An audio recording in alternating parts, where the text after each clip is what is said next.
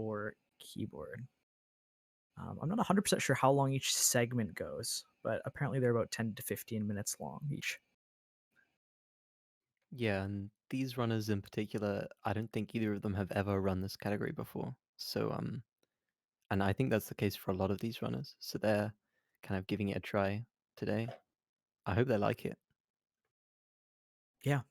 And I think this is the perfect kind of day to do it. We've got kind of a day celebrating the community and kind of like bringing awareness to some of these runners. So it's a good place for people, even if they're just kind of learning this kind of stuff, to showcase what they can do.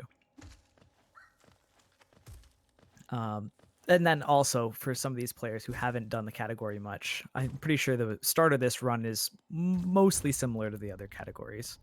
There's only so many paths you can take off the beginning. Yeah, although there are some deviations early on because, of course, this is 106. They're getting everything, at least everything that exists in this patch. So that means Fury of the Fallen right here. Um, yeah, which is gonna speed up the early game bosses a bit compared to what you saw in the 80% NMG race earlier. Mm-hmm. I'm not too familiar with 106, so I'll probably be asking you questions about the route that maybe you can illuminate for us and for the people in chat who don't know too much about the route. I've done a little bit of 112, but I know there's some similarities, but of course, with 6 extra percent, it's going to be a little bit different. So we see our runners picking up Fury here, save quitting. This should bring them right back out to the King's Pass door. Um, and then they'll make their way again through Dertmouth. And there's a cute little trick there, pausing to gain control. You saw Slorent did it a lot earlier than Syrah, I think.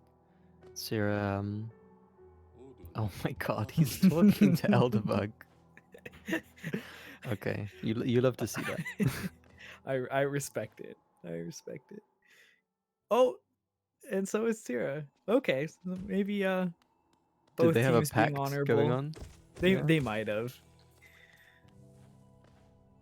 I was thinking, damn, like Slorent really putting his team behind off just that like one decision. But I think that's cute if they're both doing it. Yeah, and another deviation you saw there. They're both getting these Geo Rocks right after the well. They're gonna need to buy Forgotten Crossroads Stag on their way through, so they need a little bit of extra Geo compared to what they'll get from just the Aspid Arena. Mm-hmm. So they should get everything else that they need from this arena. Should put them just over that 50 mark, and then they'll make their way over to that stag.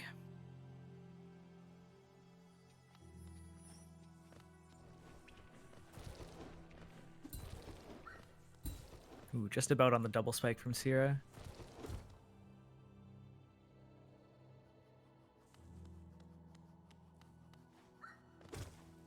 I'm seeing a lot of save Nailsmiths in chat. Discussing that for later on. That's going to be interesting.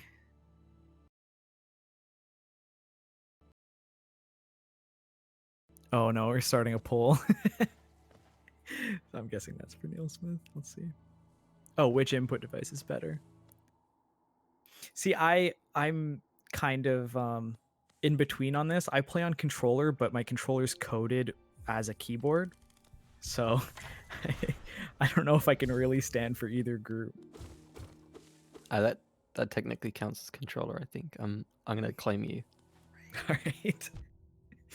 Yeah. It I get all of the disadvantages of playing on keyboard, like not being able to do the easy fireball skips with none of the benefits.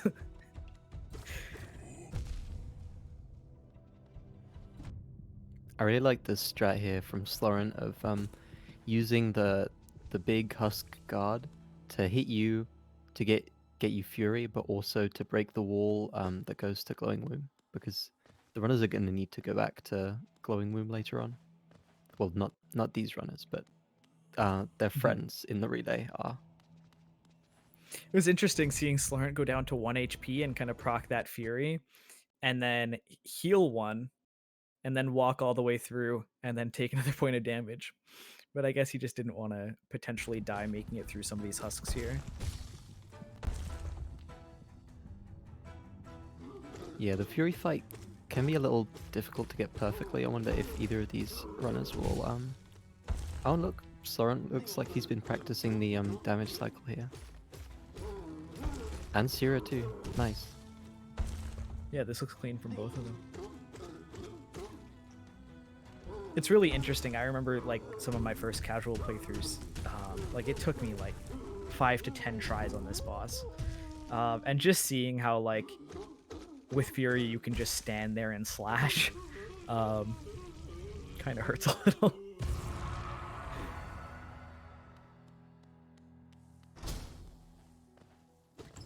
Yeah, But the small increase in damage really matters a lot when it's the only increase in damage you have available at this point. mhm. Both runners making it through very clean. I'm going to be going and picking up Vengeful Spirit. Making it through Ancestral Mound. And one thing that's really cool about 100% speedruns is that because they have to get everything, you'll see a lot of like cute uses of different charms and abilities that maybe you wouldn't have in shorter categories. Like they're gonna have to pick up Soul Catcher here, so they might as well equip it, and then the extra soul, you know, it's really nice to have. Is the strat for 106 usually overcharming the two? I'm not 100% sure whether they'll do that in this race, but do they Yeah, generally overcharm usually for you? I they might not because you really don't Yeah, want to it's die in risky. Green Path, but Yeah, that would be the usual strat. gotcha. Yeah, Green Path is a split that like I think is actually pretty hard. Or Mothwing Cloak, pretty hard without movement with some of those fireball skips, and some of the things you can take damage to. So going through that whole split overcharmed is a little bit dicey, especially in a Yeah, race. and overcharmed means using more charms than you have slots available for, and what it does is it doubles the damage that you take from everything. So that's what we're talking about. Mhm. So instead of having the 5 masks of health, you effectively have 3. Um, looks like Sloren's thinking about overcharming here. Oh, just setting up overcharm for later. So one thing about that kind of like charm UI is once you can overcharm by kind of like just pushing the charm into the slot over and over again. But once you've overcharmed once, the game kind of assumes you know about it, and you just kind of you're able to put a charm on once without having to like repetitively push it into the slot. Um, so just getting that through right now. It's a neat little feature because I think a lot of people don't even discover it on their first playthrough. But if you're really curious, you will find out about it, and then it's just kind of. I mean, Hollow Knight is full of this kind of stuff where you could easily miss it, but once you see it, it feels really really good to know that you figured it out. Mm-hmm. And then also just the charm system and allowing yourself to overcharm just leads to so many different cool playstyles. I thought that was a really cool thing that they did with overcharming. Yeah, so many different combos, like the Shape of Moon and Spore Shroom, and you just become like this little poisonous snail, just like farting clouds everywhere. Yeah. It's a little bit unfortunate that like in the speedrun kind of portions of this game you tend to only see some of the fastest charms, right? Like the Shaman Stones and sometimes like Spell Twister, Unbreakable Strength. But there are a lot of like really cool charm combinations that can be useful. Yeah, that's true. We might see a little bit of Dash Master maybe from some of the more experienced runners. That'd be cool to see. So yeah, there's some pretty tough fireball skips in this this split. Sierra's getting it first try, and Slorent missed it, so he's got to set up this Vengefly Pogo. And it's not going too well.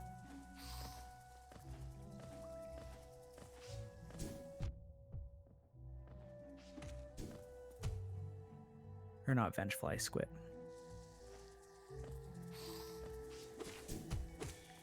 Another fireball skip on Sierra's screen here.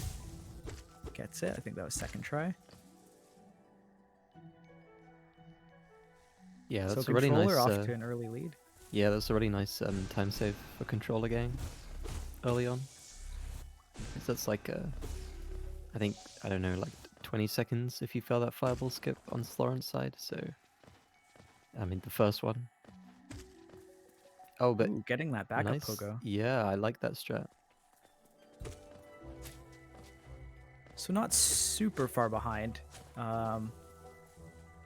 Definitely over the course of like a 3-hour race, there's going to be a lot of time for things to be made up, which is exciting. It's cool to not know how the race is going to go until closer to the end. But Oh yeah, definitely definitely. quick lead. Yeah, some matchups could be, a more experienced player versus a less experienced player, and then suddenly, even a big time gap like multiple minutes could just disappear. Especially on stuff like Colosseum, White Palace, maybe some of the harder bosses as well.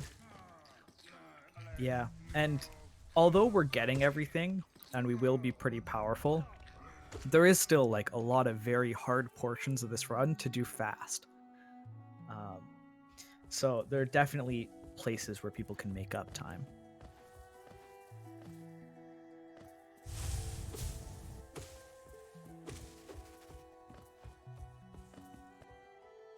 So you're taking some damage in the Hornet fight here. Down to 1 HP. A little bit scary. Should be okay.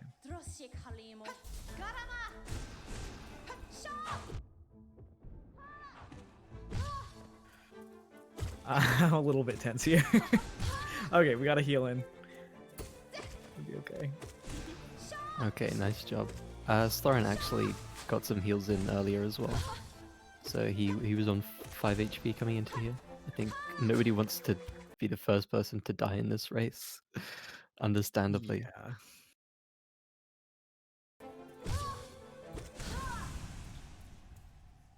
All right, they're both through the fight, which is good.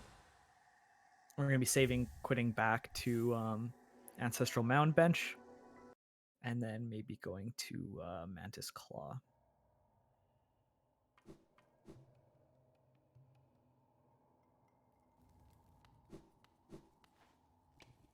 I believe this first segment goes all the way to Quirrell Bench. I think once we get Claw, we make our way into City the intended way using City Crest, and then I believe that's around when the first segment will be ending.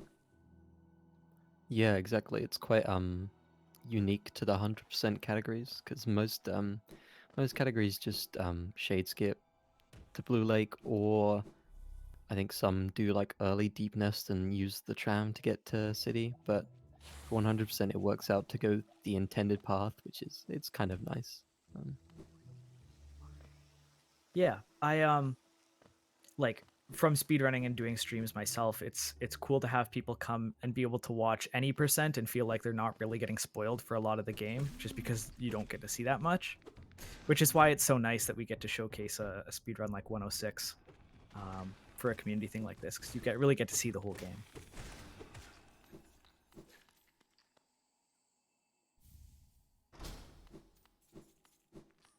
Alright, so there are some like extra things to pick up in Fungal as well, like this Charm Notch that they're both getting, and there's some grubs as well, and some relics as well after Mantis Claw.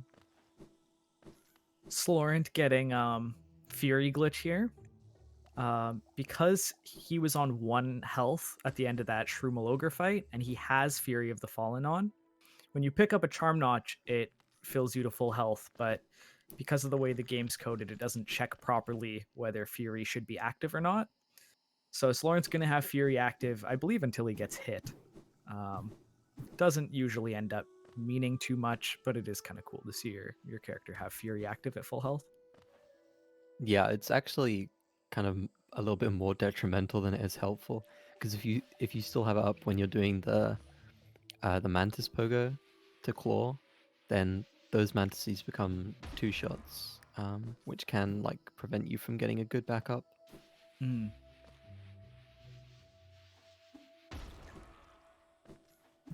Close on these explosion pogos from Tira. Sloren's gonna not necessarily make it ahead. It's 12:29 going into that room. Okay, Tira's gonna be a little bit behind now.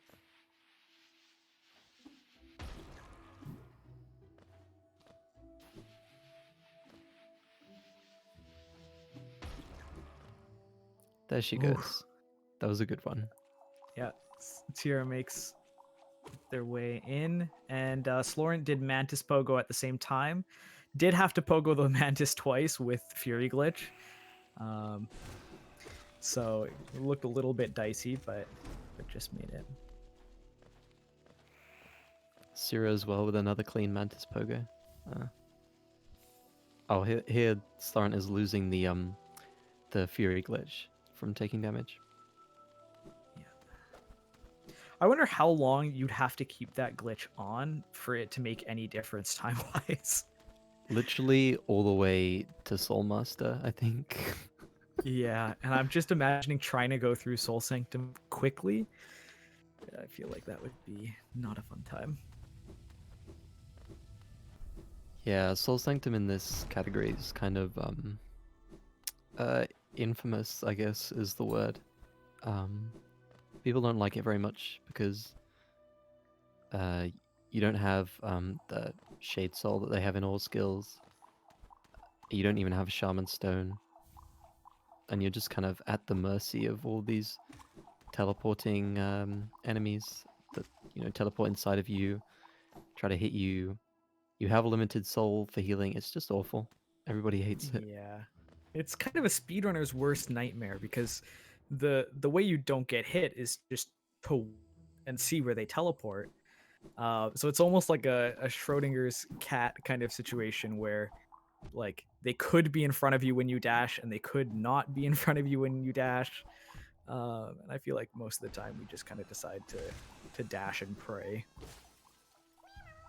Oh no, Sierra unfortunately losing a bit of health to these.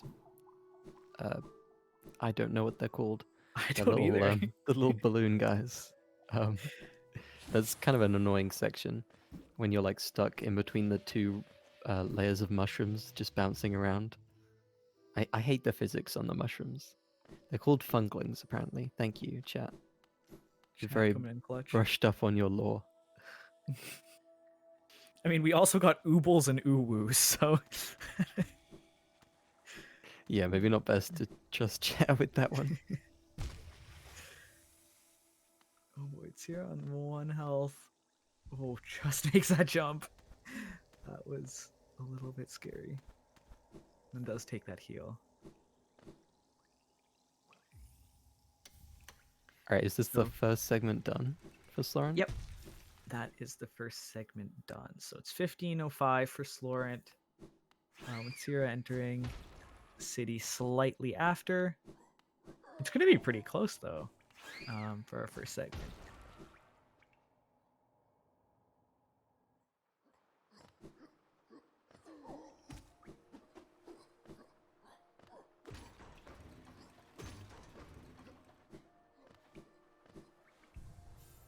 All right, then 15:29 for Sierra. So controller being behind by about 25 seconds. Definitely not insurmountable by any means. We'll be getting our next runners in here shortly.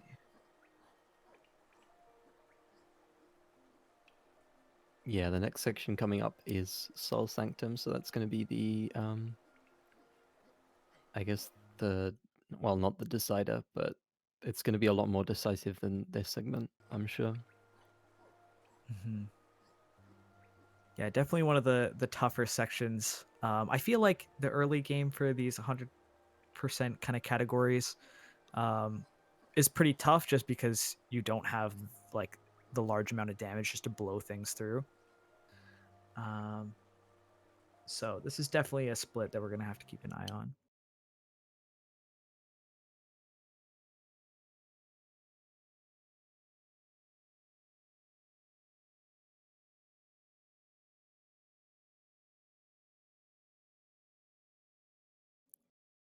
Looks like our next runners are TK3 and Serpent. Should be good.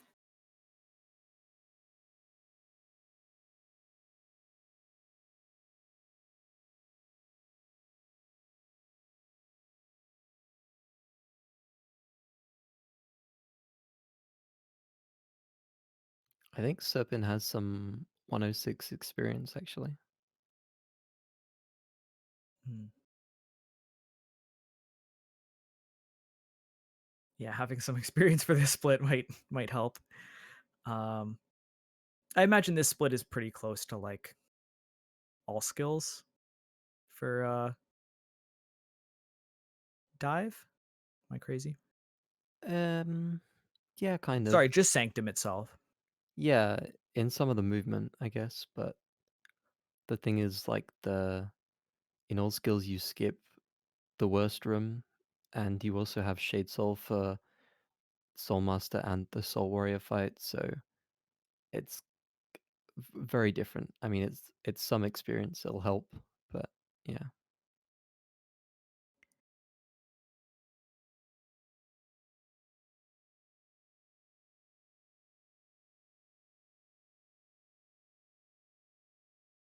All right, good backup there from TK.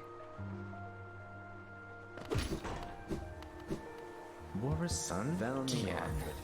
gonna be seeing the first of our Lem trips for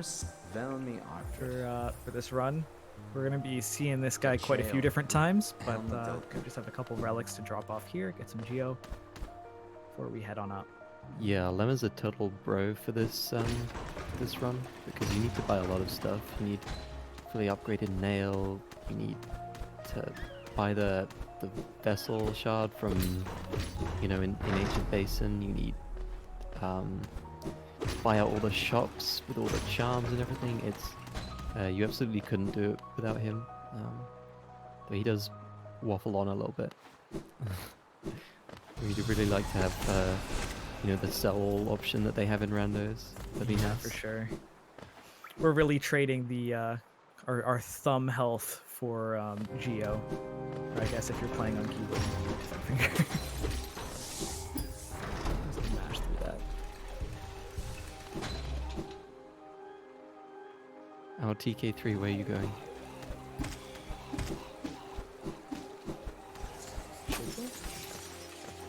Getting the bench maybe? Getting the bench. Yeah, this is a pretty good idea if you're less experienced at this segment. Because this is going to save you from, if you take a death somewhere in Sanctum, you'll just respawn here. Serpent getting absolutely bullied by the Soul Twisters as we're talking about it. But good amount of health, good amount of soul. Pretty good spot. Oh yeah, you don't get to lever skip this room, so yeah, that's a lot worse than all skills. Yeah, that's the worst one. And you'll also see Spell Twister here. They're actually going to equip that after they're done in Sanctum. It's a pretty nice charm to have. You'd prefer to have Shaman Stone, but Spell Twister is nice. Oh, do you see that gate storage from TK3? He gate storage the wrong way and into enemies. That's unfortunate. Oh, I did not catch that. No.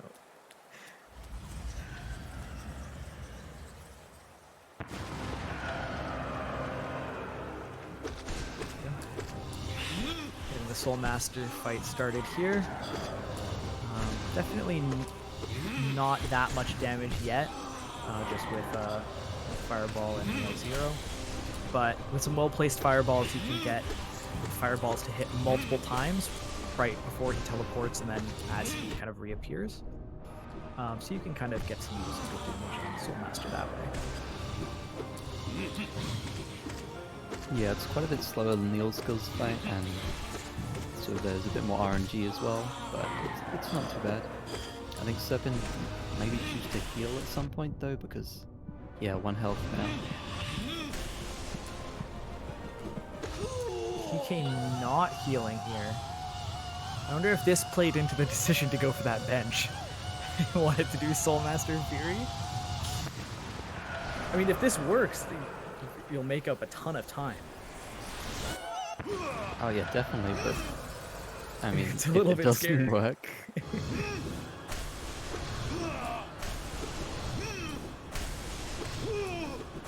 I mean, it's a very interesting way to save time, because you lose time to get the bench, but... Oh no. Poor Serpent takes a death on the second phase. Okay, well, TK through the first phase. And yeah, without the bench, Serpent has to make her way all the way back up.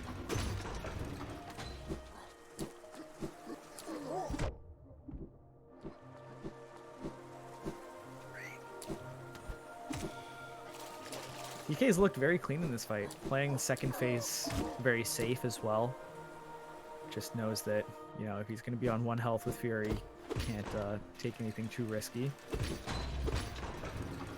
Oh boy. We'll make it through. Well, good job, TK3. Yeah, that was a bold way to make up some time for sure. Yeah, it's an interesting mix of confidence and safety to take the bench and then do Fury Soulmaster, rather than just fighting him without Fury. I guess just wanting to show off that strat, which I respect in a race. Yeah, definitely. Especially if you just have one segment, you kind of want to make a show out of your segment if you can, while also kind of being like, all right, let's not screw over the race for my whole team if I screw this up. I think taking that bench is a good call if you're gonna go for Fury anyway.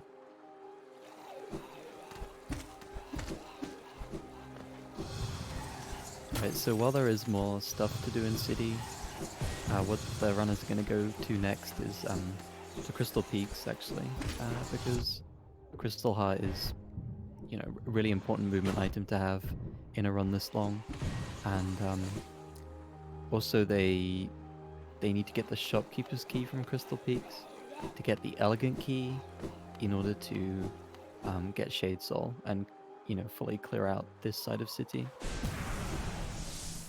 It was a good fake dive from TK as well, breaking that forward Desolate Dive without actually going through it. That allows you to get that grub on the first go round and not have to, you know, loop back around. And Serpent starting this fight again. Soulmaster not playing nice with the fireball. It's not really handing over any doubles.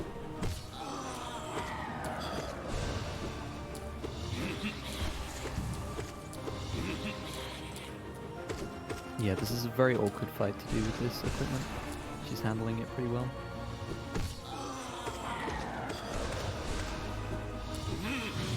Got one double there. First phase done.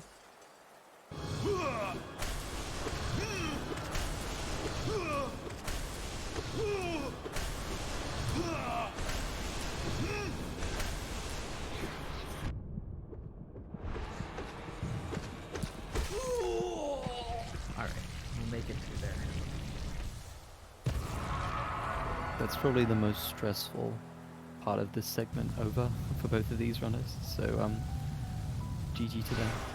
And you see TK3 swapping back in Spell Twister for, swapping out Fury for Spell Twister, which gives lower cost of spells. So it's a really, really nice charm.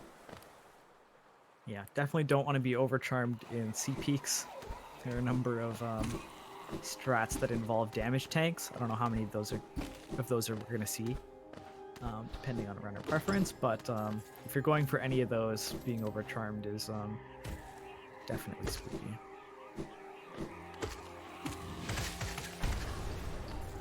Picking up Simple Key on our way up. Gonna need that later for sure. Yeah, so as you were talking about with this run having a lot of uses for Fluke Nest, they're going to get that pretty early, which means they need the key to get into waterways early on. and that Flukiness plus Shade Soul is what's going to be the highest damaging combo for them for the like mid game and late game bosses.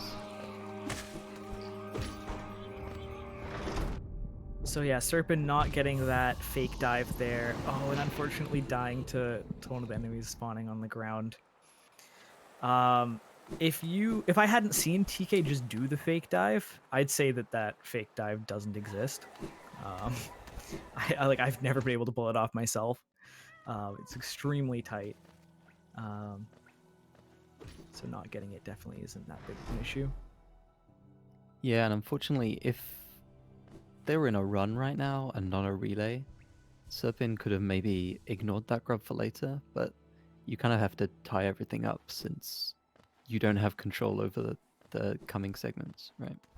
Mm-hmm.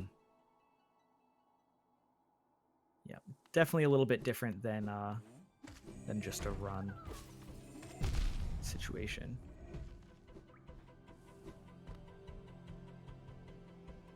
TK getting a grub there on the way.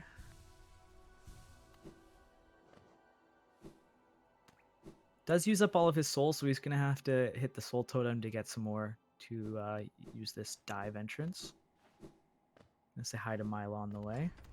actually pans the camera down a little. Let's say hi.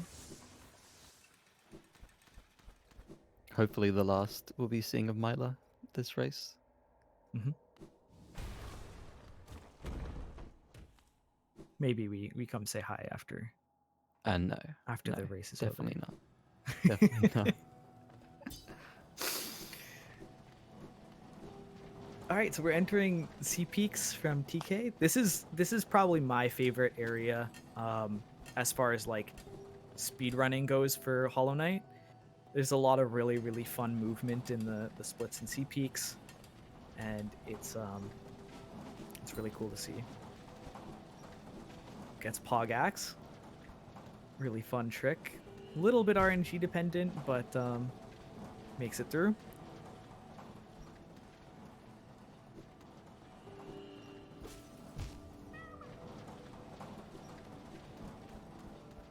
That's a cute little 1-2 exclusive trick right there, hitting the grub through the floor. There are a few of those in Crystal Peaks that you can do actually. And it skips having to kind of complete that little section with the spikes and get all the way to the end. You can just kind of go halfway and then use the hazard respawn to leave.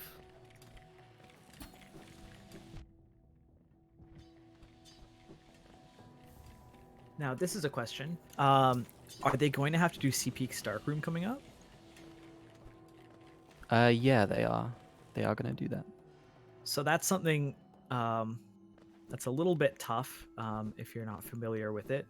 The dark rooms in this game, if you don't have Lantern and you hit a hazard respawn, regardless of where you are in the room's just going to put you right back at the start. So if you fall in spikes or anything like that. So that's a room that's going to be tough coming up, but we're not quite there yet. We have Beam Room first. So this is a big room. It's very cycle based, lots of lasers. And we'll have to see what kind of strats TK uses to get through it.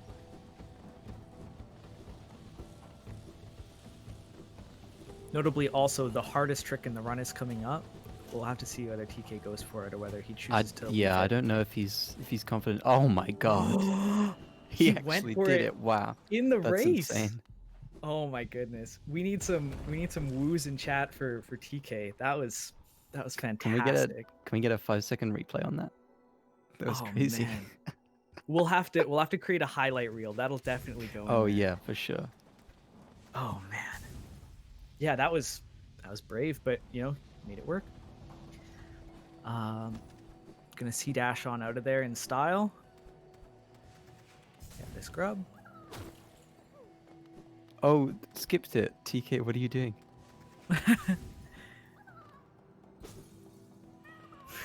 Stops for a second, make sure he gets it this time.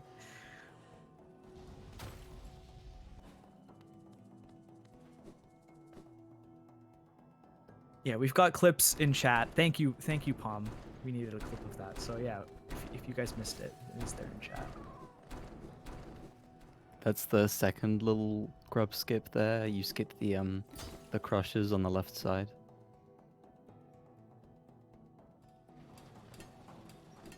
Yeah, these are a lot of the like little nice things about 1221 as a patch. Being able to just kind of skip some of these more annoying rooms.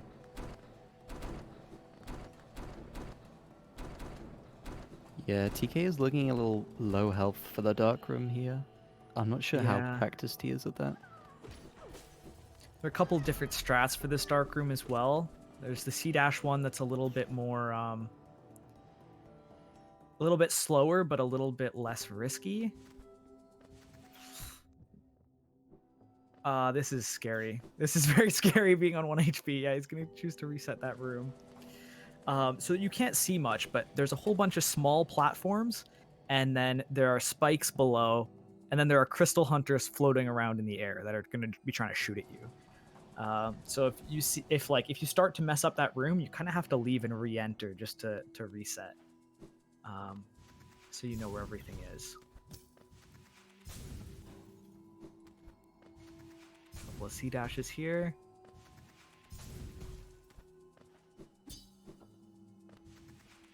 Makes it through.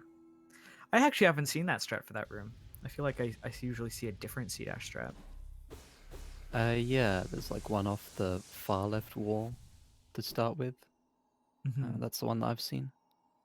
It is faster to do it with only dashes, though. I think we'll see Serpent do it with only dashes because she's quite experienced at all skills.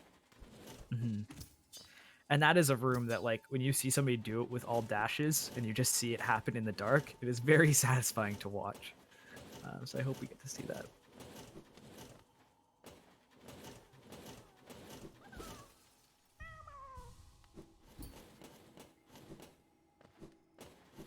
I've missed watching 100% runs.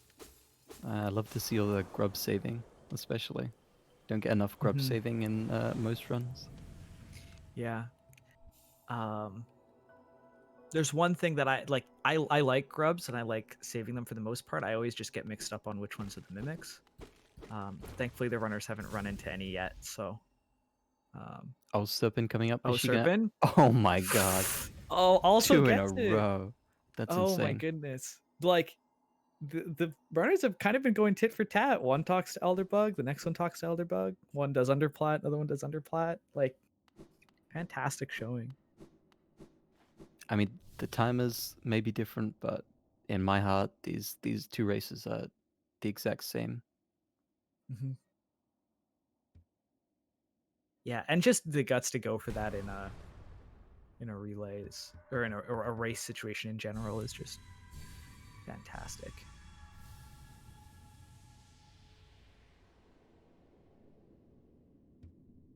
I've actually kind of forgotten the 106 route. I don't remember what they use all this geo for. They buy Elegant Key, that's 800, but I don't remember what the rest of it is for. I mean, yeah, I'm sure they aren't like they'll find a use for it with how many things they have to buy from shops throughout the end, but yeah, they do have quite a bit for where they are right now.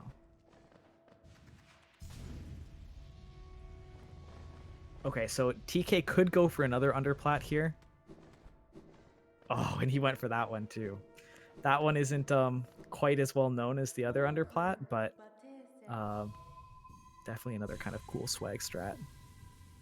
Oh, that's actually right. They get Shaman later on now. This is like a fairly new reroute where you get Shaman after doing all the Crystal Peak stuff because the Grozmother fight is a little faster.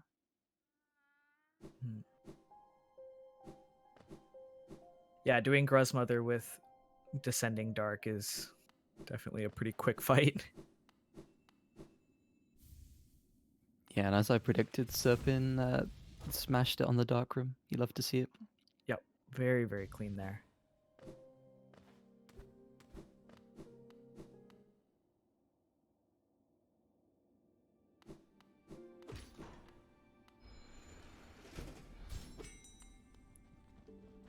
So honestly, like very clean segment from Serpent as well, besides that one death.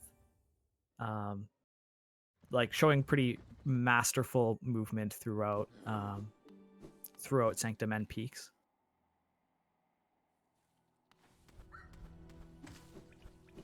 Yeah, it's unfortunate to take the first death of the race and just something that loses quite a lot of time, but she's closed the gap pretty well with TK.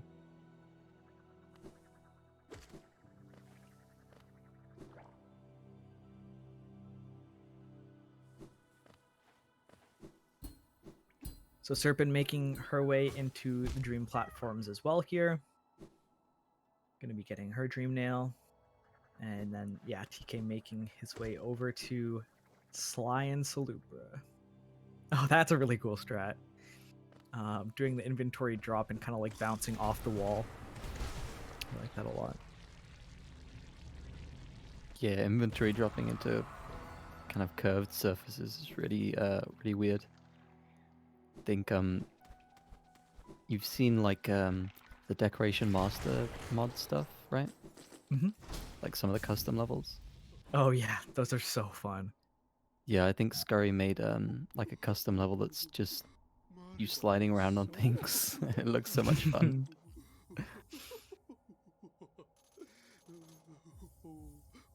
All right, doing a little bit of shopping here. Getting Shaman Stone, getting a Charm Notch. This will allow them, I'm guessing, to have Shaman and Spell Twister on at the same time. Yeah, or Shaman and Fluke Nest later on once they get that. That's a pretty big combo. TK just walking into Sly's hut and fireballing him. I don't really think that's how you wake Sly up. I think usually you just, talk to him kind of nicely, but... I think maybe mistook him for the Nailsmith for a moment. Or Mila. Shut up. Oh boy.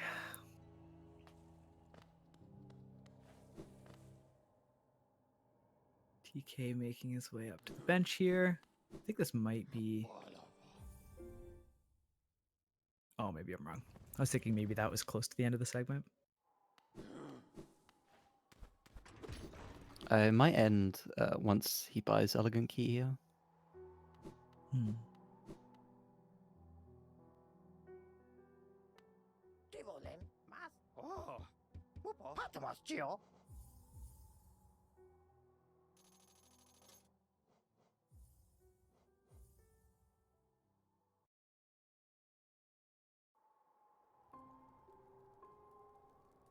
All right.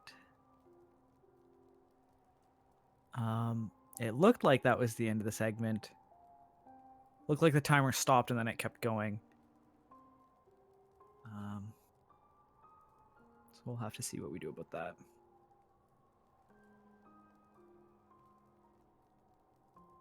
Alright, Serpent just finishing up her Crossroads stuff. So this grub, Salubra, Grozmother, freeing Sly, and then the going through the Crossroads stag.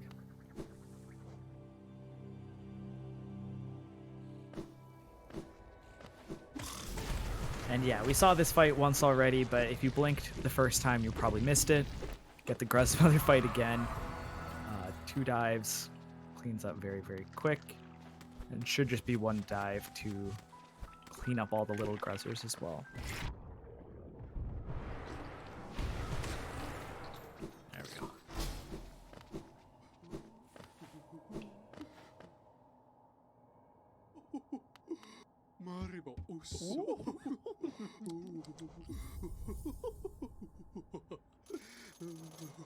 Do you get... I guess I'll see right here.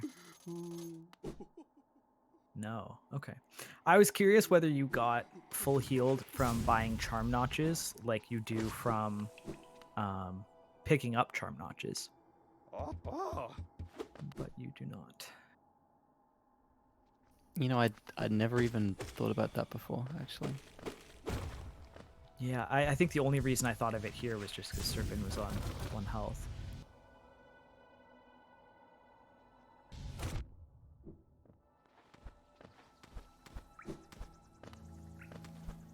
Oh my god. My heart dropped there for a second. Because you don't bench at Salubra either, do you? No, your last bench is in, like, the one outside Soul Sanctum. Because you Yeah, have to okay, quit back well, to it. Yeah. thankfully there shouldn't be anything left in this split that can hit Serpent, so I mean, watch safe out and for sound. Sly. I mean, TK was trying to rile him up earlier. Maybe he's gonna come back with a vengeance. Well, listen, Sierra and Slorent said hi to Elderbug, so he's not gonna, bop Serpent on the way. He should be okay.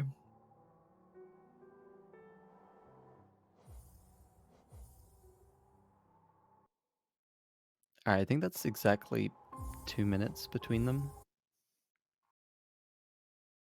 Yeah. I think we'll be getting the next runners good to go here, but great segments from both of these runners. A little bit of an unfortunate death there, but like fantastic movement for the rest of the split. Or the rest of the segment rather. So GG's to both of those runners, and thanks for participating.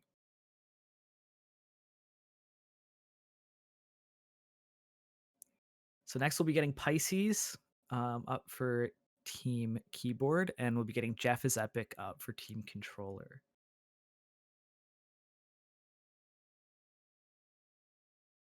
Alright, both these players are actually pretty experienced, probably some of the most experienced people in the lineup, but um, this segment that they're doing is pretty tricky. Like they're doing Fluke Mom, Dung Defender, probably a Broken Vessel and Lost Kin at the same time as well.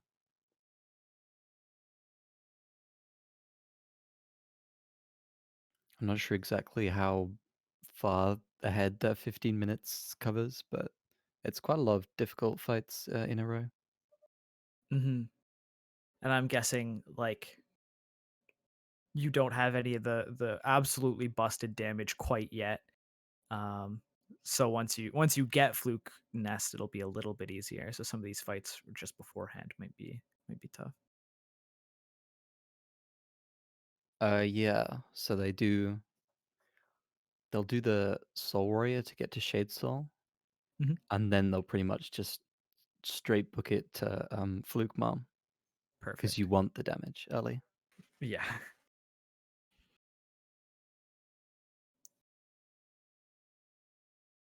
So it looks like we're almost ready to go here. I think the only thing that needs changing is the name for the keyboard stream. But other than that, I think we're basically good to go.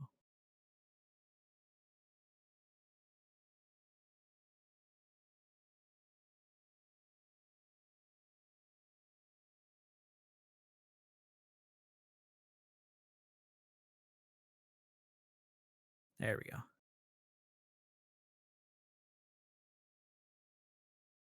So they're actually starting at that bench. So we missed a little bit of movement. They No, probably no, we just take. didn't. They were when they Oh, do they save rested quit the out? bench. Yeah, Right. yeah, Yeah. Yeah. No, you're super right. I yeah. That's forgot. why they can't like bench at Salubra, for example, because Mm-hmm. they need to keep this one. Jeff bringing this guy up to potentially get early control after getting Shade Soul here. It's interesting. It feels like it takes so much time to get that guy all the way up there, but yeah, that early control ending up getting him out of the room just before Pisces. Oh yeah, I forgot they fight Soul Tyrant. You don't fight him in 1-2-1. I mean, sorry, 112, which is Right, yeah. where my mind was going. But yeah, this fight is actually really difficult to do, especially quickly. There's like a lot of double hits on the Shade Soul that you need to be going for. Yeah, especially with Nail Zero, I imagine this fight would literally take forever if you're not getting the good hits with your spells.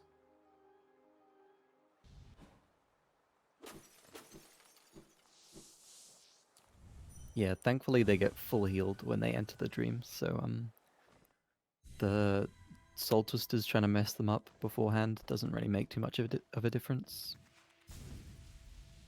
Pisces' movement making his way up there was really, really clean. It was really nice. Yeah, those... for some reason, I always remember those platforms at the start of Soul Tyrant Arena because they're kind of awkwardly placed, but you can get like really nice wall jumps off the side of them. That looked really clean.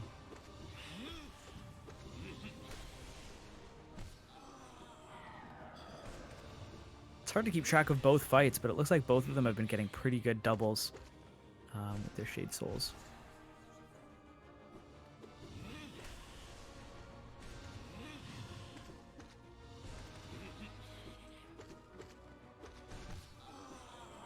Yeah, I'm seeing really, really clean fights from both of them, actually. I don't have much to criticize. Yeah, Pisces taking like the first hit there, right at the end of that first phase. So very clean from the both of them.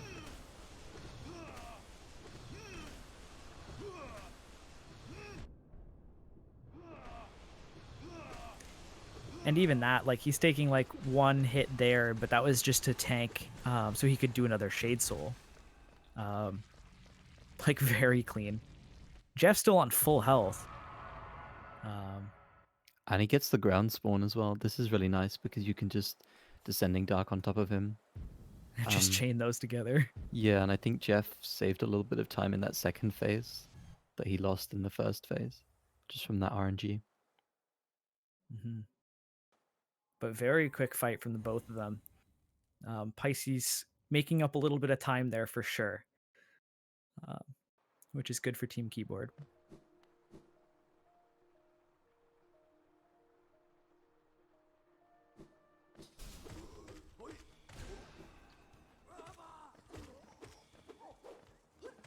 This arena definitely, I feel like they don't expect you to have Shade Soul Shaman by the time you come through that arena.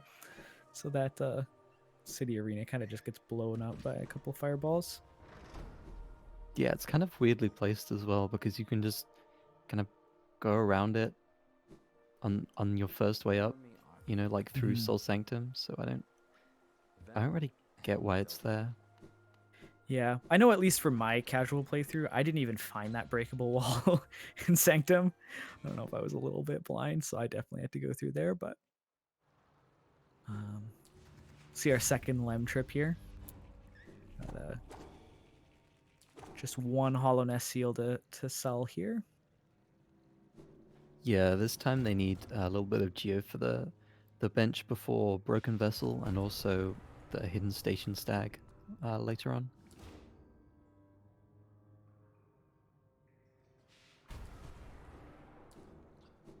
So we're on our way to Flukmarm. This area, going through this area that Pisces is going through it quickly and without taking a whole bunch of damage is not easy. It looks like he's going to make it through only taking one hit, which is really impressive. Yeah, Pisces doing that room very well. It's really awkward, especially like this first section that you're seeing Jeff do now, where, yeah, that big room, the fluke phase can follow you and knock you out of your dashes and stuff. It's a really, really awkward room to move through. They both did a pretty good job. Yeah, Jeff very only clean from taking Jeff too. 2 damage as well. And we actually missed it because we were talking about Jeff's room, but you can see that they just cheese this fight. You just D-Dark on top of Flukemarm twice, and it just locks you in the dive animation, and you just insta-kill Flukemarm. So that fight is a little bit trivial on this patch when you have D-Dark. Yeah, now you're gonna see the disgusting power of Fluke Nest in these coming fights. Do you happen to know what the actual damage numbers are for Fluke Nest? Like Fluke Nest, Shaman, Shade Soul? Like how much one of those sets would do? I think it's 122 damage, I want to say. Or maybe it's 2. It's a lot anyway. It's like Got about as much 112 in as chat. Shriek. Oh, they're saying 112. So it's a little bit less than Shriek, but but still unseen amount. instantaneous. Yeah, exactly. Dung Defender did not live very long. Oh man. Oh my god, Pisces accidentally missed the breakable floor there and has to go out for more soul. Oh, that feels bad. Yeah, he's got to hit that guy a couple times. We'll be coming back here later for White Defender, but can't do that currently. So just going to pick up the King's Idol for a little bit of Geo. And we'll head on through.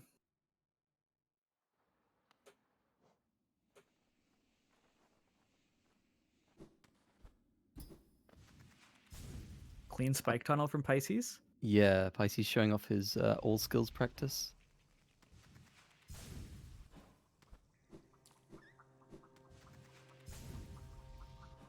Ooh, almost got sniped by that Whormp on the way through that C dash. These are some pretty difficult skips, these acid skips. Definitely not intended. Pisces making very quick work of them from his extensive knowledge of all skills. I think this section is pretty much the exact same, besides this one grub they've got to get. Yeah, for anyone who hasn't been watching the all skills tournament, this section has claimed quite a few minutes of time loss over the course of the run so far.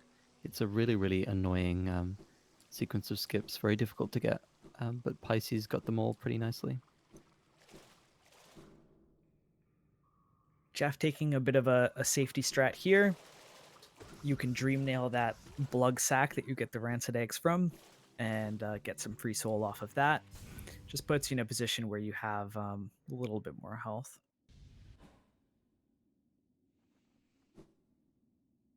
Because once you get into these skips, you're kind of committed. Well, like after you get through that first one, you can't really make it back and heal. So I think having the health for later is a good thing. Yeah, definitely. Pisces with some more clean movement through that.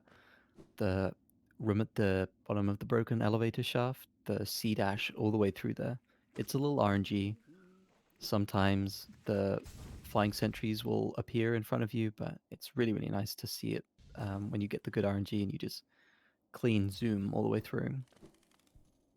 Yeah, and that's happening. That's pretty much what's happening for all of these segments on Pisces screen right now. Like, really just zooming through all of this.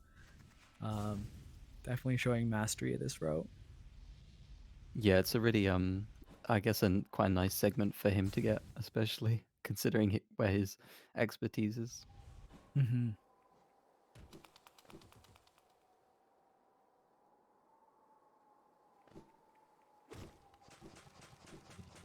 Jeff going to be following here, not too far behind.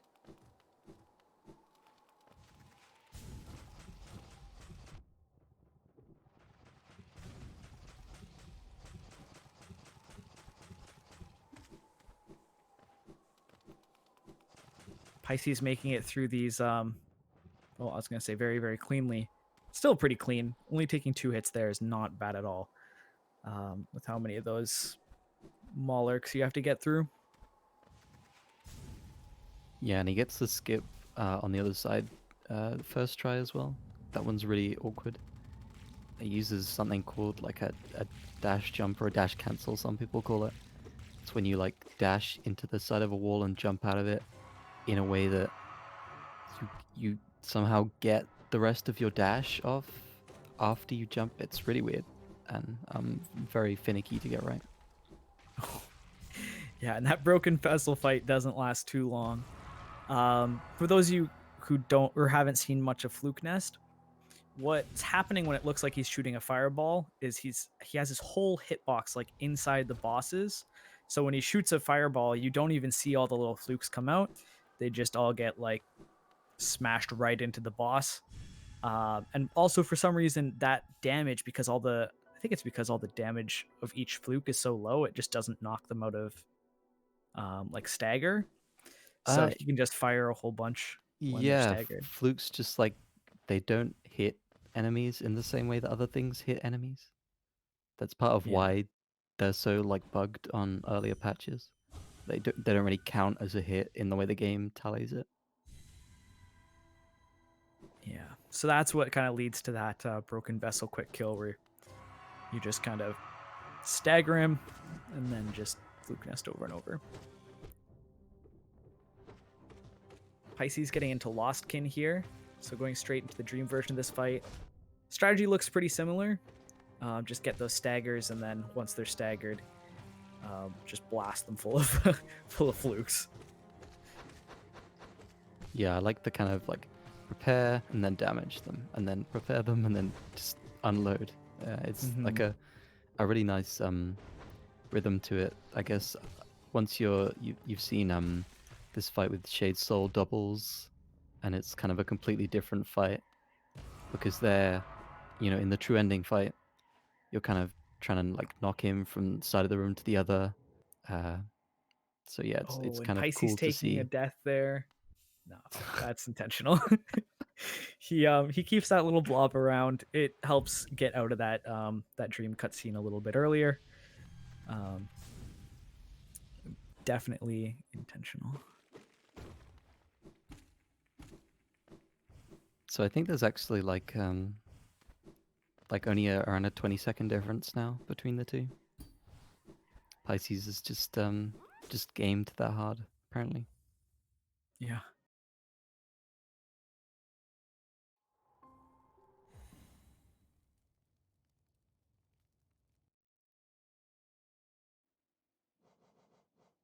Yeah, definitely a very powerful showing from Pisces. Yeah, he's actually taking Fluke Nest off now because he's gonna go fight Fail Champion, and it doesn't damage that boss. Like I was saying, it doesn't really hit enemies, and that means it's broken for some of them. Yeah, I didn't even know that. I was curious. We do have kind of like a quick kill setup for Failed Champ with Shaman Stone, Shade Soul. So we'll have to see how that looks from Pisces.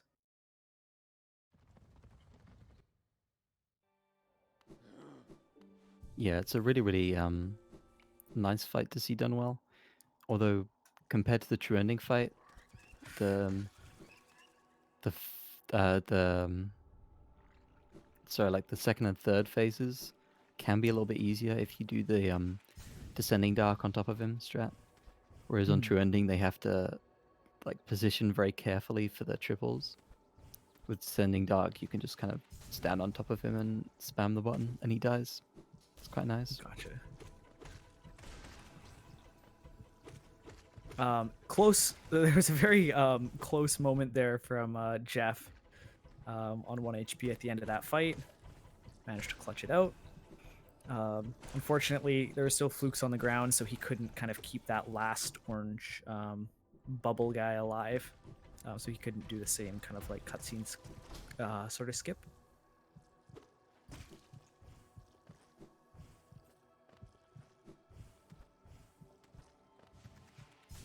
So Pisces grabbing Glowing Room here on the way to Failed Champ. And Jeff going to be following behind. If I remember correctly, didn't was it Sierra? Didn't unlock the shortcut to Going Womb. I don't think. In the very first split of the run. Oh, So yeah. I think Jeff has to open that himself on the way.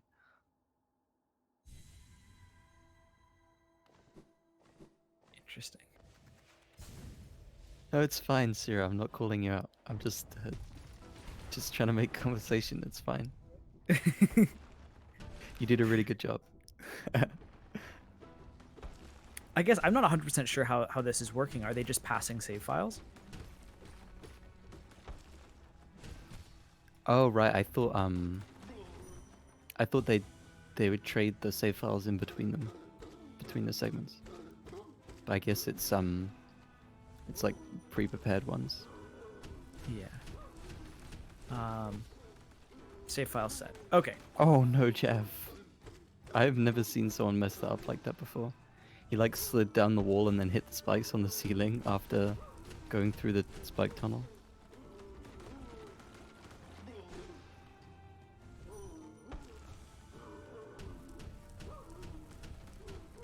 Pisces doing a little hops back and forth.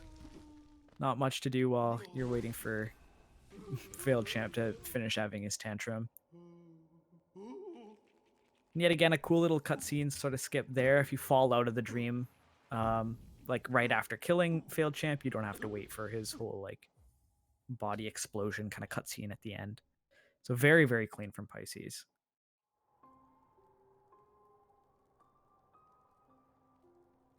I think it could be that the difference between controller and keyboard has actually completely closed now.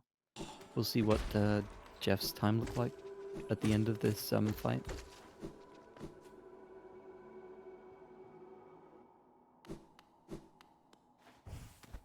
Yeah, definitely a very powerful segment from keyboard.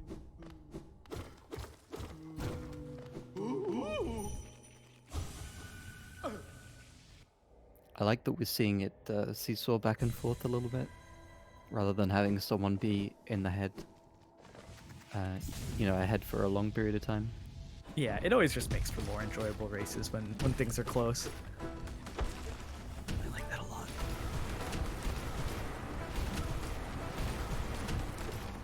They're chaining some D-Darks there in the corner. Yeah. This is where things get a little bit dicey. When you don't have any soul left for spells, you're kind of relying on nail zero to make it to the next segment, but that's okay. Yeah, unfortunately you miss a bit of damage when if you're trying to dive on him and he jumps up, you miss that kind of like first tick of damage of the D-Dark on the ground. There he goes.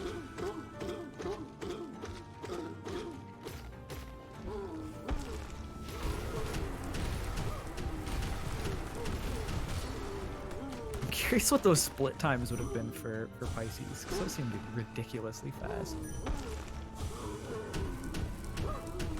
Yeah, I wonder if he's gonna maybe pick this up. Maybe am I being a bit too optimistic there? But that was a really good showing. I'd love to see what he could do in a full game run, like a full category run. Mm-hmm.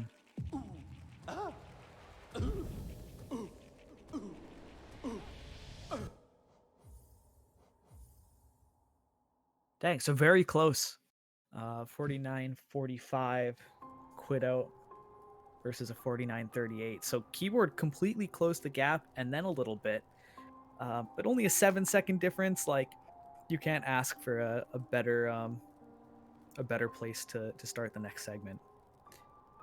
So huge congrats to both of those runners. That was crazy for the both of them. Honestly, that's such a tough segment.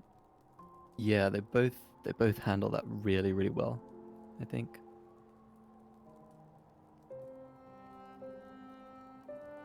And Jeff lost a lot of that time just to taking it safe with the Isma skips, getting the plug sack, which is a completely reasonable way to lose time. Yeah, especially in a race scenario like this. Like it's just so impressive that Pisces just kind of blew through it the way he did. Next up, we've got Insomnia for Team Keyboard, and I actually don't know how to pronounce. Is it spicy? Spicy? I don't want I to don't know mess either. pronunciation. I'd say Spicy. That seems like a cool name. I like that name. Spicy. All right. Chat's confirming spicy. Perfect. Um, so we're getting in. Starting from the bench.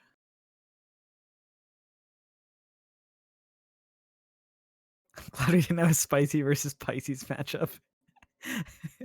Max bringing up a good point in chat. Yeah, that would have been confusing.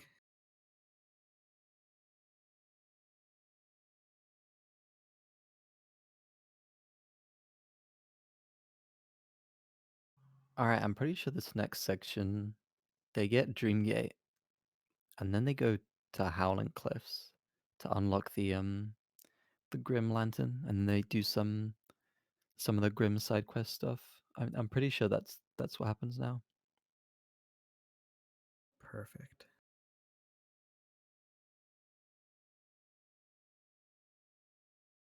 And this is the part where the movement gets really good because you now have all the main movement abilities. I mean, besides Shake Cloak, you're gonna have Dreamgate. You're just gonna see the players, you know, barrel through rooms, collecting everything, hopefully really cleanly if they can, uh, pull that off. It's gonna be really cool. Yeah, and not only just the movement gets cool, but also like I really appreciate a lot of the routing that comes in some of these splits. Um, just with all the dream gates and stuff that you can place, like this is honestly a pretty optimized category as far as like 100% stuff goes.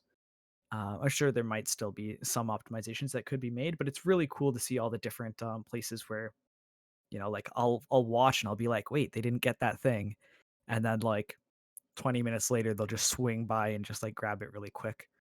So seeing some of that stuff happen is really really cool.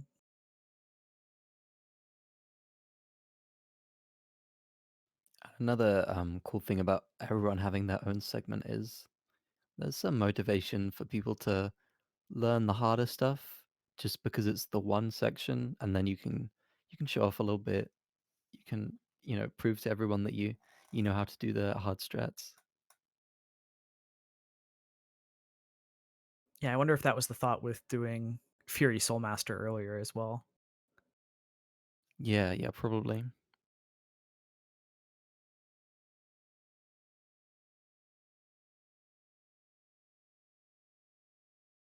All right, looks like both the runners are ready. So I imagine we'll be seeing them getting started here shortly.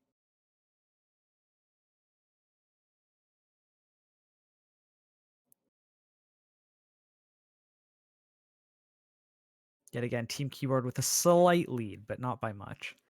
And we still have a lot of the run left to go, so but an exciting point for the race for sure.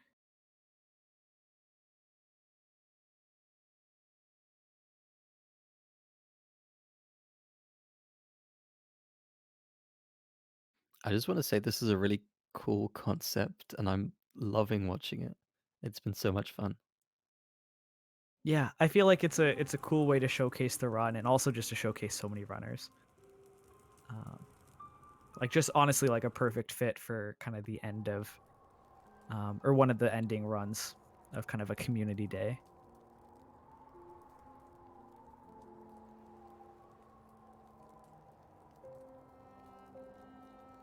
Yeah, Sabi going out of bounds on the layout here.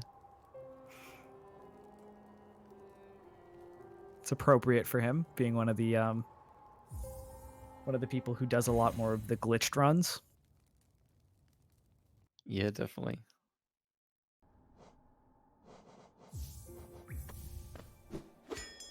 All We right, see so some let's quick menuing. let's see if my memory of the 106 route is correct here. Didn't look like Dartmouth. Do I have to do 0 first?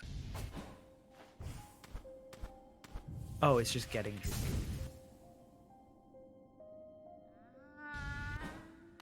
Que dulu ku gana remuna kuri Oh my god, this here has so much dialogue. I'd forgotten this. It's probably a good time to talk about the fact that the game is in Chinese. We run the game in Chinese just because these text boxes go faster. I imagine even just for this segment alone, it would save a pretty big chunk of time. So if you're seeing Chinese text pop up, this is why. Just saves our thumbs a little bit of effort.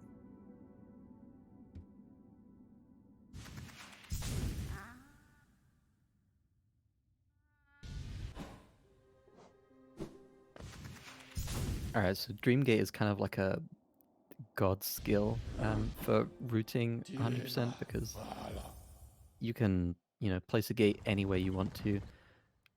turn back to it. This, you know, when the skill came out, new skill just dropped. It was insane for, you know, making the new route, because now suddenly it's like a bench that you can place anywhere, except you also have your bench. It's crazy. Yeah, I can only imagine how much that changed the route, like when it came out. Oh, it was ridiculous. You should maybe go watch one of the pre-Hidden Dreams 100% runs at some point. Yeah, that'd be really cool to see. We had to do some really stupid things. Well, we got a good sync here.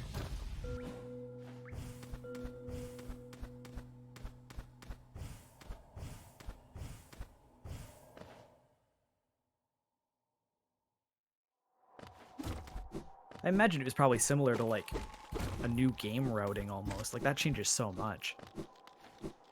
Yeah, it really did. It was really, really cool to watch. I mean, I didn't do it. It was Monster.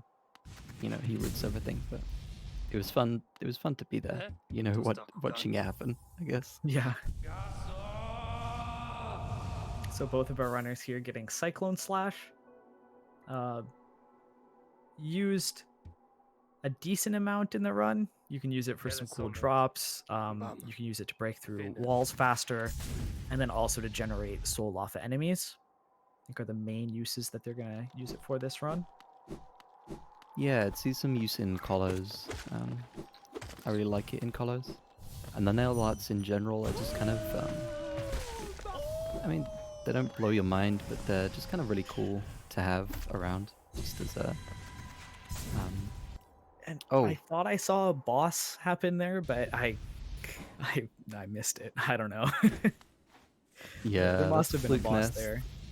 We're gonna see that quite a few times. And Spicy almost messed up the skip up to Stag Nest here, using the little pogo on the Ventuli. So there's something I just noticed there, and I don't know whether there's a reason for this. They were both C dashing, and it looked like their C dashes were lined up perfectly with the vessel fragment, but then they canceled and they dashed in. Can you not C dash into the vessel fragment? You can. The problem is that it's kind of funky with the physics, so it like keeps your C dash speed, and you just kind of like float in the vessel, get animation all the way to the other end of the room, which means Oh god. you then have to travel further on the way out. So it's just like it's just better to cancel it and just that like makes fall total into it sense. normally. Yeah. The Joni's Darkroom here is pretty scary. Yeah, we saw Sea Peak's Dark Room earlier, which is a smaller room. Joni's Dark Room is definitely a much more massive dark room. It takes a lot more time. I think there are less spikes and less places to fall, which makes it a little bit more nice. They're both very difficult rooms for different reasons. Yeah, and Somni's Somni showing made- off his rando chops here. He's very practiced at these dark rooms.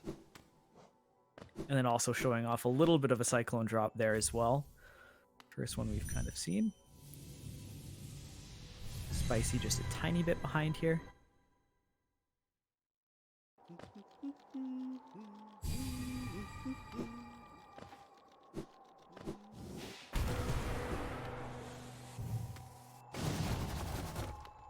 I wonder if Using that- sorry, I wonder if Insomnia is gonna go for the cyclone like cancel on the Grim Troop Lantern here. It's a bit like awkward to do. You have to wiggle in and he's out of going the for it. hitbox. Let's see. Yeah, it was close. There we go. So the reason we do that is if you just light the lantern with the nail and you don't finish it with the cyclone slash, you have to sit there and like watch the lantern get lit, and it kind of like stuns your character. But if you get it with the cyclone, then it just doesn't kind of lock you in, and you can just C dash out of the room. Yeah, Spicy actually saved a bit of time there with how clean the setup for that was. They just got it in one try. Can you just fluke nest the balders when they're closed? No, no, they have to be open. But Oh, okay. It looked like Insomnia just it insta gives hit a them, closed so one. you can't even tell. Yeah. Yeah. Gotcha.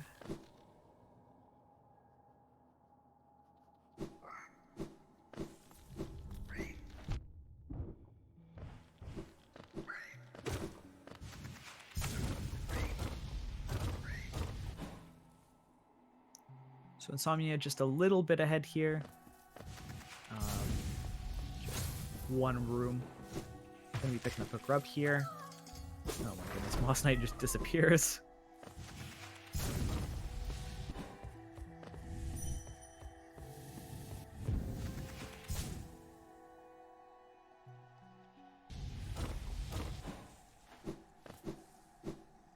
Yeah, like I said, this is kind of a section of cleanup spurts. So got there's stuff in Green Path here, and then up to Crystal Peaks, and yeah, in my opinion, this stuff is some of the best because you get to see just like pure movement, collecting things as quickly as possible.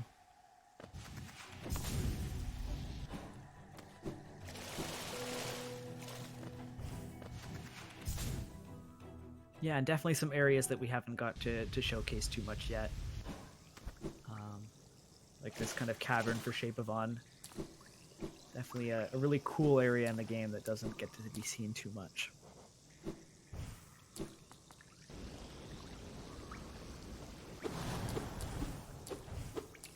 Oh my goodness, Insomnia's Knight. Just flailing around while he waits for the charm.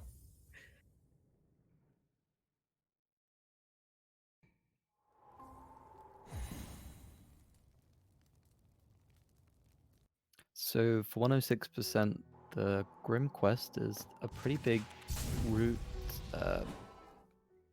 Um, how do you put it? It's a pretty big part of why the route is the way it is. Because at each stage of this quest, there are 3 Grimkin that spawn, and you need to collect them all before you can move on to the next one. And this means that you kind of need to, maximize your item collection around these Grimkin and where they spawn. So the first 3 are in City Storerooms, Crystal Peaks, and Green Path. So we're going to see the runners go back and collect some stuff in each of those places that they missed earlier in order to kind of, make the route work with how the Grimkin spawn around the world.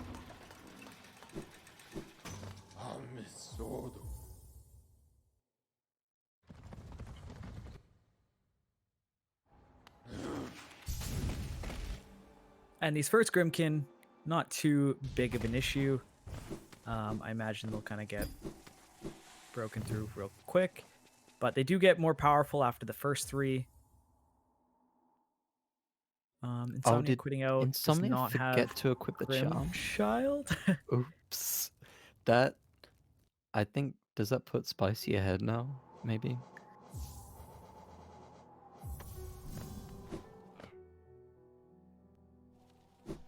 Yeah, maybe. I wonder if it would have just been faster to go back to the bench. Yeah, it probably would have. Yeah, because I was waiting for the stag.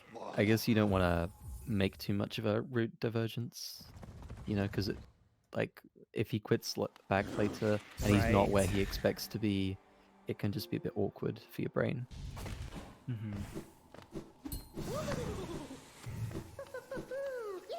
Yeah, he's totally behind now. That's unfortunate. You gotta wait to leave the room until that flame kind of like hits Grimchild. Otherwise, you gotta go back and get the flame again. A little bit unfortunate.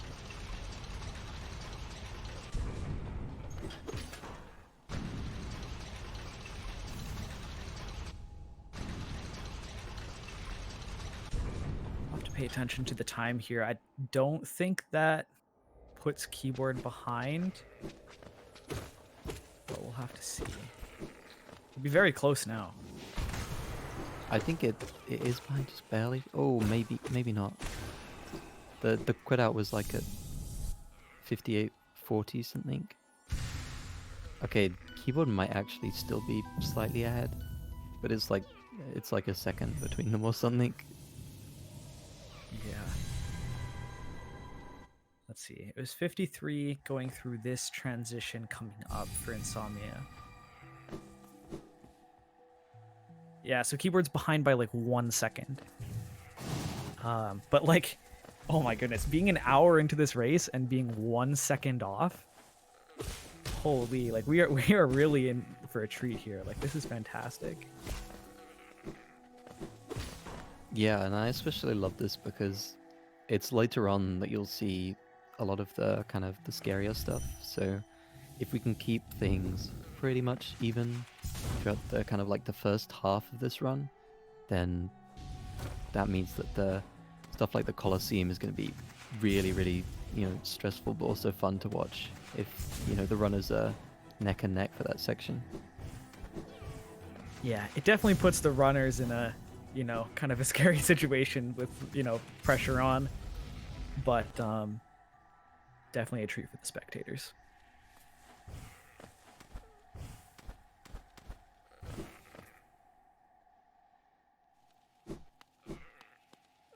So Insomnia just a little bit behind, grabbing Great Slash here. Shio being the good guy he is, isn't charged any Geo for this. Like his more greedy brother. It's just you gotta charge for the good stuff, right? Yeah. I guess so. I guess dash slash probably the most explicitly helpful nail art on 1221.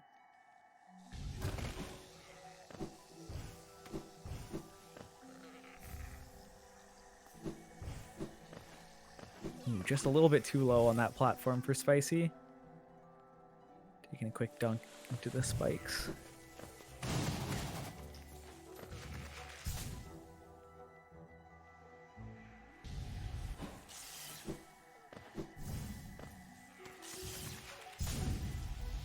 Alright, so next on the list I think is, the Grimkin here, and then there's a couple of grubs also in Green Path that they need to clear out.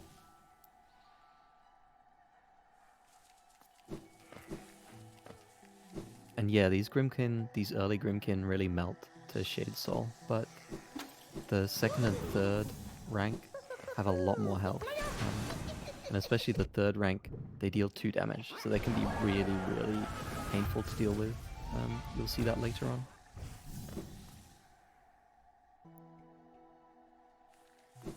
Also, actually, while it's in my mind, one of the reasons why you won't see the teams upgrading their nail until really late on is because some enemies, like the Grimkin, actually get more health the more nail upgrades you have.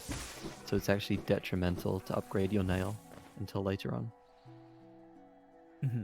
I think they get that like almost just before they do Colo. Or maybe I'm mistaken. Yeah, I think it's pretty much exactly right before that.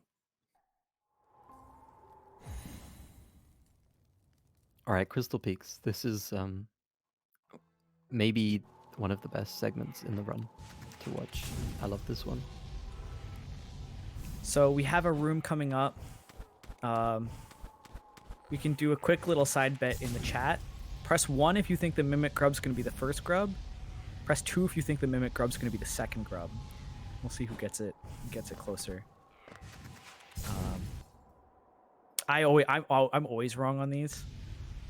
Damn, it was the first one. I was going to guess the right one was the first one this time. It's really evil to make these RNG, to be honest.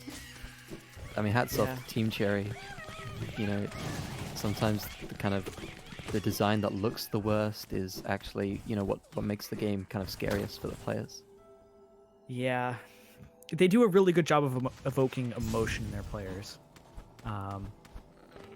So, I mean, props to them for that. I feel like they've done a lot of like kind of cruel things like that. Like also like when you go to Hornet for the first time, like the bench is just below you, but everybody just like wanders into the Hornet room. and then they die to Hornet, and then they're like, oh, there's a bench right there, like that kind of thing.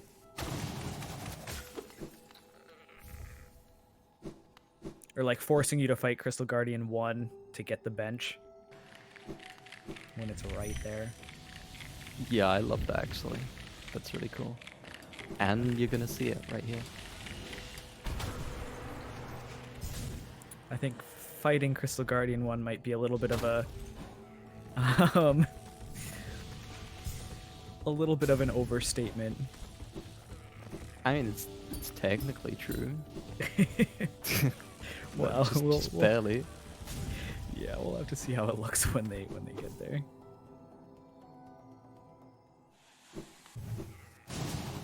So you're seeing some nice uses of Dreamgate already. Just to kind of reset back to earlier positions and then full clear everything as quickly as possible.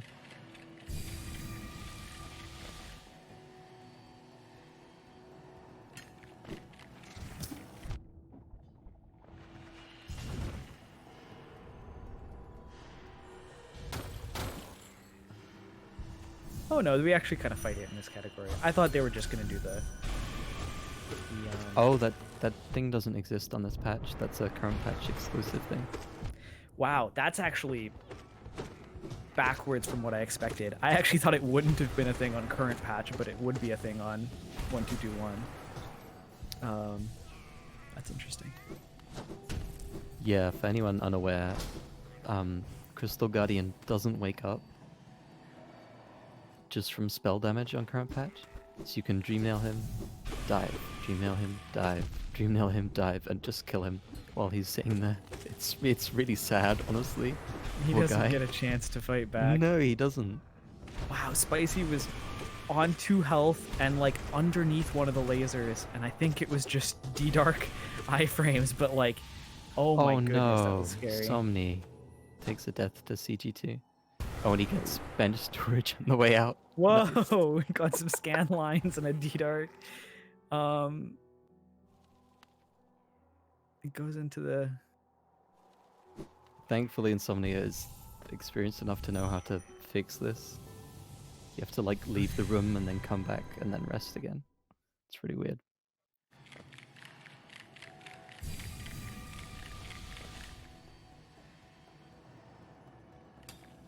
That's what happens when you die during a D-Dark and then it kind of completes after you respawn. It's really weird.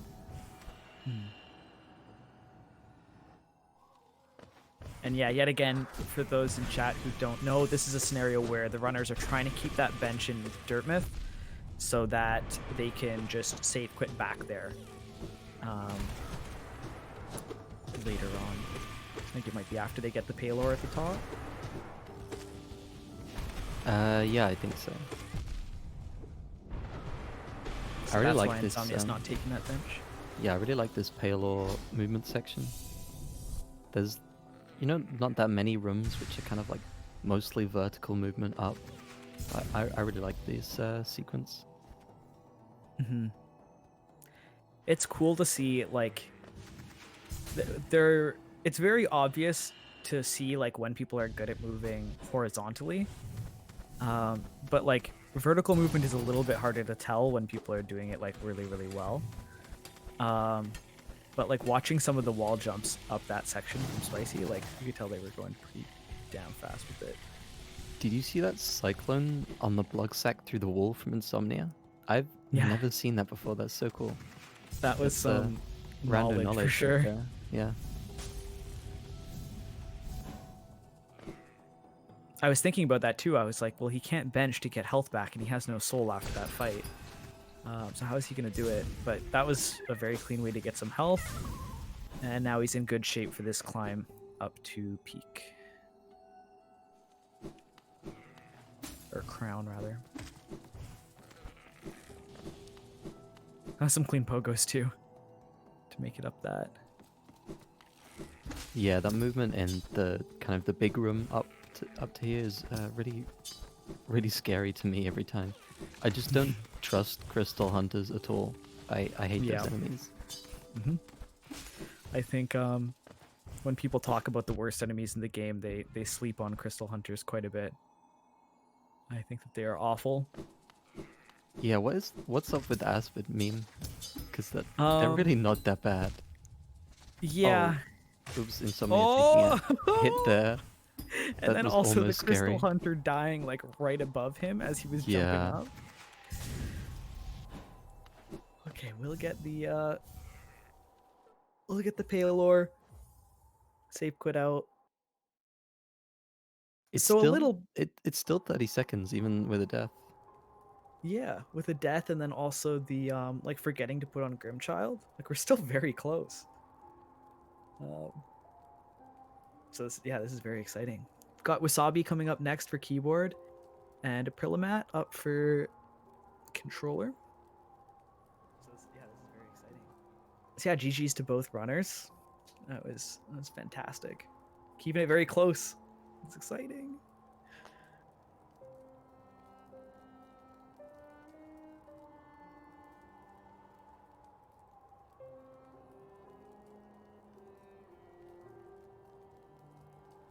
Insomnia doing a crazy trick there on the menu, saving his team about 17 minutes worth of time. Pulling way ahead for keyboard.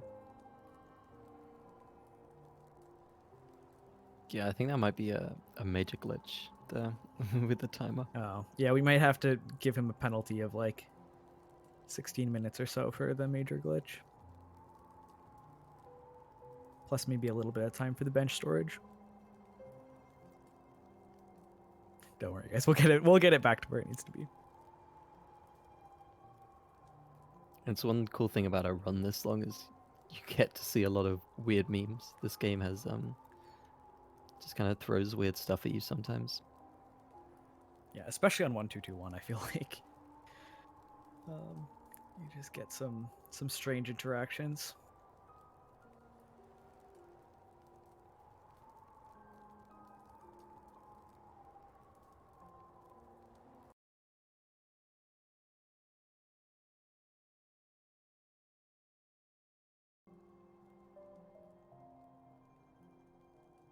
So the major glitch we were talking about was bench storage that happened, but it really didn't help Insomnia at all. It just it actually lost him time. So we're not too worried about it, especially in a marathon setup.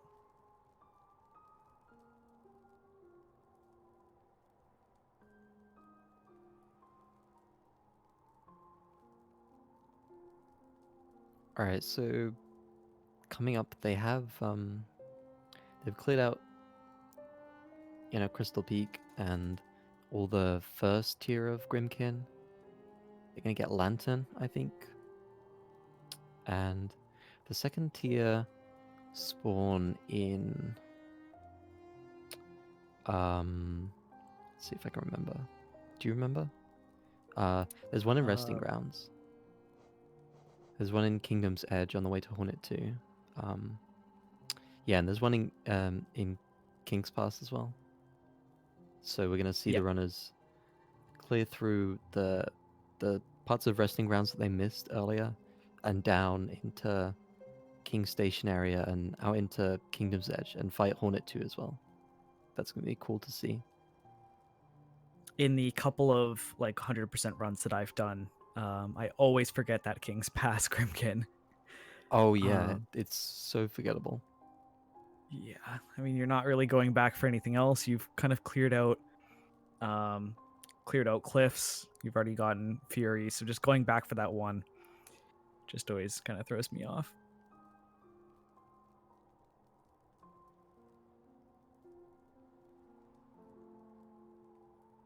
It's kind of Team Cherry design though, putting something right at the start of the game to force you back there. Mm-hmm. Yep.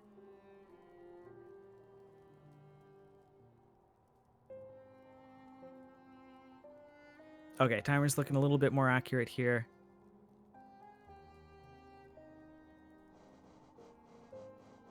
Apparently these are the correct times. We had a couple of situations where they weren't really stopping properly. So I think these are the correct times now. So keyboard at a 45-second disadvantage at the moment, with probably, what would you say, like an hour and 45 minutes left of in-game time? Hour and a half? Yeah, I mean, I guess the halfway point is going to be maybe around 1 hour 45, I guess. Gotcha.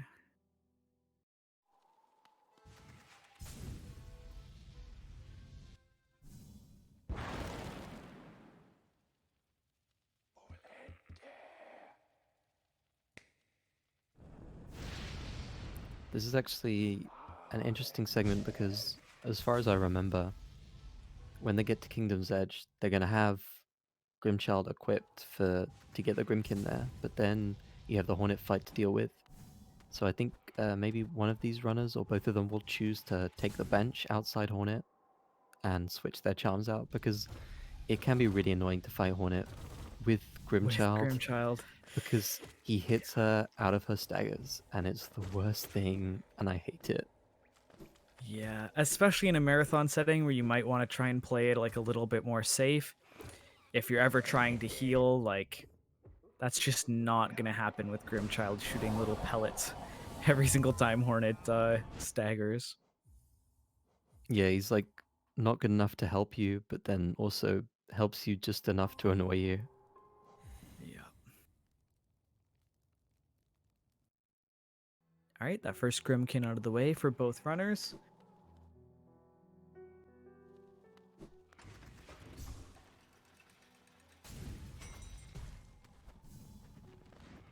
Cute little C dash there to hit the bell. Yeah, that's like barely faster, but I really like it. Yeah. I like anything that uses C dash to like hit things. It's something that I didn't really think about at all in my casual playthrough. So when people use it for stuff, it's really satisfying.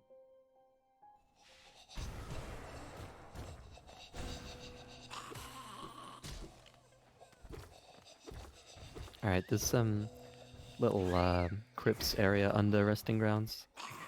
Is like a really dense place for items. There's 2 grubs here, and but they're gonna get, I think, Soul Eater later on for Flower Quest. Gotcha. Yeah, Prillamat gonna heal here. It was on 1 health for a second there and almost inside the hitbox of an enemy. A little bit scary. But also you note that they dash through that room with the elevator.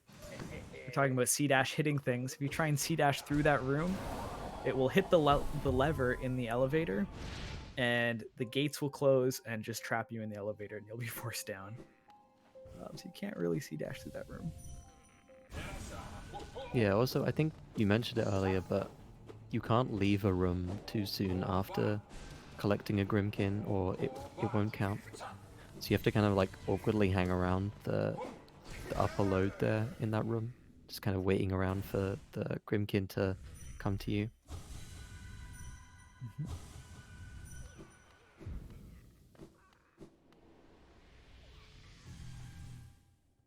And Zero is just destroyed. Also, the same situation there. You have to wait till you get the essence before you leave the room. If you get that Dream Nail early control. So there are a lot of little situations where in this play you kind of just have to sit there and wait for a second, which doesn't always feel the best in a speedrun. Oh no, April! Hit the lever, trying to C dash on the way out. I don't think I've ever seen that before, so I'm sorry for laughing at you there, but that's kind of funny. Yeah. It's also a little bit like serendipitous as we're just talking about like hitting things with C dashes.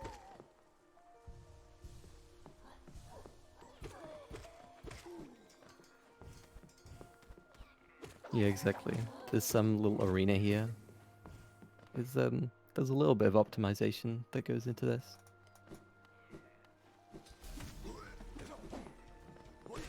Looks like both of them doing it pretty much the same way. And when you have Shade Soul, there's not too much to think about besides, you know, line up the enemies, shoot a fireball through them. Yeah, Pretty it's like clean from the both of it's them. like bowling at this point.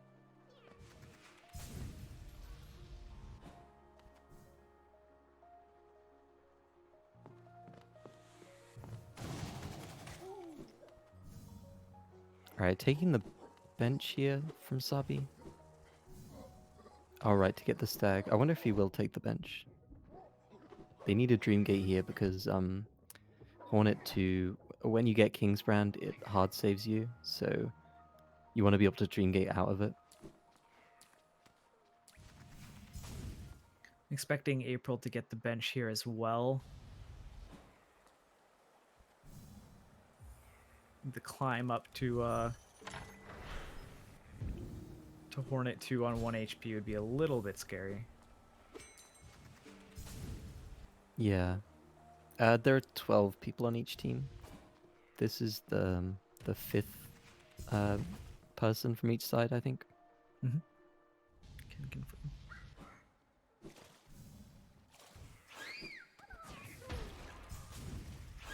Very clean on that second Grimkin from Sabi. Just kind of double hits him out of the way and he's down. Yeah, keyboard definitely making some time up here. Oh, and April falls all the way to the bottom of this tool room as well. Yeah, this tall room is pretty, like, infamous, I feel like, for being one of these rooms where you start falling and you, like, dash to try and reach a platform and you just miss that platform. And then you start going back the other way and you miss another platform and you just fall a lot further than Yeah, you'd like to. is there like a reason why that happens? Like, your brain is like lagging a second behind, so you keep trying to aim for the platform before. It's really weird. Yeah, I think it must just be a kind of like a reaction time thing, and then like Team Cherry placing the platforms kind of like well spaced out. Where when you're falling, you can't actually react to them. You kind of need to know where they are. Alright, so both of these runners actually did what I suggested, which is resting at this bench and using it to unequip Grimchild.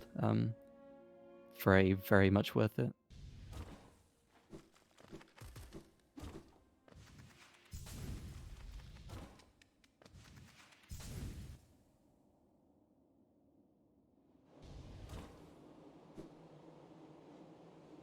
It's worth pointing out another one of the gimmicky things about Fluke Nest is that if she's parrying and the Fluke hits her, it doesn't deal any damage.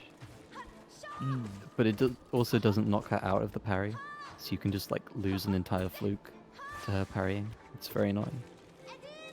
Yeah, that's unfortunate.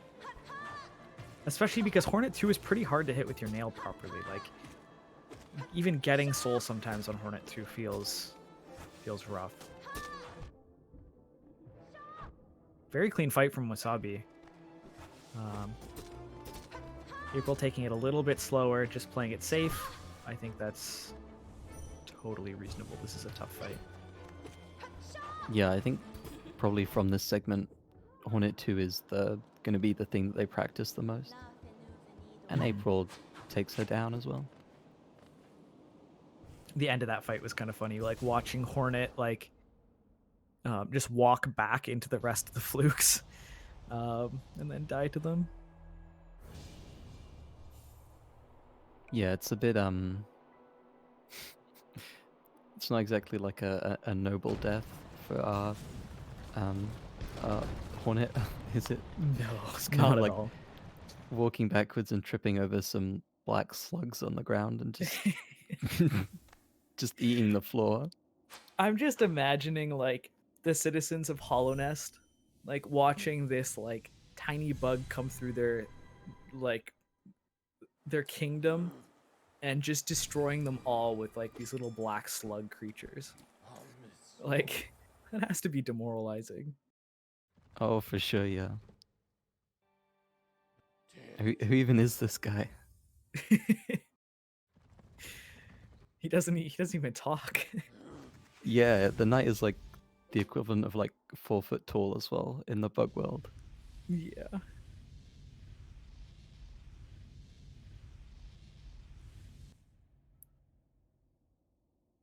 So Sabi making his way over to Shade Cloak here. We're gonna be seeing a lighthouse climb here. See if these siblings play nice. He's on 4 health as well, so he's a 2-shot. Oh, please don't curse He that. is. We didn't say anything. Okay. A little bit tense there. Let's make it through. Yeah, Sabi reacting well to his lack of health there and just kind of taking it safe.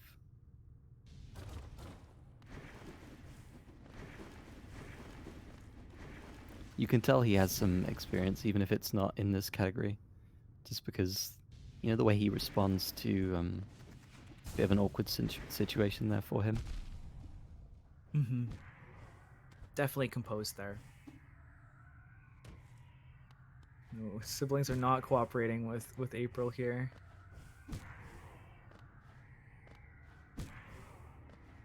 Sneaking by them here. Oh my, the tiny step back there. We'll dodge them.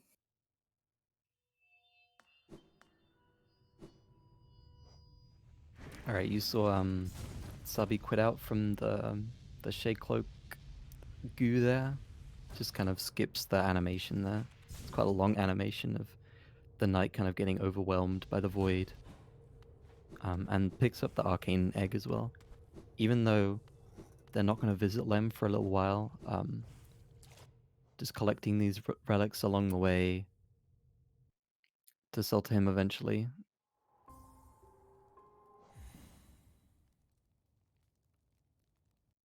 Yeah, it's just so much better than having to come back for any of these arcane eggs or anything.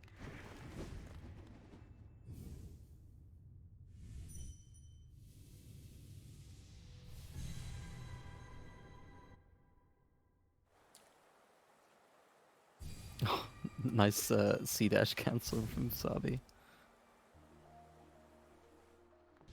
Oh wait, did I just lie to everyone? He's going to Lem right now. Maybe.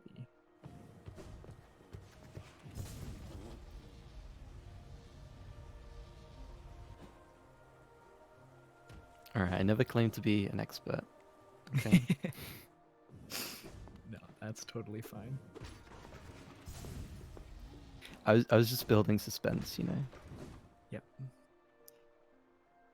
For dramatic effect.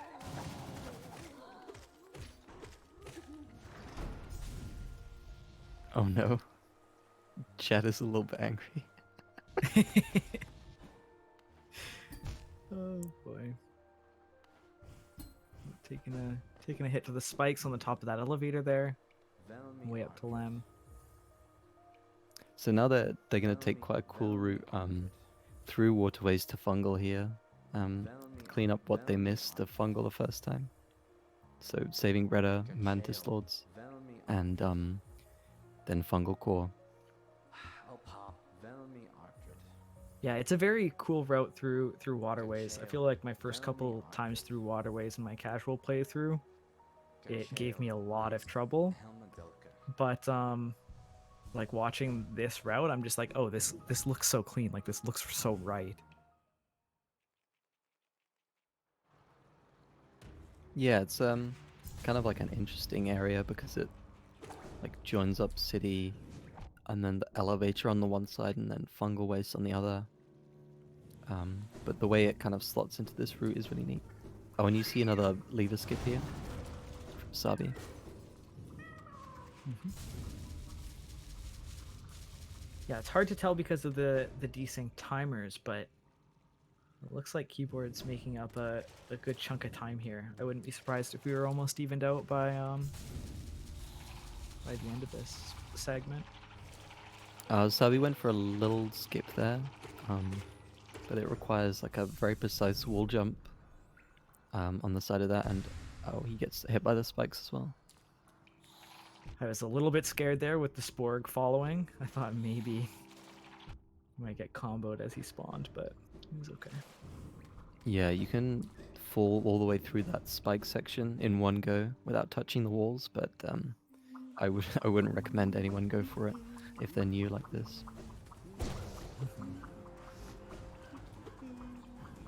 Oh, April getting trolled by the Great Slash here.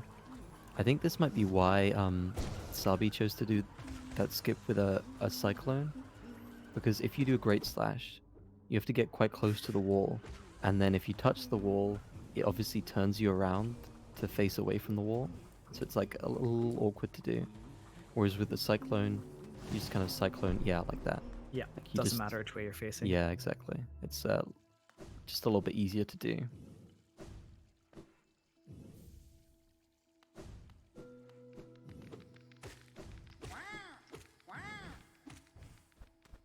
Oh, April got a nice like RNG skip there, where the what they called fungal warriors, I think. Like pogoed off them. I don't know any enemy names. Yeah, I'm pretty bad with the enemy names too. I feel like in my casual playthrough, I kind of just come up with names for them myself, and then that's canon. And definitely those mushrooms, just Owen Wilson's for me. Yeah, definitely the Owen Wilson shroom. Apparently they're called Shroomal warriors, so I was half right. I'm gonna give myself some points for that one. Yep. I was pretty close. Mantis Lords with Fluke Nest is happening on Sabi's stream, and it doesn't take many many Fluke Nests for those to go down. So pretty clean fight from him.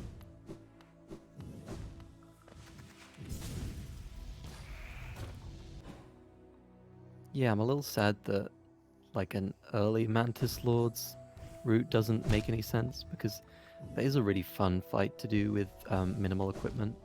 I'd love to see it in this kind of speedrun. Yeah, I think it's one of my favorite like designed boss fights in the game. The like it kind of gets you prepared with the first Mantis Lord, and then like the rhythm of having two is like really really nice.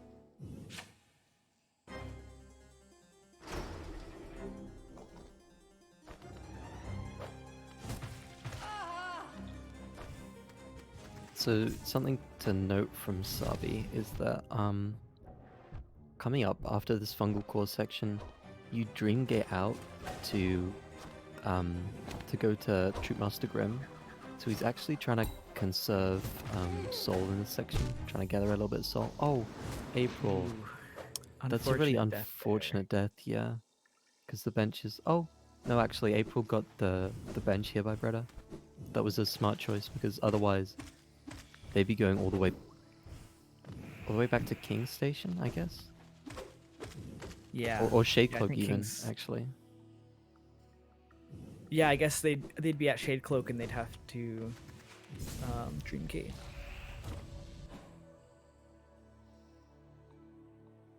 So Keyboard definitely going to be a little bit ahead at this point with that death.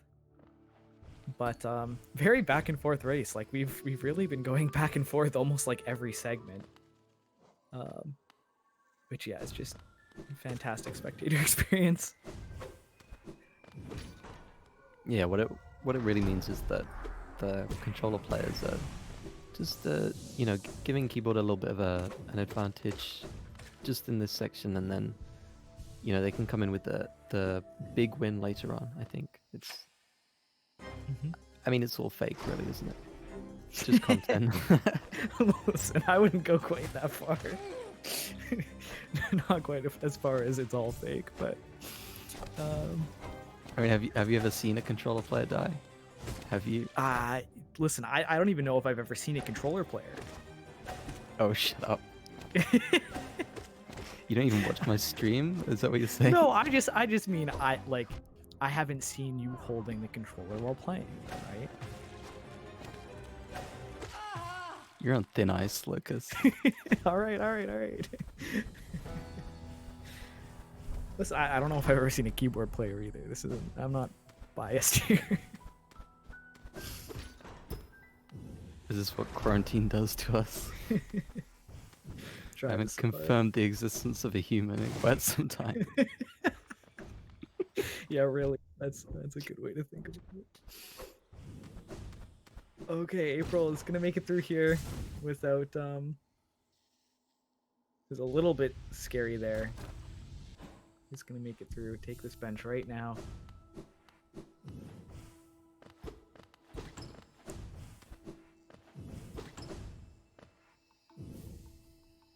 And All right. Sabi is Yeah, we're gonna see for the Grim. overcharmed fight for Grim. This is actually really scary.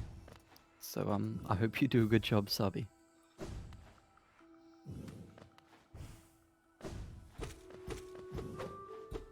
This is one of the fights that like I was learning 112 for a little bit, and everyone was like, "Yeah, it's actually easier when you overcharm it because you blast it with spells and you're good to go." But it's definitely not that simple in practice. When you can only take 3 hits, it's a little bit scary.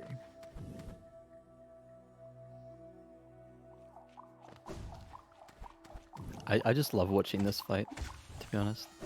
It's not my favorite boss in the game, but definitely up there.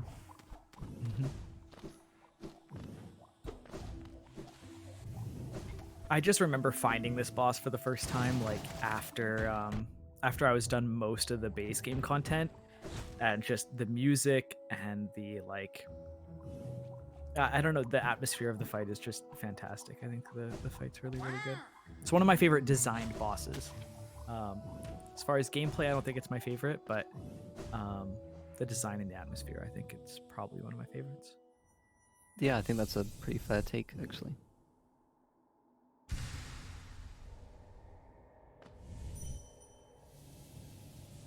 Sabi on 2 health here, but the boss is almost finished.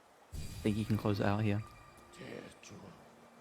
Yep, and there it is. That was really clean, considering. Good job.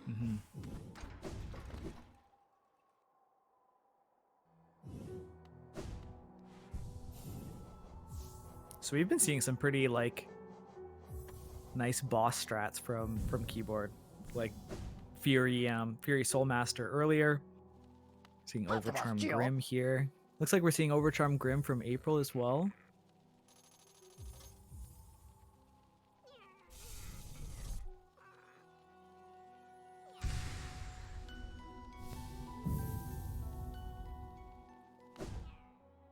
Alright, so that's the end of the segment there. And looks like if April can close this out, the controller will be a full Grim fight behind. Which is still very close, considering how far we are. Almost at the halfway mark.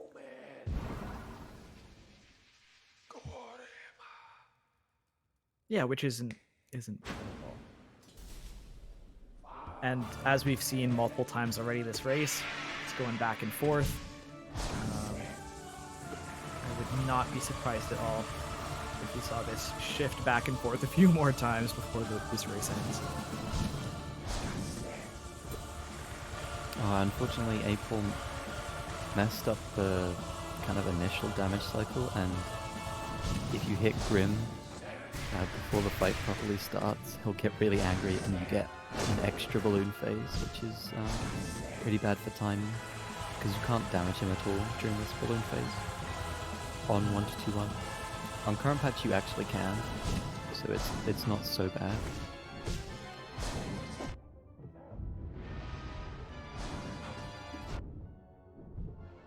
A little bit scary. Maybe just a couple of flukes away. Being stuck in the corner is scary. Good Shade Cloak there.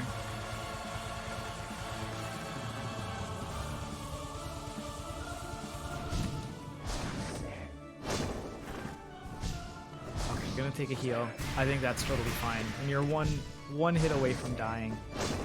they're overcharmed, that's not the worst call at all. No, And definitely clutches not. it out. There we go. Yeah, it's nice to see both of the runners doing overcharm strats again. Seems like all of these players took this event quite seriously, actually. You know, practicing their segments. And the result of that is that it's still really, really close.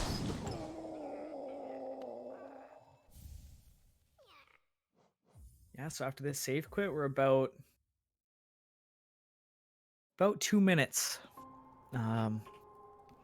which is not insurmountable by any means. Like, so exciting. Our next two racers that are going to be coming up here are Valigna and I'm reading the wrong thing. Sour Cream Supreme for controller and Air to Saber for Sour Cream keyboard. Supreme. All right, Valigna had some had to cancel, I think. Mm-hmm.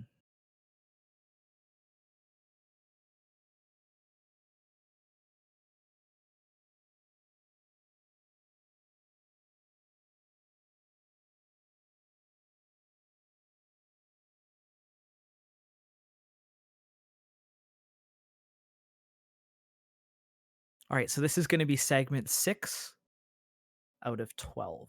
So we're getting almost to the halfway point here. Run is well underway. We're getting to some of the I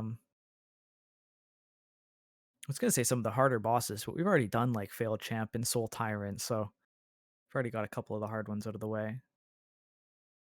Yeah, actually, I think this segment is going to be a little chill.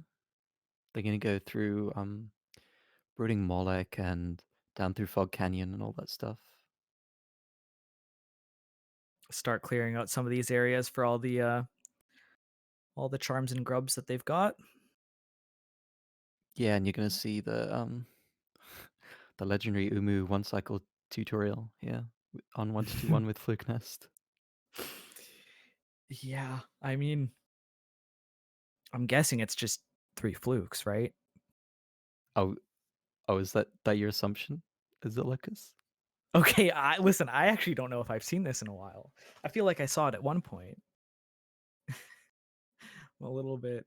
Do you really I think guess it's we'll that see. simple? Do you really think it's Uh, going to be that simple? okay, well now you've got me intrigued. I'll pay very close attention. All right. You better. All right, we'll see. Unless this is one of the situations where like flukes don't deal damage in the correct way, but I guess we'll find out shortly. Oh, I wonder if that's the case. Oh, You no, better be taking notes, Lucas. oh, getting back at me for earlier. All right. All right,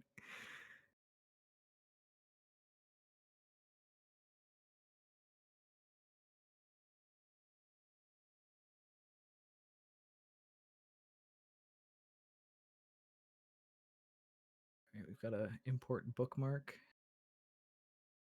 All right.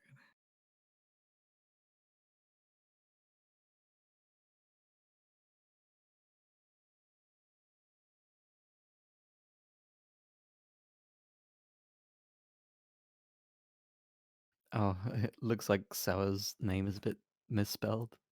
Sour Creme Supreme. Sour Creme Supreme.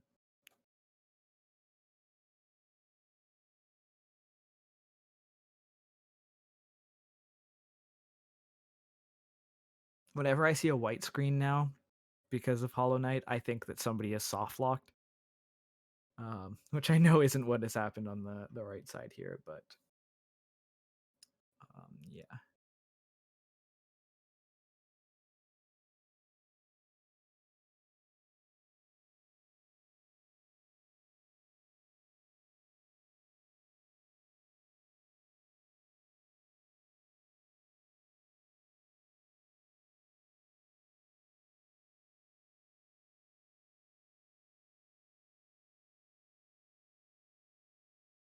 Yeah, sorry for the wait, guys. We're just getting things figured real quick. timer should be fixed, and we should be hopping into this next segment very shortly. Honestly, the setup time has been pretty quick on average. Yeah, I was quite surprised. there's a lot of moving parts, especially for just one person. Um, if you guys don't know, I'm pretty sure Blue has been running this basically on his own, um, and doing an absolutely fantastic job of it. So we have Blue to thank for this fantastic kind of celebration of Hollow Knight and the Hollow Knight community. So huge thanks to him. This has been fantastic so far.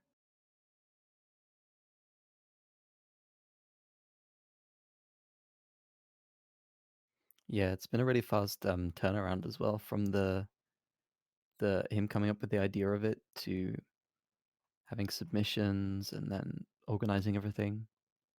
Mm-hmm. I've been really surprised by it, and it's been really, really fun to take part. So thanks a lot, Blue. You're really cool. I was going to continue gushing about him, but he said ooh in chat, so I don't know. I might Oh have to yeah, stop now. I'm gonna take that back. You're not cool at all. You're pretty cringe, to be honest.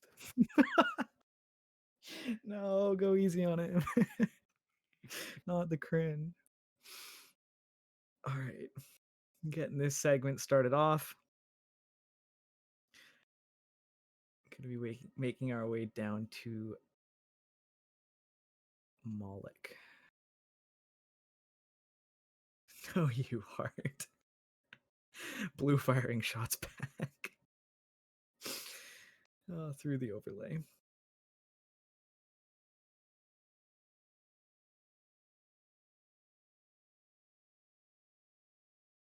Oh my god. Oh, I see.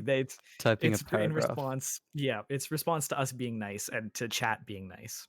Got it. Perfect. Okay, we got timer figured out on the right side now. Apparently we don't have game audio. So that will be fixed momentarily. Got it just in time to hear Erto dunk into the spikes there. Alright, this quick kill on Brooding Moloch is quite cool. You like, there's a hitbox that exists before the fight and you just kill him like that. I didn't even manage to see Moloch before they died. I guess yeah, they're just hanging out in the background there. You just reload the room.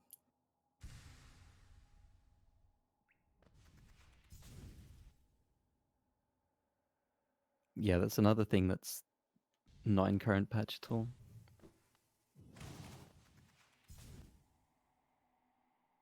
And Sour, just so it's kind of like out in the open here, definitely has not the most fantastic PC, so it's going to have a little bit longer of load times.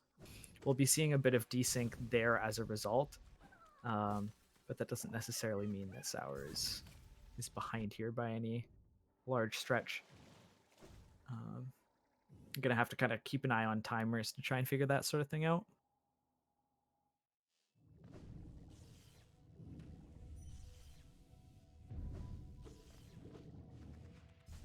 Yeah, right, so Eto is now going over to Fungal to clear out Leg Eater's shop and also to kill Eldahu.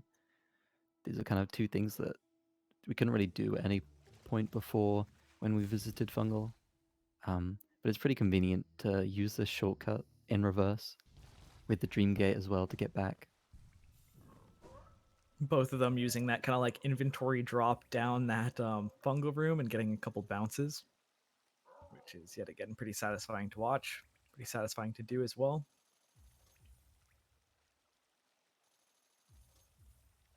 Also, the fragile charms. I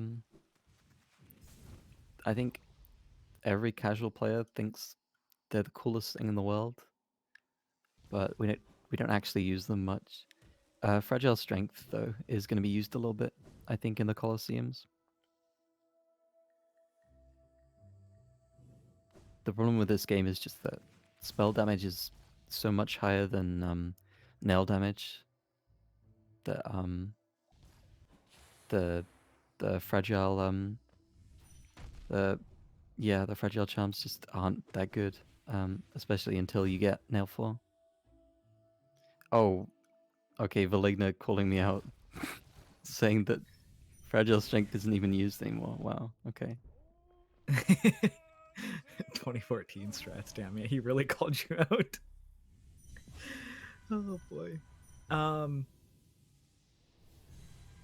shoot, I lost what I was gonna say. That's okay. We'll let it linger on the boomer comment a little bit longer. Thanks. Yeah, thanks for letting that one linger. Oh, I was just gonna say, imagine if there was a fragile charm that increased your spell damage. I don't really think spells need more damage, but it does feel like spells didn't really get touched by any of the fragile charms. Yeah, that'd be interesting. I mean, fragile greed is kind of wasted, to be honest. Like, it really doesn't do much. That slot could have been something more interesting. Mm-hmm.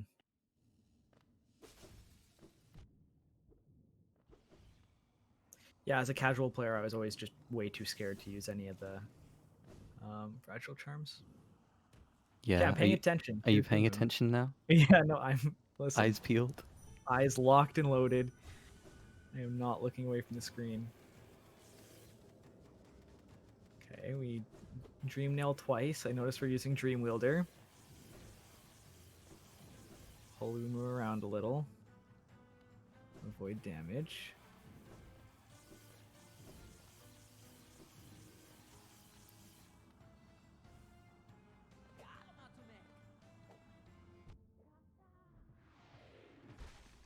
Okay, center of the arena. Damage tank. Yeah, it's just 3 flukes. All right, great. Did you like that? Yeah, yeah, great. Yeah. Let me just write that down so I don't forget. Oh man, that's so much nicer than I feel like any of the other categories I've seen for Umu. Um, I mean, like 112, it's not bad either. You know, you just shriek it a couple times and it's instead, but still a little bit more effort than just Fluke Nest. Yeah, it's perfect for this category as well.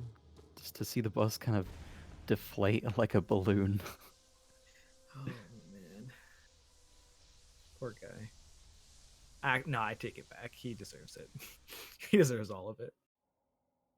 Yeah, absolutely. I hate that boss. That boss stole some time from Rhino this morning. Mm. Yeah.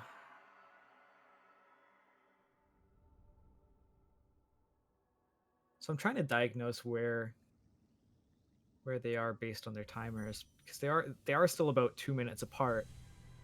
Um, Curious whether we've made up any time. It's hard to tell with the with the load times.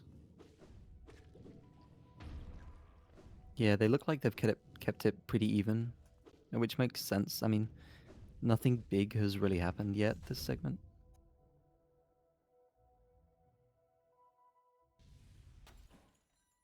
But yeah, keyboard definitely looking strong at the moment.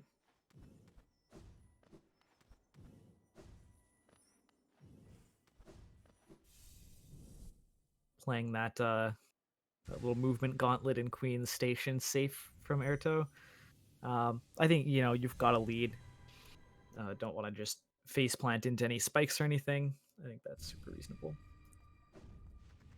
Yeah, also wanting to keep the health for the section coming up. They're gonna fight No Eyes, and No Eyes is doesn't have a great reputation among speedrunners as being a fun fight for various reasons. For similar reasons to Umu. Um, Having to deal with RNG, not being able to hit like the boss when you want to, just a lot of little painful things.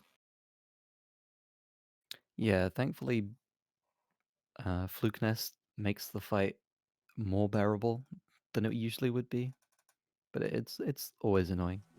You know, the fight could be 1 second long, and I'd be really annoyed going into it.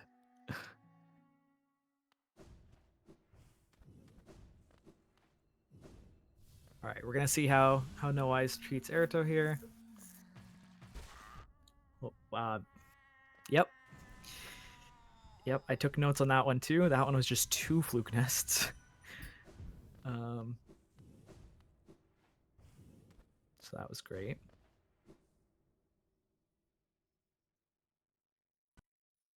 Yeah, to be fair, she can like teleport out of your fluke nest the moment you cast them, so it's not like the fight is Trivial. always going to go that way.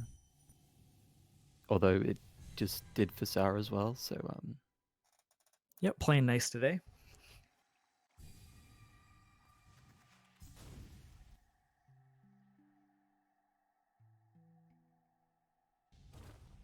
So dream gating out. Looks like we've got a grub or 2 to go pick up over here for Erito. I'm guessing we're also grabbing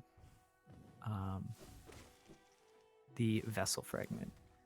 yeah, sadly in this category you skip over the little mossy boy there, Mega Moss Charger. He lives today. Good for him.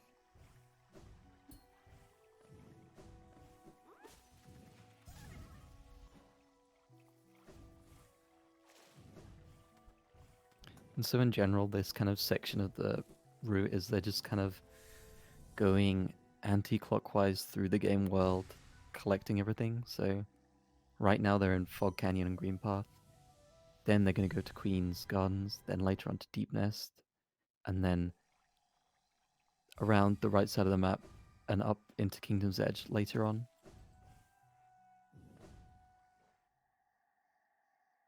Because at this point, you can get everything. It's just about how do you path between items as quickly as possible. Mm-hmm.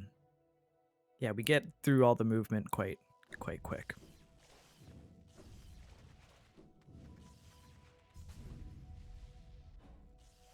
Kind of an awkward C dash on that ledge, but Erdo grabs that. Going to be moving towards getting Howling Wraiths here.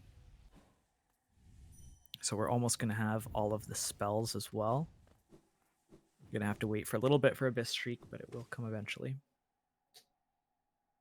Yeah, this arena can be a little annoying with Fluke Nest because you don't have the range of Shade Soul.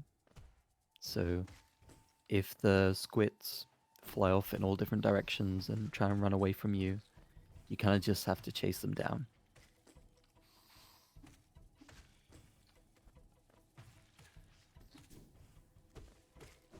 Looks like they played nice for the most part. Pretty clean arena overall.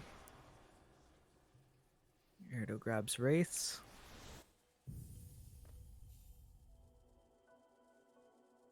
I also really like that kind of like hidden C dash up in the top left coming into this or coming into Mound. Yeah, that's very new. I really like it.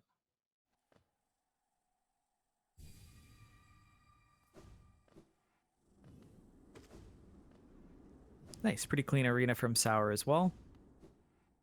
Had to chase a little bit more, but got them out of the way pretty quick. I think Sao has made up a little bit of time here. I think they're now. I think there's less than 2 minutes between them now.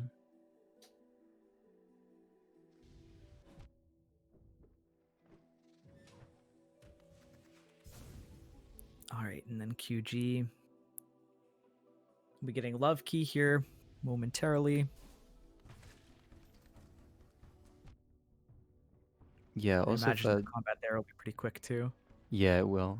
For anyone who's kind of come in since the start, yeah, this is 106%, which means it's a maximum percent that you can get on the on the Grim Troop patch, which is before Godhome. So just 106. No Godhome stuff at all.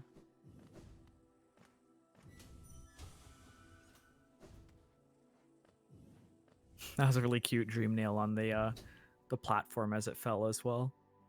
I like that a lot. Both of them getting that hazard respawn as well. If you dunk into those spikes at just the right place, you'll spawn kind of below. and that will allow you to get that lever in a much faster way than you otherwise would have been able to. Oh, we have some predictions to do coming up as well. Four grubs in this room coming up. Right, yeah. So yeah, there's Team Cherry, you know, they programmed a great game, but they have hidden mimic grubs all over. So we'll have to see which one ends up being the mimic grub. I feel like last time I saw it, it was the third one in was the correct grub. So it's probably not going to be that one this time. I'm going to say it's probably the deepest one in. But Then I guess I'm gonna kind of match you and say the first one. I'm gonna bet okay. it's the first one. Let's see if Yeah, Arto has a good nose for these. I mean, some people are just, really, really good at finding them. I mean, when I go through, I just open all of them and then just pray. But I don't want to waste the time to just sitting and just like waiting for them to, or dream nailing them. Oh my god, Gamble the pays off. correct guess. I love that. Lots of confidence. I mean, he's probably practiced this a lot. Yeah, Yeah. you just kind of got to go for it, I guess.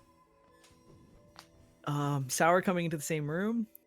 I'll stick with my guns as well. Looked Sour like he tried. also. Wow. Wow, yeah, also third. It looked like he tried to hit the second jar but just missed. I wonder if he. Huh, interesting. I mean, that'd be good backup if you're wrong, right? You just Yeah. kind of hit one on the way. All right. Well, good for both of them. Getting this dream tree out of the way.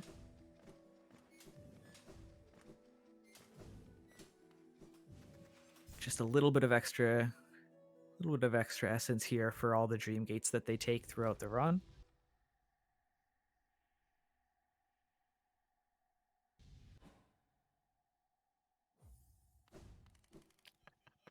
The chat reactions to this every single time.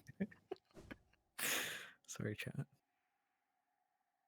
Some clean movement through QG here for both runners. And looks like this bench here is the end of the segment. So I imagine we're actually about pretty even after that. By the time Sour gets back into that bench, we'll be about tied up on time again.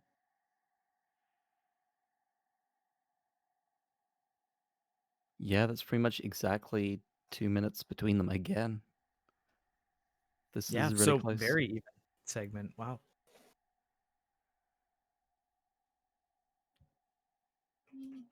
All right. So that was segment number 6. So we're officially at the halfway mark. Controller is down by about 2 minutes. GG's to both those runners, like neck and neck that segment. Like that was fantastic.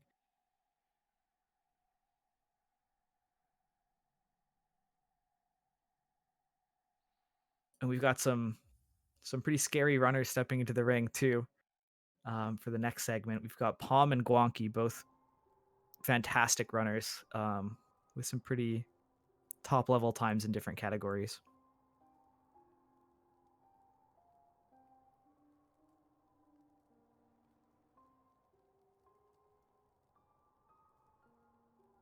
So we'll just be getting that set up momentarily.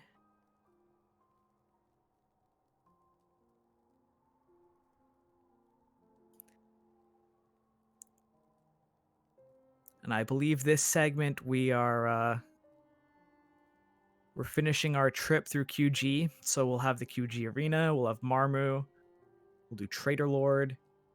We'll see where things go from there. But definitely going to be a fun split to watch. If I die, I tier 3 sub to Adam.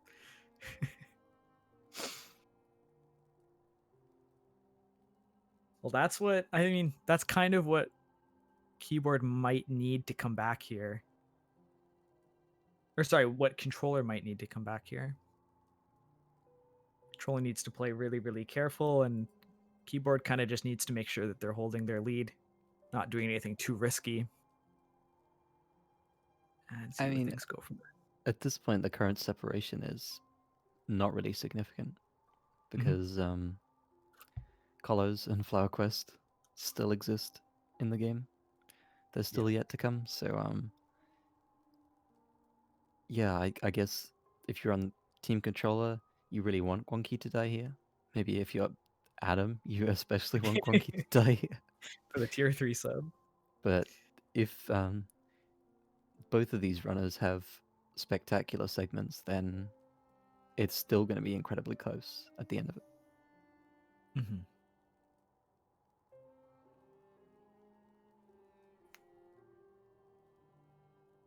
All right, and I'm actually going to be leaving comms here. I'm going to be handing it off to Rhino.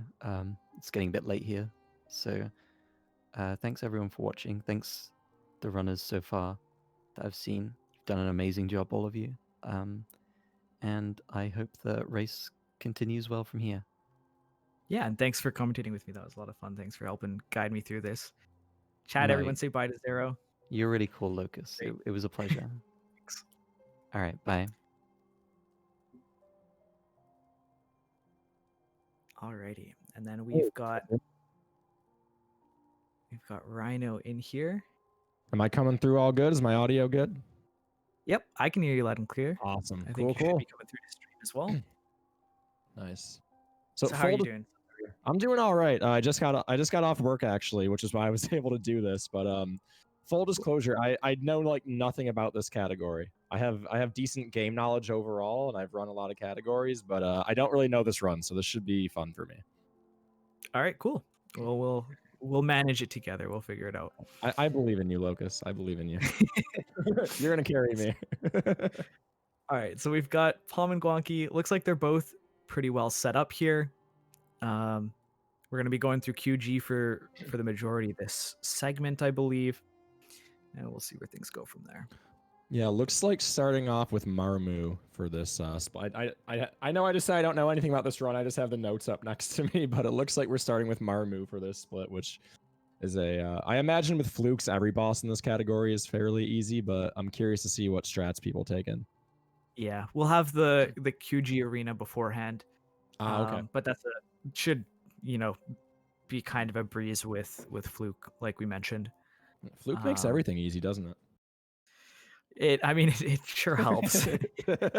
Watching Umu and some of the other bosses with Fluke definitely. Have we gotten to Watcher Night yet? Has that happened in this category yet? Nope, Watcher Nights has Oh, not man. happened yet. So Okay, so that we will be able to witness that Yeah. later. It looks like Guanqui is okay. Both runners getting going. Yep. So we'll be heading up to the arena right now. Like I mentioned earlier, I can't imagine this arena is going to take them too long. They've got a good amount of soul going into it, and between D-Dark and Fluke, this should be pretty quick. Locus, are you team keyboard or team controller? So I play on controller, but it's coded as a keyboard. Oh, interesting. So I'm kind of like in between. I guess you'd probably call me controller though. Fair. Are you team keyboard? No, I'm control. I play controller you actually. controller? Yeah, I'm a controller player. Yeah, I actually did my casual playthrough with keyboard, and it just didn't feel right to me. And I started speedrunning on controller. Yeah. Gotcha. Yeah, I did my casual playthrough on Switch Joy-Con with Switch Joy-Con with sticky drift. So if I ever stopped pressing a direction, my knight would just look up. So I'd have to hold the control stick in a very specific place. So that's really funny. I think I like keyboard better, but it hurt my hands, so I switched to controller. Interesting. So if you're repping controller, keyboard. One thing I was going to say, one thing I do know from what little 106 I have watched is that these frogs suck, and it's very easy for runners to take a lot of damage here and potentially even die. So especially in a marathon setting, I wouldn't be surprised to see a few heals here. Yeah, both runners here on 2 health should be able to make it through this kind of like gauntlet There's a heal from Guan. traps. Yeah. I don't know if you just saw it. Gwonky down to 1 HP. Hopefully I didn't commentator curse him. It's a little bit unfortunate too because these runners want soul for the Marmu fight. Right. So if they're using their soul to heal here, they're gonna have less to start the Marmu fight. But I imagine they don't. Yeah, they Nice don't kill need from much soul. Gwonky. Yeah, real nice kill from Gwonky there. I think, what, 2 flukes that took? Yep. And then Palm, well executed as well.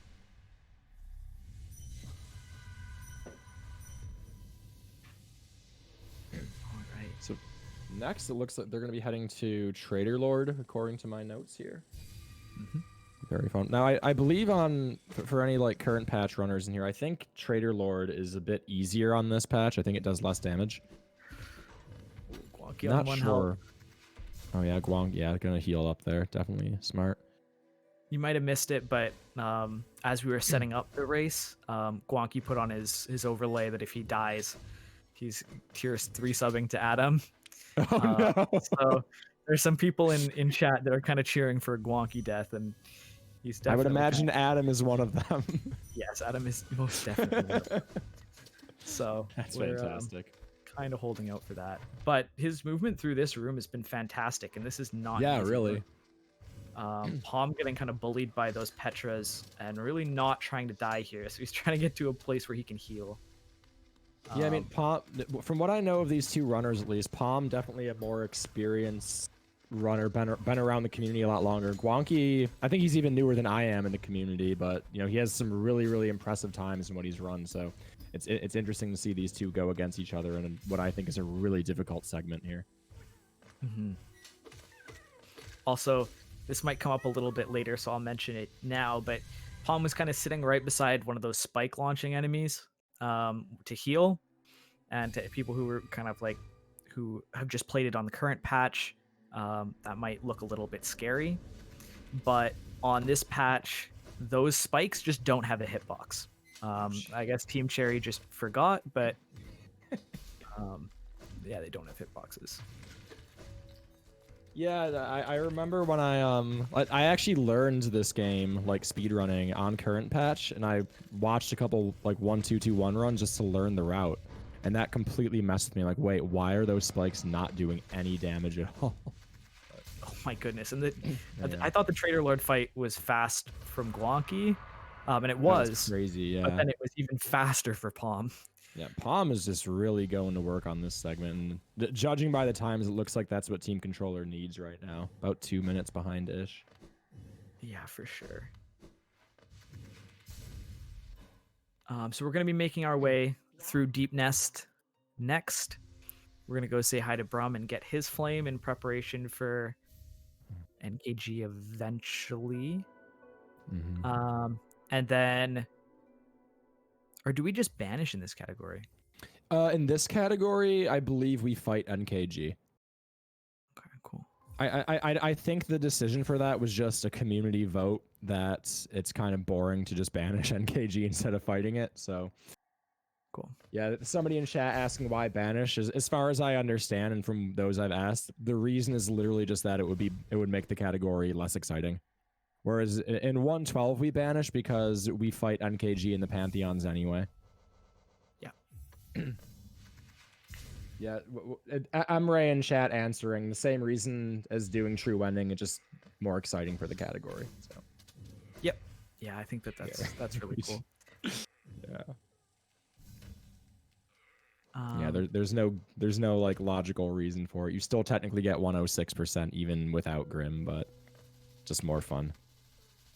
Yeah. And I think that's a fun thing to do, is just make the categories more fun to play and to watch. I think that's Yeah, definitely. super good. So I'm having a hard time finding like in other categories I've commentated, I'm able to hype up the boss fights that are coming up, but a lot of boss fights are kind of a snooze fest in this category. I gotta be honest. Yeah, which just makes the movement so much more important, I feel like. Absolutely. No, that's a great point. Like, and that's something I kind of realized, because I came from any percent and started doing all skills, and it was almost because all skills bosses aren't too big of like run killers, but What you talk about movement being important and just like, man, how am I losing like 2 to 3 seconds on every single split? Oh, because movement. Like movement is just really important in categories like this. And it's really cool to see some of these runners that like haven't focused quite as hard on, like, I don't think 106 is either of these players' main category, but just No. seeing their movement fundamentals from other categories transfer over is really, really satisfying. Yeah, You definitely. just tell Palm, they're I'm so. not sure about, but Guanqi, I know for certain is not a 106 runner. Mhm. Alright, so doing the cute little beast end skip that pretty much, I think like every category except any percent does that. It really just requires what? Wings and C dash maybe? Yeah. And claw. And claw, right, But claw, of course. Um, yeah, you're not usually getting here without claw unless you're playing rando. Yeah, right. Good point. So they're going to be making their way back. They've got a couple of charms and a couple of grubs to collect in Deep Nest, as well as killing Galian. So they're going to be heading that way now. Right. And I know I sound like a broken record, but I am curious to see Galian with Fluke Nest here. Oh yeah, it's going to be quick. It's gonna be, yeah, I imagine. So I And don't I know mean- what the disparity was when this started, but it looks, Chad is telling me 227 behind. Yeah, so it's been really back and forth, honestly. We've had like multiple segments where like one team is like 2 minutes or so ahead. It's been really back and forth, and it's been really good so far. Interesting. Keyboard definitely taking a lead here, but I Yeah. don't think that's insurmountable at all. No, You're not saying at all. you have a hard time like hyping up some of these boss fights, Mhm. but we have some stuff that isn't going to be trivial coming up with like White Palace and Coliseums. Coliseum. Yeah, so Yeah. we've got some stuff that'll. The Colos are going to be really hype. I don't know who's running what for each team, but I'm very excited. I know, not to take anything away from the runners on screen right now, who are both incredible in their own right, but we definitely have some really, really good runners coming up later in this relay too that I'm excited to see.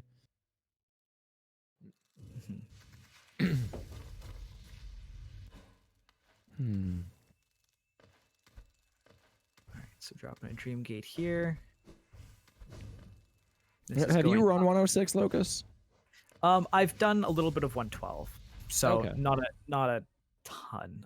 Some of the stuff is pretty similar, like some of this routing through like Deep Nest. You put Dream Gates in similar places, but for the most part, not really. But I know they're dropping that Dream Gate there, so they can come up here, get Tram Pass, do Galian, get the grubs up here, and then they'll There's go back down. Galian. Yeah, There go back it down is. to Nosk.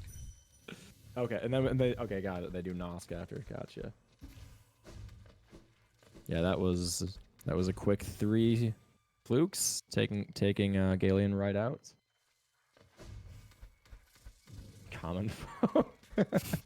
A little bit of banter in yeah. Twitch chat. Yeah, always good to see the community getting involved. So we're going to be seeing Galian from Palm real quick.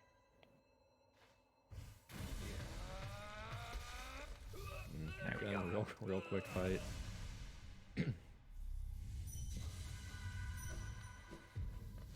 And we see Guanqi. Okay, so they're going for Tram Pass here. It looks like. Yep, definitely. Okay. And I would Guanqi's imagine. is just so clean. Yeah, Guanqi, like he definitely, like I said, I know he's not a 106 runner, but it's very, very obvious he put in some practice and work ahead of this event because everything looks very, very clean.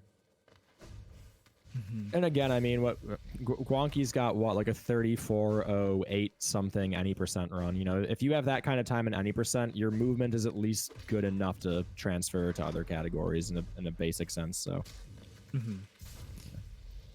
And with how fast he's gotten there too, like you can tell he's got a good work yeah. ethic. Absolutely, yeah. There's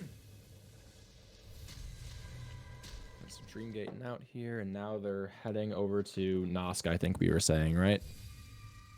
Yep, should be headed there shortly.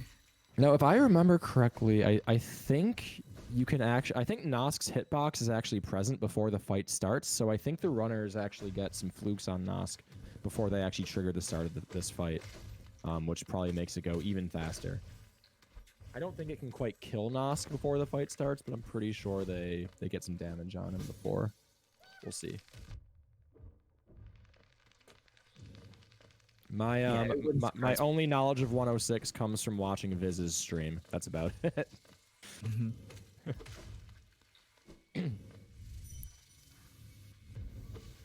And I remember in my casual playthrough, Nosk scared the crap out of me. I was like, wait, what is that thing there? How do I get to it? Why? Yeah, Nosk was well, just Deep Nest in general. Like Oh yeah. like just they did such a good job of building such a terrifying atmosphere with with Deep Nest. We see Guanqui there get some flukes on Nos before the fight starts, but yeah, Deep Nest, and I mean it's funny now because like as a speedrunner and I know the game and stuff, it's whatever. But man, I was genuinely like creeped out by Deep Nest in my casual playthrough. Yeah, We see, which I mean, props to Team Cherry for that. For sure. Absolutely, yeah.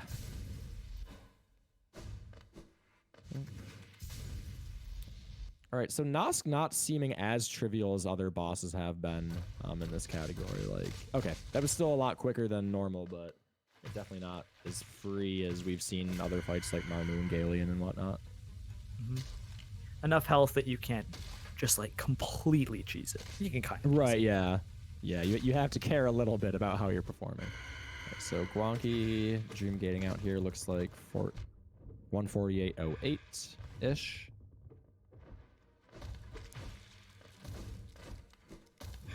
Nosk not playing nice with with here. All these empty jumps just back and forth across the arena.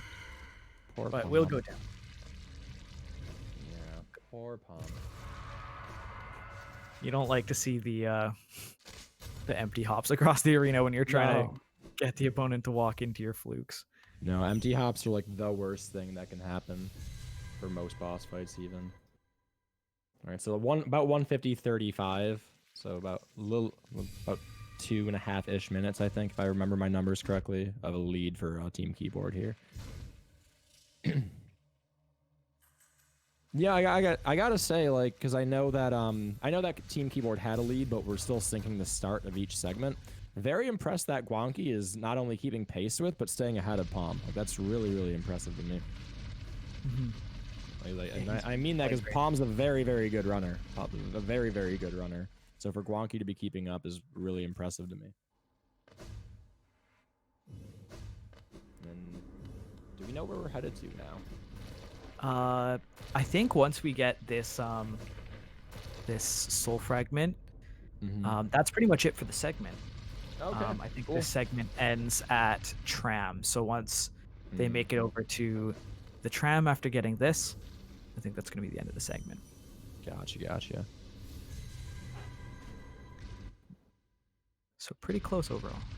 Yeah, this is a really close. I mean, I know 2 minutes would normally be a lot in a speed run, but when you think about White Palace coming up, the Coliseums where you could totally die, and there's still a lot of run left to go. There's a lot, so I mean, it's definitely not over yet for certain. And it's so fantastic as a spectator to be able to like see such a close race like this. Yeah, absolutely, especially in a category this long. You know, it's to have such little disparity over however many hours. You know, Palm went for I don't know if I'd really call that a swag strat. I missed it earlier, but yeah, poking off the spikes there. Yeah. Oh yeah, really saves cool. you a little bit of time. Never seen that. That was really cool. All right. Good stuff, Palm. Good stuff. So Guanqui finishing at 150.08. Palm should be shortly after him here. But yeah, Keyboard making up even a little bit more time. Yeah. Yeah, So definitely lighting a fire. Yeah, under controller. Yeah, do we know? Okay, then we have Cthulhu versus Murray. That's another star-studded lineup, I would say. Yep, some very, very good runners. Yeah, and I know just from watching his stream, Cthulhu has been doing a lot of 112 runs lately, so I'm curious. Wonky. Quonky making his message known. Good lord. Uh, Adam, we're totally sorry. No tier 3. But a whole lot of content. NGG to Palm as well, making it to Yeah. the tram. Great segment from both runners, yeah. And we will be. Our next segment looks like Palor Basin, Hive, Markoth. So all the Kingdom's Edge stuff. Hive's gonna be exciting. I know there's a couple mask shards and other things to pick up in there, grubs, etc. What else? I mean, I know there's the giant bees that can really give runners a hard time. So I'm curious to see if anybody has trouble with that. The big bees. Yeah. Interestingly, we have Hive, but no Hive Knight on this patch. Mm-hmm. So might look a little bit different than you're used to.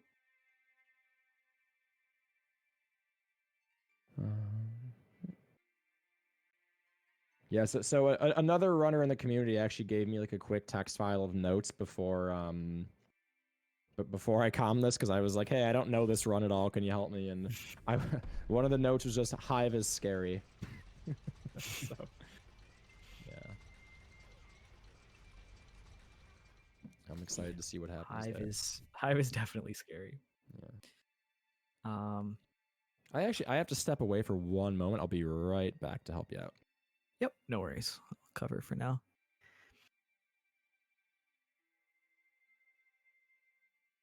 All right. So Murray and Cthulhu. So the name on the left is still wrong for now, but we'll get that fixed.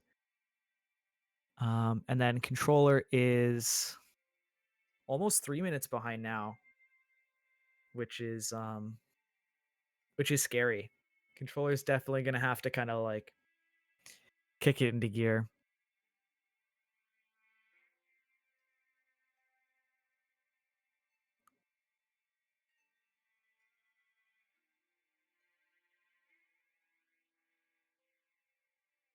But yeah, exciting stuff. So this is segment 8 coming up here. So we're at 8 out of 12. All of the runners so far, like, thank you to all of you guys for participating. I know it's tough to kind of like put yourself out there on a, in front of a crowd, especially for like a race like this. So thanks to all the runners for, putting yourself out there and doing this. This has been fantastic. Yeah, it gave me an excuse to take the morning off work. Yeah. It's not a bad Right. thing either.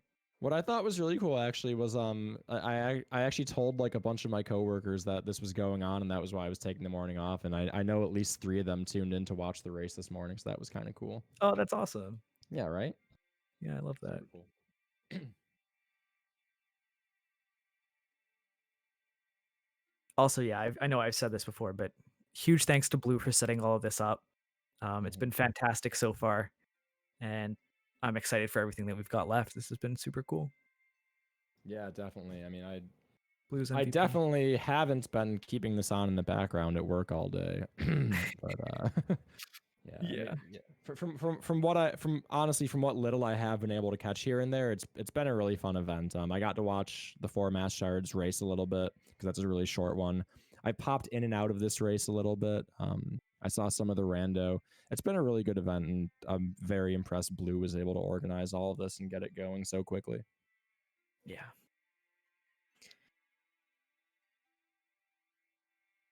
And also just thanks to everybody in the community who's helped kind of like push this and make it what it is too. Yeah, it wouldn't be what it was without everybody who's here. So thank all you guys for coming out and watching and supporting too. Yeah, definitely. I think we're pretty close to getting in on this next section. Looks like both of our runners are pretty much ready. Both hanging out on the bench. Oh, I don't know if I've ever seen the animation with Grimchild sleeping. Oh no, I didn't see. It looks like Cthulhu is That was so cute. off to the races, Yep. Both heading on out. and then Murray. There we go. Yeah. So we were saying, as you said, we're gonna do Palor Basin, go through Hive is a big part of this segment. Hive and Collector, probably the two notable things we do in this segment. Man, these Grimkin are Not being nice. not nice. Oh, Murray might Murray on die. Oh my gosh. 1 HP, and you want to use that for a spell? Okay. Yeah. Oof. Gotta be careful here. Yeah, doesn't want to spend the time going back to the bench. Mhm. Oh, he needs the soul for the dive here. He's going back and Oh, hitting the. jeez. He needs it for the grub. Oh, Murray taking a death. Oh no. I mean, this is what team controller needs. Right. This is a big opportunity for Cthulhu to close some of that gap. Wow. Yeah. At the very least, I mean, there's no such thing as a good death, really, but it's not the worst death Murray could have taken. You know, it's not setting. Yeah, right here. It's not too big of a time loss. Obviously, still a chance for team controller to catch up, but a death in a run could be much worse than what we just saw. Yeah, for sure. It's about as close as a bench is going to be when you die. That's true. Yeah. I think the only thing that might like take up less time would be like a death at a start of a dream boss. Oh yeah. Dream nail and just go right back in, but Mhm. definitely a little bit of time lost there. Cthulhu already making his way clean through Hive. Yeah. Yeah, just watching Cthulhu's movement, he looks very prepared for this section. Mm-hmm. I know he's been doing a decent amount of 112 lately. Mm-hmm. And while it's going to be a little bit different because there's no Hive Knight, most of the movement through Hive is going to be the exact same. Yeah, to my knowledge, there aren't any real differences between current patch and 1221 Hive. Obviously, you know, we said Hive Knight, obviously, but aside from not having to do a boss fight, not really too much different here. So I think Cthulhu's pretty prepared. Getting the Grimkin. Oh no! Looked like Cthulhu took a hit after he had killed it already, but Yeah, that was interesting. So this this area Cthulhu just got to here, where we save a grub. I cannot tell you how many stupid, idiotic ways I attempted to get up there in my casual playthrough. Like like the way I did it was I drew bees over there and pogoed them. Yeah. I didn't think to just C-dash from the wall and do it. I think that's what I did like on my first speed run of like 112. I couldn't figure out how to get it. I didn't really follow a guide. I just kind of, you know, I I knew actually what remember that. Believe it or not, I actually watched most of the stream you did where you just had somebody splits and you just YOLO'd through it without any guide or any help. Yeah, that stream can be forgotten. It's fine. We have not gotten Shriek yet. We still have to take another few trips down to Abyss. That'll happen Right. a little bit later. Well, and there's the arena where we would see Hive Knight. In this patch, again, there's really nothing there. Let's get Hive Blood and then quit out. Very nice Hive from Cthulhu. That was really clean. Yeah, and where Murray is here, taking damage isn't a huge deal because that mask shard actually completes a mask, which gives full health back anyway. So it's okay to take some damage there. Not really a huge loss.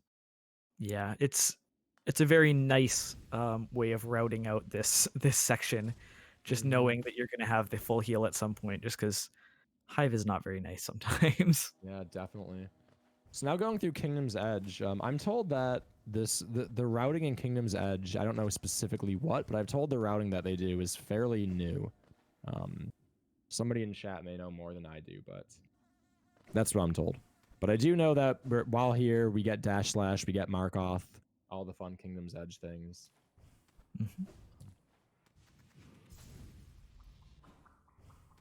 Grabbing this grub real quick. Ooh, clean movement through those worms. Yeah, real nice. Kind of thread the needle there.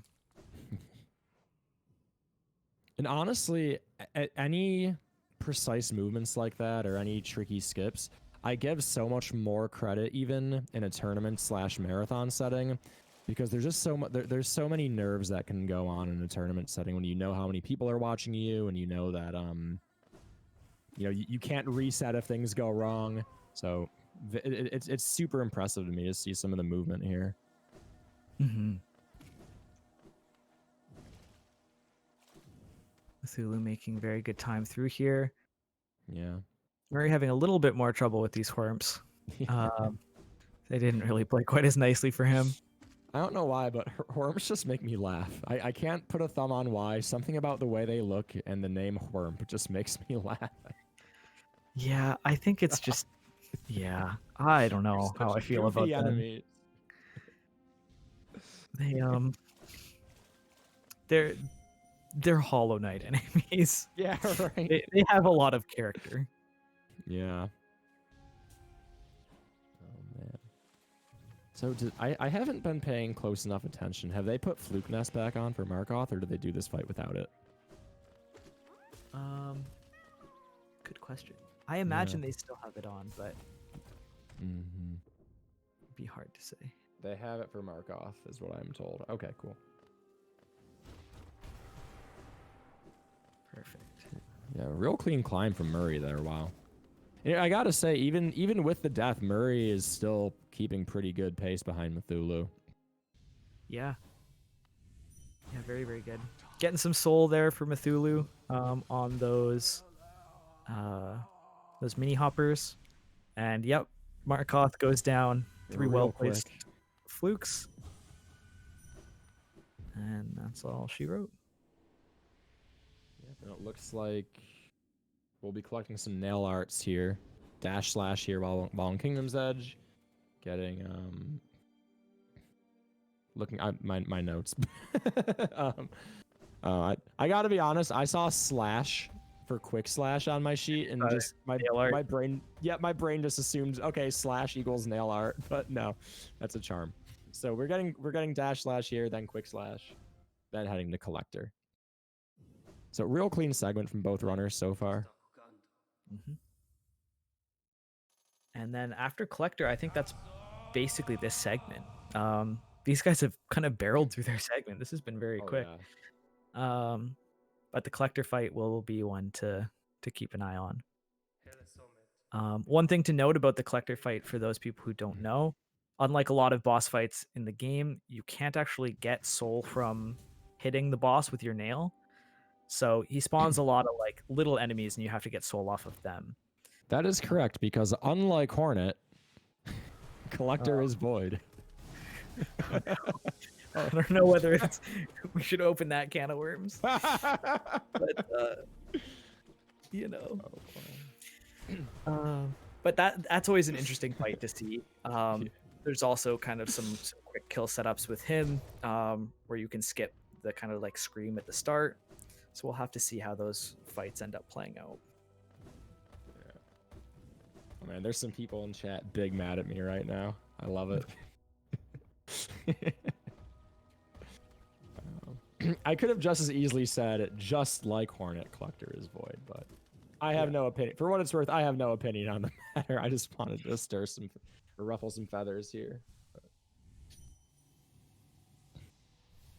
Yeah, and I think, like you said here, they pick up quick slash, and collector. Then I think that's the segment. It looks like the segment ends at King Station bench. Murray, which Murray, Murray having some trouble with that. And then he got the soul he needed, and then he fluked rather than diving. So we definitely lost a little bit of time there. Poor Murray. But like we keep saying, this is what Team Controller needs. You know, Cthulhu playing exceptionally clean this whole segment, and Team Keyboard making some mistakes. Yep. And like, when we say mistakes as well, like, these are pretty small things from Murray. Like, yeah. But just with how fast Cthulhu has been kind of clearing through this, like, it ends up mattering. Yeah, very much so. All right, so we're gonna see the collector fight. Cthulhu gets the scream skip. Nice. Dream nails. Collector might already almost be dead. Might be I like, think so, yeah. gonna use D-Dark here rather than Fluke. And there he goes. Collector down pretty damn fast. Yeah. I like the use Almost. of D-Dark there rather than Fluke. It just gets rid of all the other like annoying kind of enemies that are just flopping around. Yeah, agreed. A bit more area damage, and let's be honest, it's kind of content. A little boring just watching flukes constantly. I like Flukes, but I do too. I wish I ran a category that used flukes. So what happened to flukes on current patch? I mean, obviously they were nerfed, otherwise they'd be used a lot more, but I don't know specifically how. yeah, I think mostly it's just damage numbers. Like on this patch, they do Gotcha. like 112 for each like oh, Oh, Murray Dream gating Murray. out. Yeah, I can't help but think that was a mistake or something went wrong here. Accidentally fluked instead of a dive. Oh, invulnerable collector glitch, apparently. Oh no, that really stinks. If you kill it with fluke, you soft lock. Oh, okay. Well, Oh, so that's part of why they were doing dive there. gotcha. Is because they don't want to kill it with Oh my god, Murray giving me a heart attack. the health. Yep, Murray called out the collector right there. He said, "Hey, I'm not gonna let this happen again." Murray stood his ground and called him out. My gosh, I had a mini heart attack. Wow, very clutch. Very clutch. Wow. Yeah, this And closed the gap quite a bit, though, actually. it closed the gap quite a bit, but not half as much as I thought it was going to. Yeah, same. Like we're looking at maybe a minute's difference now between the two, and like with a death and having to completely restart the collector fight, I would have Mhm. expected more time. Okay, Murray playing it safe with the Yeah, bell fly up there. 1 definitely HP. understandable. Yeah. Oh, goodness. Yeah, big GG's to Cthulhu there. Really, really well executed segment. And Murray. You know, he stayed pretty tough in there even with the death. So Yeah, GG's like to both runners. for having a death and having to restart the collector fight, like that was so clean. Like Yeah, absolutely. and also for clutching out collector while being starting it again on 2 health. Oh god. Like what a madman. I would have like sat there and dream nailed a fly and then healed a Oh couple yeah. of times. Like I would have been like, I have to take a damage tank at the start of this fight. Like let's just be safe. And he's just like, no, on 2 health. Like whatever. Like it's good. Especially in a tournament setting or marathon setting rather. And then the absolute courage to just stand there and swing the nail when collector is about to hit him. That was more anxiety than I needed for the weekend. Yeah. Gosh. So we're up to segment 9 here. Highlights of Yeah. this is going to be Watcher Knights and Lurian, Mm. as well as White Defender. Yeah, so a little trivia boss here. fights. 106, to my knowledge at least, is the only category where we don't even bother with the chandelier. The reason being is that with Dreamwielder and Flukes, it is literally faster to kill the extra Watcher Knight than to go up and get the chandelier. Yeah, That that is just how sounds broken it right. is. Yeah. We have Okozar and Corporal Acorn coming up for their respective teams to do these these 2 boss fights, Watcher Knights and White Defender, and then there's also some shopping going on in this segment. And then after this, we're kind of off to the races with segment 10 being Flower Quest, segment 11 being Kalos, and segment 12 being White Palace. So Yeah, we're that's getting why to some no matter what the really lead is right now, it's too close to, like you said, with Flower Quest, anything could happen there. You know, like one small little mistake, you got to redo the entire segment. Coliseums, anything could happen. White Palace, so really, really exciting sections coming up.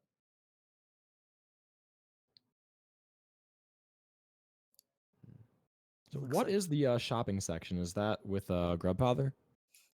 So that's Grubfather. That's buying like everything from Sly, basically. Okay.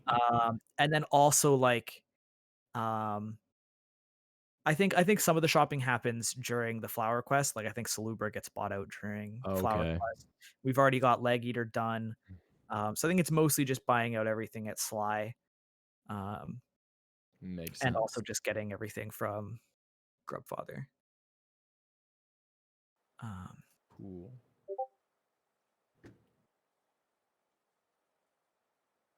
yeah, I think it's just Grubfather. And then also grabbing Nailmaster's Glory. Oh Because it yes, is no where we masters. have all of our nail arts. Which I do believe Nailmaster's Glory is used in the Colosseums. Yeah.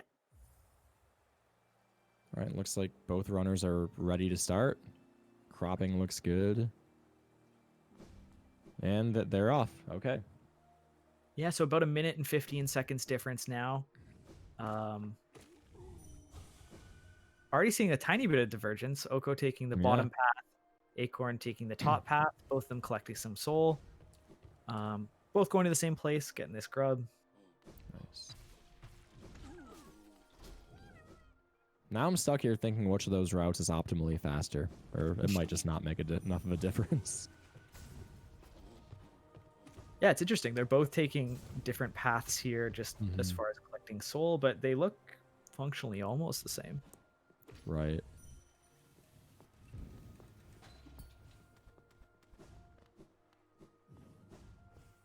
And have we been up here yet in this run? Have we opened up the lever? I do not believe so. Okay. No, I actually learned like 2 days ago by watching the All Skills tournament that a very good safe backup to that lever skip if you're nervous about getting it through the floor is you can dash slash it from the side. And I just never thought of that because they don't really run much besides any percent, but Oh yeah, I didn't think about that either. yeah, right. If especially if you take the safety bench there before watchers, you can just come back and dash slash that. Works good. Another dash slash skip there, getting the grub all the way through that gate. Don't actually have to kill that Great Husk Right. Sentry. And Acorn not getting hit. So yeah, we're gonna see here again. The runners do not go for Chandelier. Just a lot of dream nailing, then some flukes, and 1, 2, and that's a Watcher Knight. that's how this Yeah. fight goes. And I mean, with Dreamwielder giving you so much soul, you're always going to have enough soul for each of these knights as they come out. Right. So it's going to be a pretty clean fight here. Oko taking a hit, but not too big of a deal. In a fight that's over in about 20 seconds, taking a hit isn't really the worst thing. Yep. And there it is. Any percent runners in shambles right now. Yeah, a little bit. Acorn having a bit more difficulty with this fight. He could die. Okay. Oof. I was very scared there Yeah, for a I feel- second. Oh, never mind, I guess. What's up? I was just going to say maybe heal while you're waiting for the gate to Oh, yeah. open, but I guess it doesn't matter a whole lot. Also, this is a little like stepping back a little bit, but Corporal Acorn did get lost in that dark room for a little bit. So between the fight and kind of getting lost in that dark room, Keyword might be making up a little bit more time here. We might be in for a pretty close race. Yeah, definitely. You know, I mean, they both started around the same time, and we see Oko already in Lurian's dream sequence here, so definitely a little bit of time save on that fight. Mm-hmm. We'll see though. After Watcher Night here, they're going over to get Nail 3 now, and Nail Smith, and then White Defender, which is a fairly fun boss in this category. So it looks like Oko might be using the wrong save file. Uh-oh. I don't think it's going to end up being a big deal. The only thing that would matter is if Oko didn't have enough Geo to buy everything. But like, I think he has more Geo, so it shouldn't matter. You should still be able Right. to buy everything, and because each save happens for the start of each like we have saves for the starts of each segment, it won't Mhm. affect any of the future segments either. So Yeah, if as you're long going as to Oko continue actually, that's fine. yeah, as long as he actually goes and gets all the geo that would be required in a normal run, I don't see an issue with it. Yeah. Yeah, like people in chat saying the same thing. As long as he doesn't skip any geo, then it should be fine. Yep.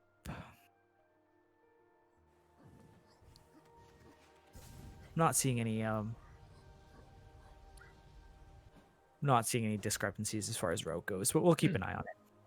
Yeah, definitely.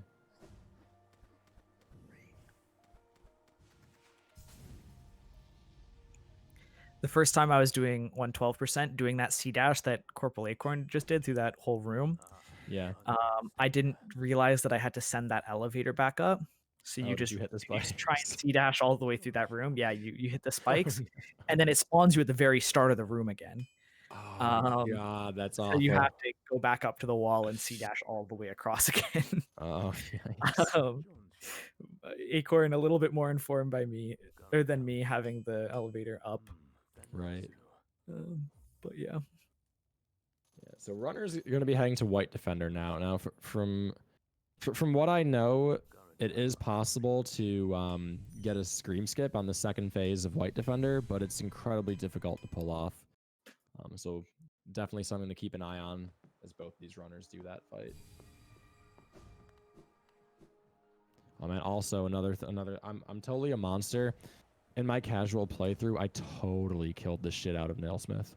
Well, yeah, I didn't know that there was another option. Like, Same. I didn't know there was another way. yeah. So I definitely killed him as well, but Yeah. I hope that he is saved this time. Yeah. But Yeah. I was gonna say if you could go back, would you kill him again? no. I've seen some people recommend some pretty heinous things. Like shade souling. Well, shade souling him. Some people want him to be able to be killed with a crystal dash, Oh no. which I don't think is actually possible. Which I think that'd be very mean. Yeah. So one thing to note too, we see Acorn kind of juggling White Defender here. To my knowledge, it's actually possible to do the entire fight this way. Obviously not optimal to just hit with your nail and avoid the fluke damage, but it looks like Acorn does not care about what I have to say and might just do that for the whole fight. Okay, finally a misstep. There is something very satisfying about just being like, hey, I'm just going to keep you here for the whole fight. And we're going to play volleyball. But yeah, I think with how much damage flukes do, it might not quite be worth it. Real nice fight from Oko. Corporal not getting that scream skip.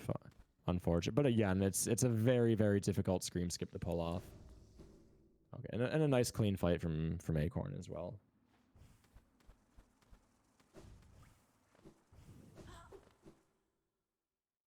So now runners heading back up. It is now shopping time, which I can only imagine is not a very, very exciting part of this run. So what I want to start doing with my stream when I do 112 runs is when you're getting items from Grubfather, he can say two things. He can say oh, what is it? It's like way, and then the other one is what is the other one? I don't know. idea, It seems like a 50% chance to say either one, and I'm sure we'll hear as we get there. Oh yeah, Sure. waha. So he says the two of them. And I want to do side bets on which ones he says more often. So like you would just sit there counting it the whole time. I've got nothing else to do. We're waiting for the geo to fall. Most runners I know literally get up and go to the bathroom during that section. Yeah. Like you said, what else are you gonna do? So I think that would be fun, but we'll have to see when we get there. Yeah, I mean, maybe we can count the count on stream right here. I'm not going to, but people in chat feel free. Yeah. I don't even have audio, so. Yeah, neither do I.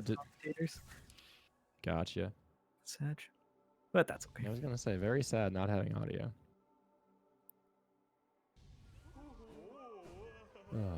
And here Oh, goes big- Grubfather for both runners. Yeah, fun fact, a lot of people think that Grubfather eats and consumes all of the grubs. That's actually not true. Did you know that? Wait, he eats his kids? Yeah, so if you leave this room, then come back after you save all the grubs, Grubfather will be laying in the middle of the room, like super big and bloated, like a massive specimen. Why would he eat them? Also, what actually it is in whatever bug or animal they're based off of, the parent actually like consumes the children to act as a vessel for metamorphosis, and so it's what allows them to morph into grubberflies actually. So a lot of people think, oh, he's a monster because he's eating them, but in actuality, he's allowing his children to morph to the next phase of their life, and he actually dies in the process because they burst out of his body. So in actuality, he's not murdering or eating his kids. He's actually being a super awesome dad. A lot of people don't know that.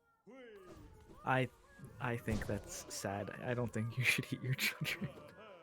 But He's trying to help them become grubberflies. one thing here, Oko is showing pretty heavy mastery of this shopping segment.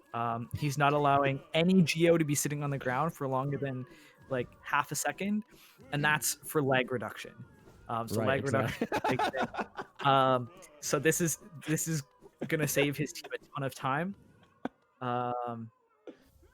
And there he goes. He gets Grubberfly's Elegy. As you can see, it saved a lot of time there. Right. He probably saved about a good 2 or 3 minutes there with a lag reduction, if I had to guess. Maybe 4. Yep. Oh gosh.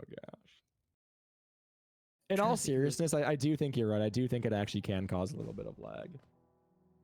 Yeah. No, I think just a small amount, and I think that's just if you Yeah. actually like leave all of it sitting there for like a really long time.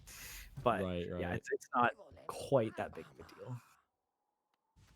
Yeah, some people in chat were talking about that story being kind of dark. It reminded me I shared this in the Discord, but one of my coworkers who watched the run this morning, he was like, "So you defeat the final boss to like take his place and be locked in where he was. That's kind of grim." I'm like, "Dude, this game's lore in its entirety is insanely grim."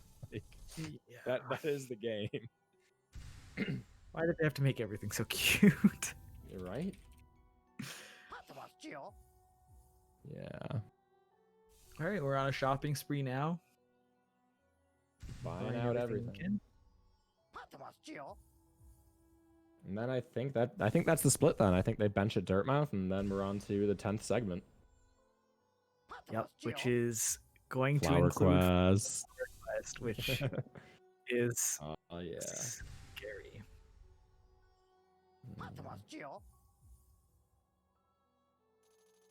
Yeah, if I could not do a category with Flower Quest. It just the amount of stress that would put me under. Oh my goodness. I have seen very, very top runners lose good paces to taking a hit in Flower Quest. Yeah. Yep, and that's the segment for both runners there. So keyboard gaining a little bit of time there back. Mhm. About 2 minutes and 15 seconds ahead with 3 segments left. So definitely getting there now. Yeah, it's definitely getting harder for Team Controller to make a comeback. But again, we talk about the types of segments we have coming up with the Kalos and Flower Quest and White Palace. There's definitely a lot of things that can go very, very wrong here. So it's going to be interesting to see if Keyboard holds on to the lead or Controller makes it back up. But yeah, GG's to both those runners. That was Yeah. fantastic. Showed us some cool Yeah. fights. But yeah, definitely not going to be over. I'm just like looking at the final segment.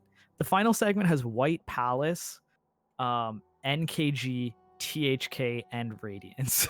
Yeah, that is a rough time. And Abyss Climb too, which I know isn't like a huge time loss or whatnot, but but definitely not trivial. Yeah, not trivial at all. I'll be excited to see what happens there.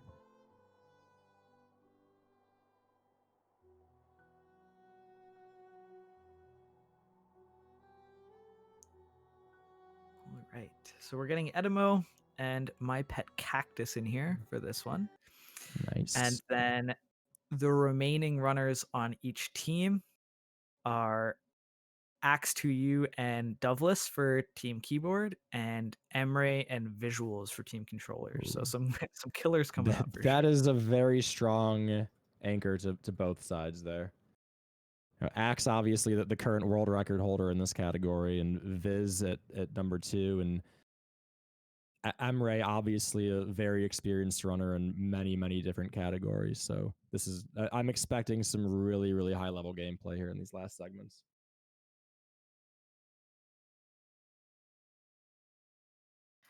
Looks like both of these runners are pretty much ready here. Looks like we have in the next up section, it looks like we have the names switched up for what it's worth. I don't know who's in Yep. charge of that overlay, but just wanted to point that out quick. Interestingly enough, Cactus still having like 2,000 more geo, which is interesting. Yeah, interesting. But I'm looking at the segment, and I don't think there's anything they buy here. Oh no, they No, buy at Salubra. Oh yeah, they do. Huh, I guess we'll Yeah, pay attention. I think both runners probably have enough to do what they need to do anyway, so I don't think it'll be an issue, but yeah. I'm thinking there might be one charm notch that they might not, okay. but what we'll see. We'll pay attention. Mm-hmm.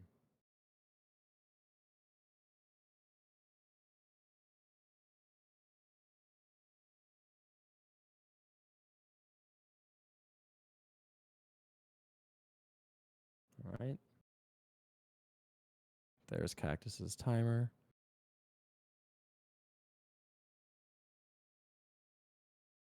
So while we're just waiting for the runners, I don't. Did you happen to see yesterday? Scurry was playing through Hollow Knight as far as they could get with a dance pad. Did you happen to catch any of that? I heard. I didn't manage to catch any myself, but my goodness, It was a people bit are taking wild. this game further than I expected it to be taken. Yeah, they actually Which is got up to leg eater from what I heard. that's fantastic. Yeah, I can't imagine fighting Hornet, like even Hornet 1 with a dance pad. Yeah. The real question is, would Team Dancepad go on, or would Dancepad go on Team Keyboard or Team Controller? I don't know. I think they got to make their own team. I don't think anybody's Yeah, claiming that. a whole team of Dancepad. I don't think Oh, anybody's God. saying, "Hey, yeah, you can play dance pad for that Yeah. segment on our team." Jeez. We It'd be all a love great skirt. workout, I imagine. Yeah. There have been some really interesting things that have like been kind of routed too. Like I know this is a while ago, but Mhm. Beef Master was routing blindfold percent. Um, Oh yeah. but like all the way past like past Hornet blindfolded. Which took some That's time kind of for sure. But crazy. like yeah, just knowing the rooms. I can't imagine doing like a fireball skip blindfolded. Yeah. That's just crazy to me. That's absolutely insane.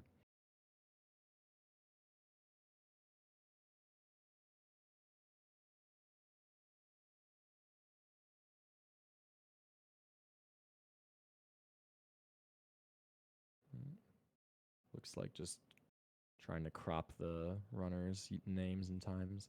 I gotta say, I'm really impressed with because I was very curious about how a relay race was going to go in a marathon setting, and I'm really impressed with how we were able to get this done. Yeah, it's been fantastic so far.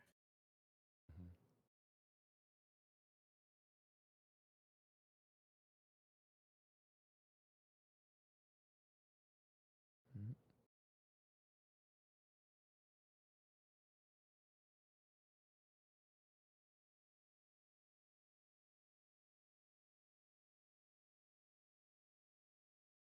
technical difficulties apparently. It'll take a Yeah. couple seconds, but it's no issue.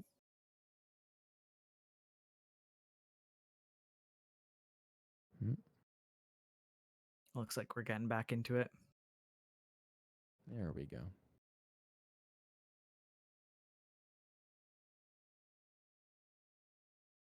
I've been toying with the idea of running Glass Soul Ooh. and seeing what kind of time I could get with that. Um, Obviously, the first challenge would just be finishing a Glass Soul run. Right. And for those of you in chat who don't know what Glass Soul is just so Steel Soul. You if you die, it's permadeath.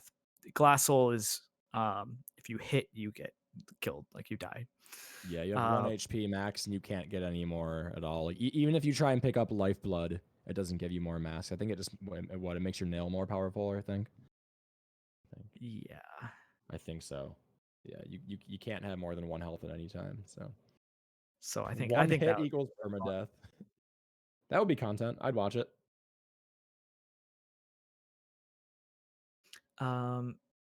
Looks like we're pretty close to getting ready here. Cactus has Bretta cheering him on. I don't think that's fair. Yeah, that's Uh, definitely an unfair advantage. The motivation is pretty substantial from that. but looks like the runners are off here. There we go. Right, so again, just a refresher, this segment involves getting the Woken Dream Nail, Flower Quest. I think we said buying out Salubra, right? I think we go or as we go by Salubra, Okay. buy all of her stuff because we take the route through Blue Lake, and then we say hi to Salubra on the way. I think we also do go Mask Shard while doing Flower, which is kind of We do. Yes, we do. a God. little bit dicey, but Yeah, I mean, I got hit there doing 4 Mass Shard runs all the time. I can't imagine the I can't imagine having to do with the pressure of carrying the flower with me. just play it very carefully with the Flower. Yeah. You calmed the 4 Mass Shard run earlier, didn't you? Yep. Yeah, me and Yeah, Insomnia. that was a crazy close run too. That was really good. Oh yeah, that was very entertaining. If anybody wants to check out that run, I highly recommend going back and watching that race because it was. I mean, it's a quick run, so it doesn't take Yeah. much time, and it's very optimized. So it was really cool to see. Yeah, I tell people all the time, I know it's a meme category, but 4 Mask Shards is unironically one of the most optimized categories that we have, and B, it's a really good category for learning like basic early game movement. Because in a run that short, every single mistake is magnified so much. So it's actually a very fun category, and again, it's probably the easiest one to learn too for someone that just wants to do a speed run and get involved in Hollow Knight. I mean, the whole run, for a beginner, you could probably do it in about 10-15 minutes. Yeah, and also it's good practice for when you don't have like other forms of movement, because I actually think the movement is pretty tight in this game when you don't have dash or you don't have like claw. Yeah, Some absolutely. of those early sections are actually some of the hardest in some of these runs, so it's good practice for that sort of thing. Yes, a lot of that movement is what makes me like low percent so much, actually, which I would not recommend anybody run low percent. It's a very cursed category, but it is fun if you hate yourself and want to give it a shot. Yeah, low percent's a hard sell. Yeah, low is a very difficult sell. Yeah, I mean the only movement we get is we get C dash and claw. That's it. We actually, I'm thinking of it because we see Cactus right now. We actually have to do this part of Blue Lake backwards without dash, so we're just jumping up and down the whole time for like a good minute.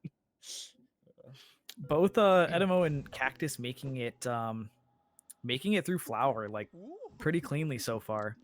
I'm like watching them move, and I'm like, it doesn't even look like they're that nervous. They're holding Flower. Like I'm nervous. Yeah, I'm nervous, but yeah, they don't need to be nervous. I'll be nervous for them. Jeez.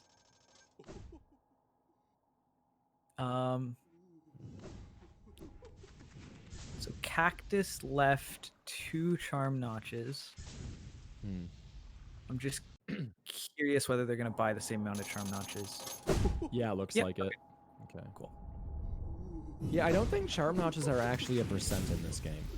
No, they aren't. Yeah. But it could just be a small time discrepancy. Right, but it could they be. both- Yeah, it could be that it allows a certain charm setup that does save the time that it's worth. Yeah, or even just the time spent buying the charm, right? Yeah. Yeah, Definitely. And that's actually silly. 'Cause we were just talking about low percent. That was silly of me to ask about charm notches because there's actually a charm notch in low percent that we do pick up because it gives us full health back after the Shroomel Ogres and doesn't take a percent, so it's kind of free. Yeah, my heart right now. These guys are not taking God, this section slow. No. Sure are. Like they're going through this fast. Yeah. Now, yeah. the question here is, if you're Cactus and you know your team's got a 2-minute lead, and you know that you can literally lose that entire lead just by taking one hit here, do you play a little safer than you might normally in like legitimate PB attempt or something? I mean, it looks like his answer is no. He does not but care. He's going all out. that was so Oh close. my No, I think I'd probably play a little bit safer, but like, Yeah. Definitely. oh, NMO takes a hit. That's really Oh, and unfortunate for team controller. that is crushing. Yeah. Especially because you kind of have to go fast as team controller here. Like, Mm-hmm. you need to, if you want to make up time. What's so bad about taking damage? So if you've done flower quest before, you have to get this flower all the way across the map without taking damage. So taking damage means the flower is destroyed, and now they have to go back. Yes, it is in fact called the delicate flower. Now, to be fair though, Cactus isn't out of the woods yet. There's still some sections coming up where he could definitely get hit and allow Adamo to crawl back into this segment, but Honestly, I agree with you. He's not out of the woods, but with how confident he's done the rest of this segment, I'm actually like less nervous for him. oh my, like just watching him, you would, the way he's running, you would think that he was just like in debug mode in practice right now. Like he doesn't care. He's just running real free, real confident. Great to see. But at this point, like if he takes a hit, I mean, this is about as late as you can take a hit on Flower Quest. Yeah, definitely. So he does have to be careful. Last room, so. Yeah. And at this point, yeah, there you go. So that's going to be a big, massive time save. Okay, he's gonna make it out of there.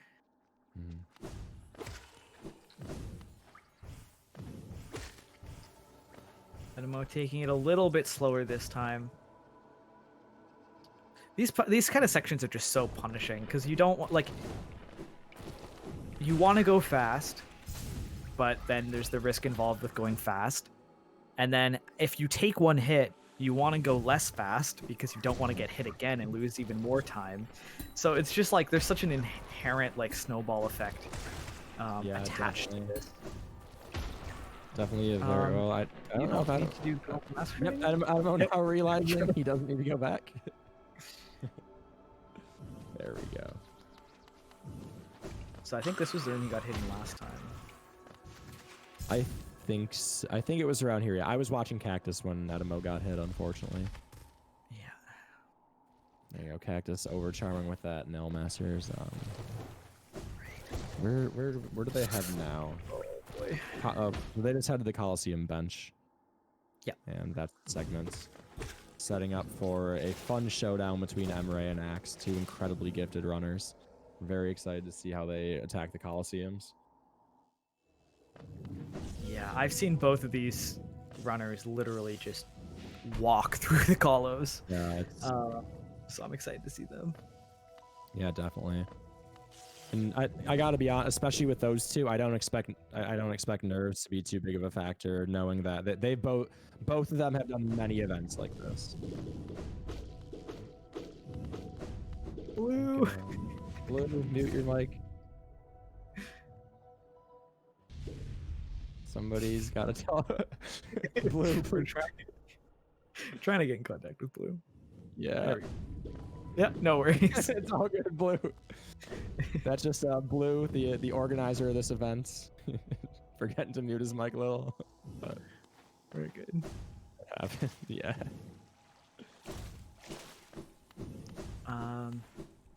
There we Edimo go. getting there. Only a couple more rooms for Edimo. And Cactus getting to the bench here. Now, is this bench taken in normal 106 runs, or was this just added for the sake of this relay race? I actually don't know. Wait, sorry, what was your question? How Cactus takes this bench here, do they actually bench there in 106, or is Cactus just doing this, as a stopping point for the relay? Yeah, chat's saying that they're added for the Okay. relay, and I think that makes sense. Yeah, because I saw Cactus equip his charms at King Station bench, so I just think, Oh. No. oh no, what did I looked away for 2 seconds to have a sip of water. What did I miss? I mean, take a guess. Oh no, oh no. I'm literally falling down in my seat, seeing this is heartbreaking. My heart is actually broken right now. Yeah. Oh, that hurts. That's a little bit unfortunate. Yeah, I mean, Where- I don't envy Edimo here. Like, it sucks to have that happen. But like, I feel like this could happen to almost anybody under, like, in a race scenario under this much pressure. Yeah, I mean, we don't have to talk about. Hard segment. I was gonna say we don't have to talk about some nerves mistakes I made this morning, so I totally understand that. Totally get it. But yeah, and, Oh, you know, what you floaty jump too? what you were just talking about with the whole mental aspect of this now is, you know, Adamo now, you know, he probably feels like he has to go faster, but at the same time he wants to play safe and careful. So this doesn't happen a third time, but this is a really, really tough place to be in. Yeah. Yeah, especially if that was floaty jump. That really sucks. Yeah, that is. And for those of you guys who don't know, floaty jump is like, I don't know why it happens, but sometimes when you double jump, you just can't, you can't do the full, or sorry, it just forces you to do a full double jump. Right. And I actually don't know why it happens, but apparently that's what happened there. So it's like something where Edimo probably did the right inputs, but just game doesn't know how to handle them sometimes. Yeah, I think people were talking about this yesterday in the All Skills channel, if my memory serves me correctly, and it had something to do with like, it's something to do like if you double jump on the frame right after you give a normal jump, it like forces it to be a max height jump for some reason. I don't think anybody knows why, but yeah, very, very unfortunate for Adamo. Yeah. Yeah, and that's unfortunate because, yeah, it's something that's pretty out of your control if you know, aren't super aware of that. And I feel like the only way you're super aware of that is just by it happening. Yeah, and the funny mental thing I go through with a lot of those bugs in this game is a part of my brain is always like, oh my god, like how could the developer, like why can't they fix this? And then I remember that I am the one who chooses to run this game on an older patch, so I really have no ground to stand on. Yeah. Yeah. But yeah, I think like this is, you know, I don't want to say that this is good that this happened, but I think it's pretty perfect to have some 1-2-2-1 jank happening in some of the races. Because I'm being told by chat that it happens on current patch as well, so rip. Oh, never mind. Well, I mean, still fitting. Getting some Hollow Knight jank in some of this really kind of speaks to the other part of Hollow Knight speedrunning that is or should be highlighted on Community Day, which is just sometimes there's jank. Sometimes there's jank, yeah. It's every runner is very familiar with either dropped inputs or other random jank. Hungry walls is a favorite of mine. Anybody that has had a fireball disappear when standing with their back to a wall is very familiar with hungry walls. It has definitely happened. Yeah. While Adamo's going through here, have you had a chance to look at much of the new patch that Team Cherry kind of shadow dropped on us recently? Or at least I the haven't beta of it. touched it. Yeah, me And I don't either. think I'm planning on touching it. I'm afraid of adding a third patch to my muscle memory until maybe until Yeah, maybe it actually comes out and there's something important in it or something, right? But all right, we're in Adamo this getting last room nervous. here. Oh god. I can Got feel his wings. nerves right now. Jeez. All right, and there it There we is. go. Adamo completing the flower quest.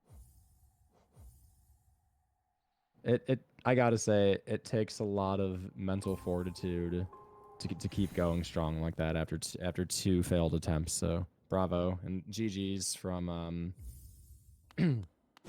oh my god, who was the keyboard runner for that segment? It's off screen already. Who was it? It was My memory shoot, is I have it. goldfish. Cactus. Cactus. It's Cactus, yes. Yeah, real clean segment from Cactus. I mean, like we said, he was playing like he was We just love doing. Cactus. Yeah, that was great. Yeah, no, listen to the commentary back because we were hyping you up the whole time. Yeah, we were we very hyped you impressed up with the pretty fact good. that with that you just like looked like you weren't nervous at all about the flower. No, I specifically said Cactus looked like he was just in debug mode doing like casual segment practice. Like, oh, well, you know, if this goes wrong, I just reload my save state and it's not a big deal. Like, whatever, I'm just practicing. Like that, it looked very relaxed and confident.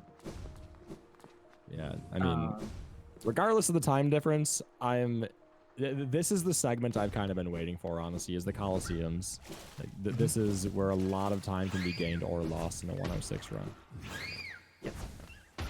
Also, this is a little bit of a plug for the all skills races. But if you have been enjoying watching some of this Hollow Knight content and you do want to see some more race content, we do have the speed gaming tournament going on right now, with races like almost every day. So if you're looking to check that out, keep an eye on the speed gaming pages, because there have been some fantastic races already, and as these Swiss rounds push forward, we're going to be seeing closer and closer races as things go. Yeah, am I allowed to drop a link to the schedule in chat? Is that allowed? I'm guessing nobody will kill you. There's a link to the schedule for that tournament if somebody would want got that. muted. What's up? It came out as stars. Oh. But yeah, we'll get a link in chat. But Weird. Yeah, links are off, it seems. Okay. that's fine. Yeah. Big rip. Yeah, if There you you guys go. go to ****, there you go. Okay, Slorin, there, thank you. Yeah, guys, you just go to your web browser, type in ****, and get the schedule for the Hollow Knight race. You paid a lot of money for that domain, so. Yeah, Locus, you're in the tournament, right? Are you doing 1221 or current patch for that? 1221. Nice. How did you do your first race yet? No, you're on Thursday. I'm tomorrow, yeah. Gosh, So we'll see how things go there. that'll be exciting. Yeah, tomorrow it looks like we have Axe and yeah, a bunch of good runners, but looks like both of our runners are ready here. Yep. So GG to Edimo, finishing off that that section there. I'm just gonna get set up with Emre, and we'll be getting into Kalos here, which is exciting. Yeah, this is like I said, this is the section of the run I've been waiting all day for. It's gonna be really fun, hopefully. Very excited for this. So we're going to be seeing in this section all three of the Kalos, Pure Nail, and then I think we're making our way back to King Station Bench, and that'll be the segment. So we're at 11 of 12, so we're almost there. Yeah. Thanks for being with us. Yeah, and you've been calming a lot today, Locus. I hope you're taking care of your voice and staying hydrated. Oh, listen, I'm enjoying. I mean, I would have been watching it anyway, and I'm very happy with this. It's been a blast.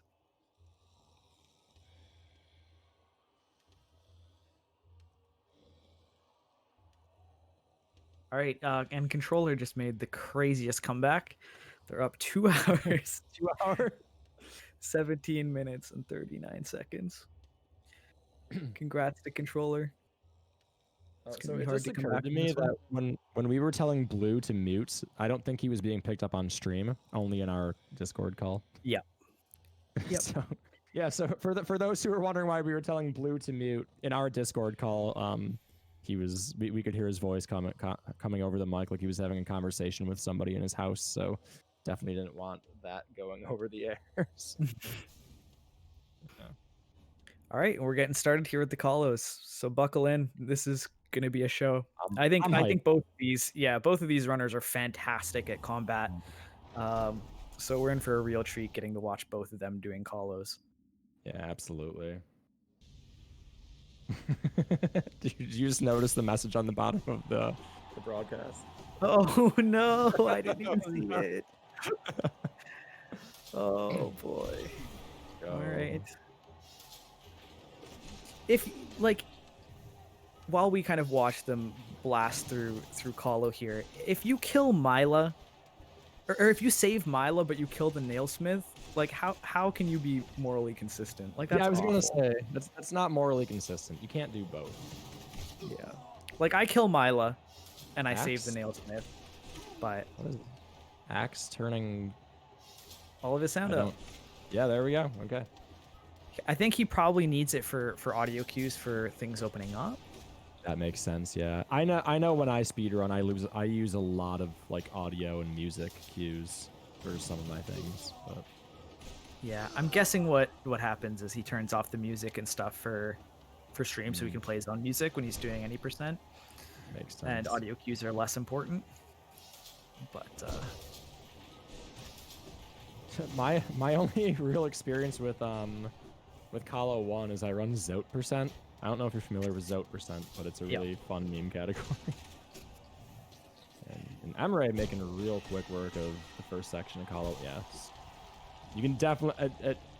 Emre, she knows what she's doing. You can really tell here. yeah. Yeah. Axe not too far behind. No, not at all. A small difference because of, did hit the spikes there.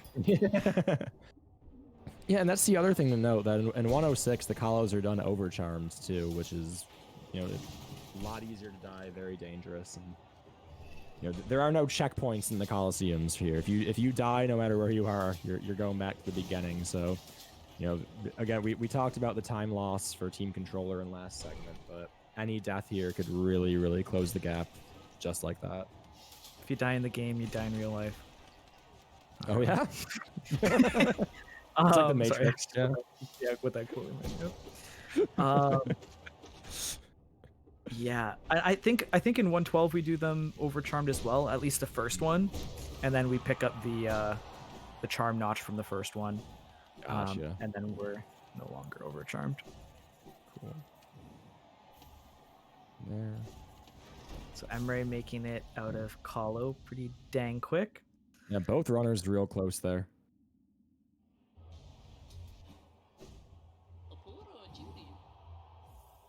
And that's Kalo 1.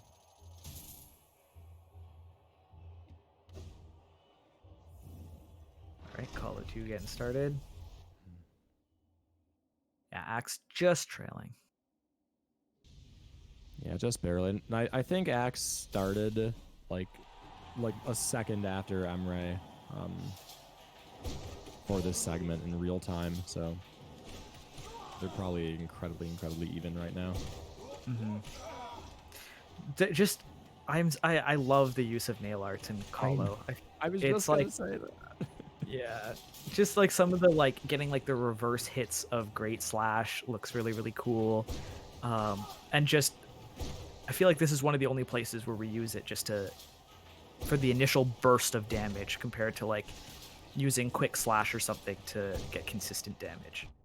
Right, yeah. It's okay. Looked like maybe a small miscue from Emre there, but very, very quickly cleaned up.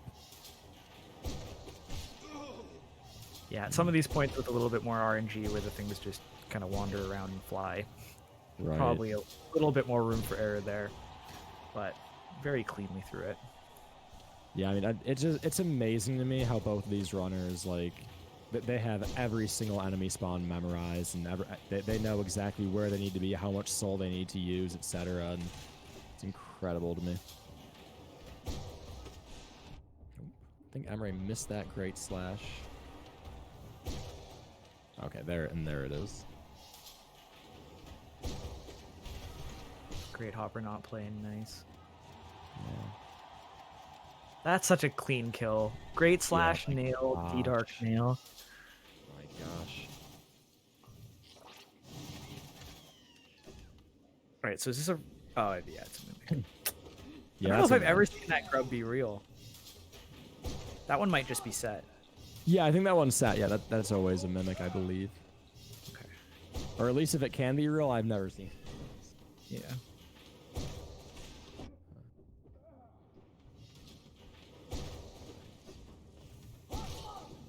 Yeah, I That's a love real the grub use for of you Nomads once. story. What's up? Chat saying they've gotten it as grubs, so fairly low chance for real. Maybe it's always a mimic after you've rescued all grubs. Yeah, I mean, Yeah. we'll have to delve into the code maybe at some point, but that's not a job for me. I'm not That is neither smart here enough to nor there. dig through it. Okay.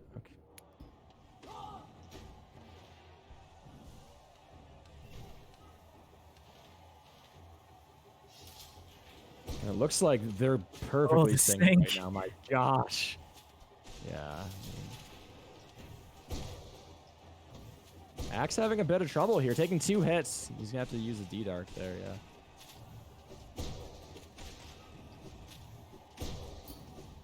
Real that was nice clean. adaptation, yeah. And you can just tell how much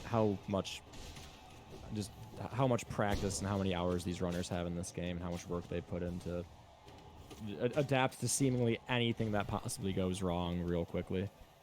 Mm-hmm. Oh, I like this cycle. That is a cool strat. Oh man. Yeah, this cyclone is really cool. I'm gonna simp a little bit for Axe here. I think it's ridiculous that he can be this consistent at like Kalos, while practicing for an all skills tournament, while running a 33:06 in the My race God, earlier yeah. this morning. I Like, gotta. Oh my god. I gotta be honest. I expect, going up against Fire, Homophody, and Axe, I expected good times. I did not expect 33 OX from anybody. That was nuts. Like, yeah, Axe's consistency is just unbelievable. yeah, he is fantastic. It's pretty wild. And it looks like he's actually made up the difference on Emre here. Not by a bunch. I mean, still very close, but this is like what I mean. If the entire run is a marathon, this feels like watching a sprint to me almost. Mm-hmm. Yeah, this is pretty intense. That they're like, I had trouble with Call 2 in 112 doing that, like Overcharmed, and now they're doing Call 3 Overcharmed. And wow. No fear whatsoever. I remember the first time I beat Call of 3 in my casual playthrough. I felt like I was like the best gamer in the world and nobody could like touch me. And it's just funny to watch like experienced speedrunners make child's play out of it more or less. Yep. Yeah, definitely had a similar experience. Yeah.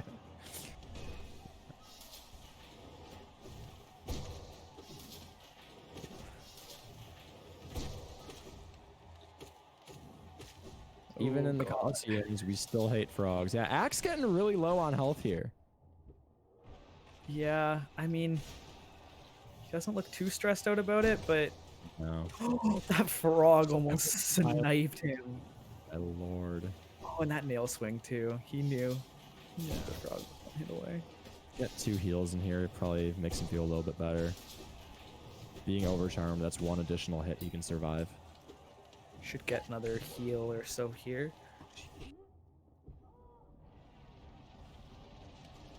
Yeah, I don't know if you can do that in Curry Patch, where you just stand there and the golems don't hit you. Yeah, that's a good place to farm soul in 106.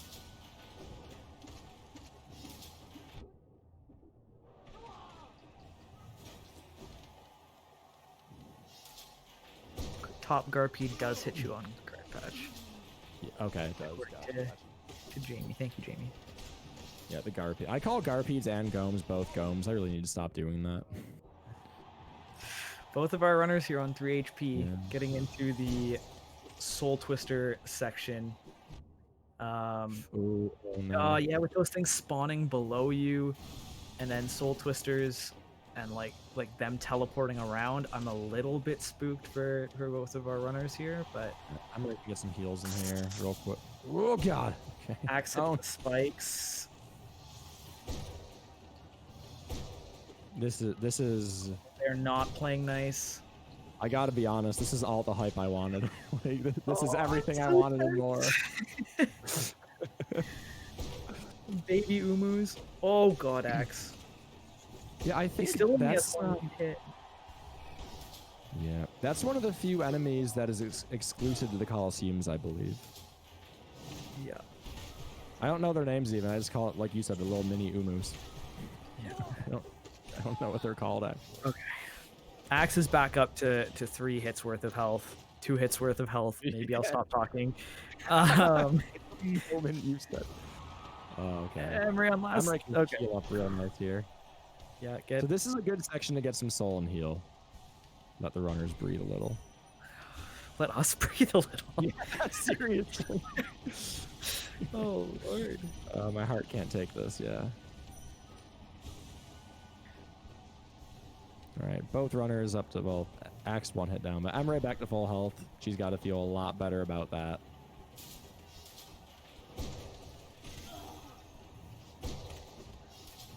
Oof. I hated this aerial section casually. Oh my god, it was the worst. I think I tried to just equip the Grimchild and just Oh, yeah. float around dodging forever, which Oh, now I Axe know is- is- Oh, Axe! Oh my god. Okay. He can't heal. No, he can't heal. And honest, at this point, I think a death right here could literally bring Team Controller back to dead even. Yeah, he looks like he's gonna be fine. Lands on the platform, Yeah. gets a couple heals out. Okay, this is Oh. basically reaction time Oh, test. Emre's got 1 hit left. No! The Oh frog. my god. Oh. Emery getting bench storage as well. No, It's the second time we've no. seen that today. We Johnny? hate frogs here. Oh no. I grab soul.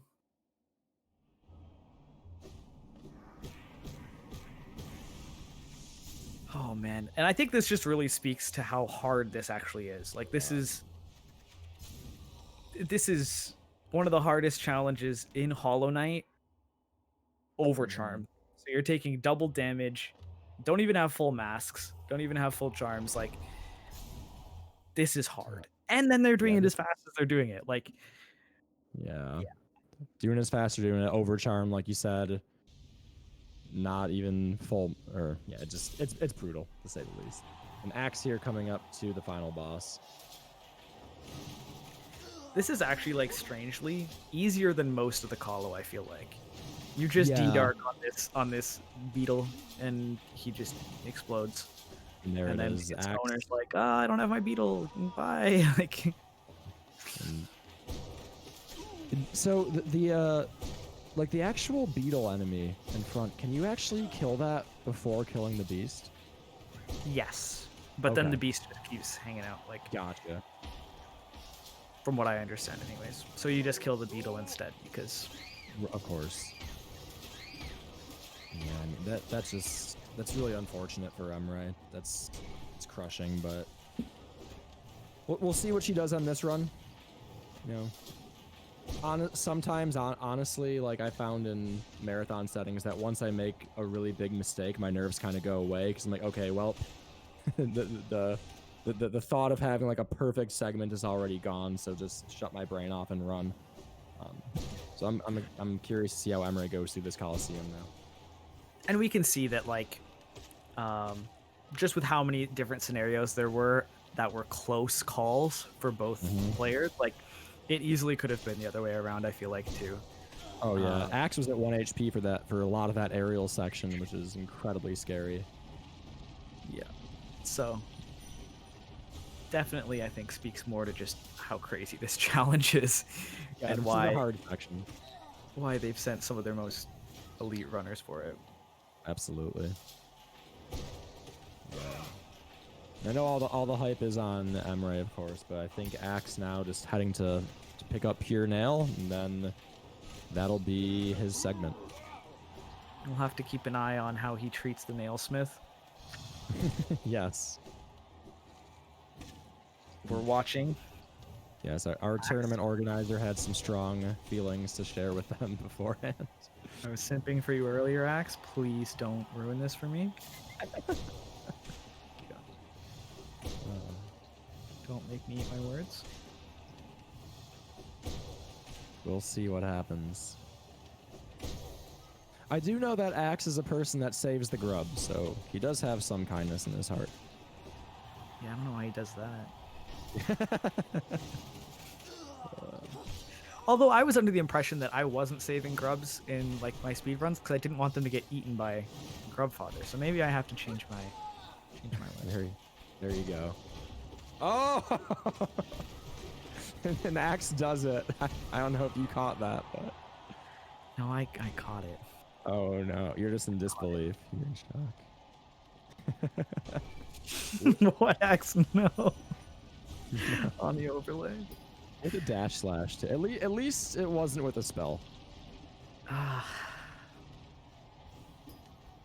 And I'm just hearing now our tournament organizers are going to add 35 minutes onto Team Keyboard for that. Oh, an Axe in chat. Very proud of himself. I bet he is. I bet he is. Last time I was simping for you on commentary. And I'm commentating your all skills race tomorrow, so you better be ready for some biased commentary. Yeah. I'll be looking forward to that then. Oh goodness. I'm having a little bit of trouble here, but this is a brutal section here. We don't get to land, we don't get to heal. And there's a lot of fairly tough enemies. Now we finally get to heal. And back to this section. Emre is not the first top highly experienced runner that I've seen die to this exact section before, so it's just so like random. So like it random. can go so well or so awful. Like they just hop around. Yeah, and that's why that's why I often say Hollow Knight can be a very frustrating speed game for a lot of the RNG, but we all choose to live and die with it, so it is what it is. Yep. And also, like, because of how frustrating it can be, it's also very satisfying when you get it right. Oh my god, yeah, I mean... I may or may not have clips of me screaming literally for joy at various PBs throughout my career. It's a very, very rewarding game when things when you finally get the run and things go your way. It feels very nice. So one thing I learned like 2 days ago is that the iframes for D-Dark are different on this patch than current patch. Yep, you get a little bit more on this patch for sure. Yeah, I think they just changed it, so on current patch you can't just stand inside of an enemy's hitbox and chain D-Darks. You have to move out a little bit. I think that's a pretty reasonable change. Yeah, I agree. It kind of makes a lot of boss fights just completely free, so very understandable. Yeah, and GG's to Emre finishing out the Kalos. Definitely a very tall order in a marathon setting, especially. And we'll have to keep our eye out on what Emre does with the Nailsmith.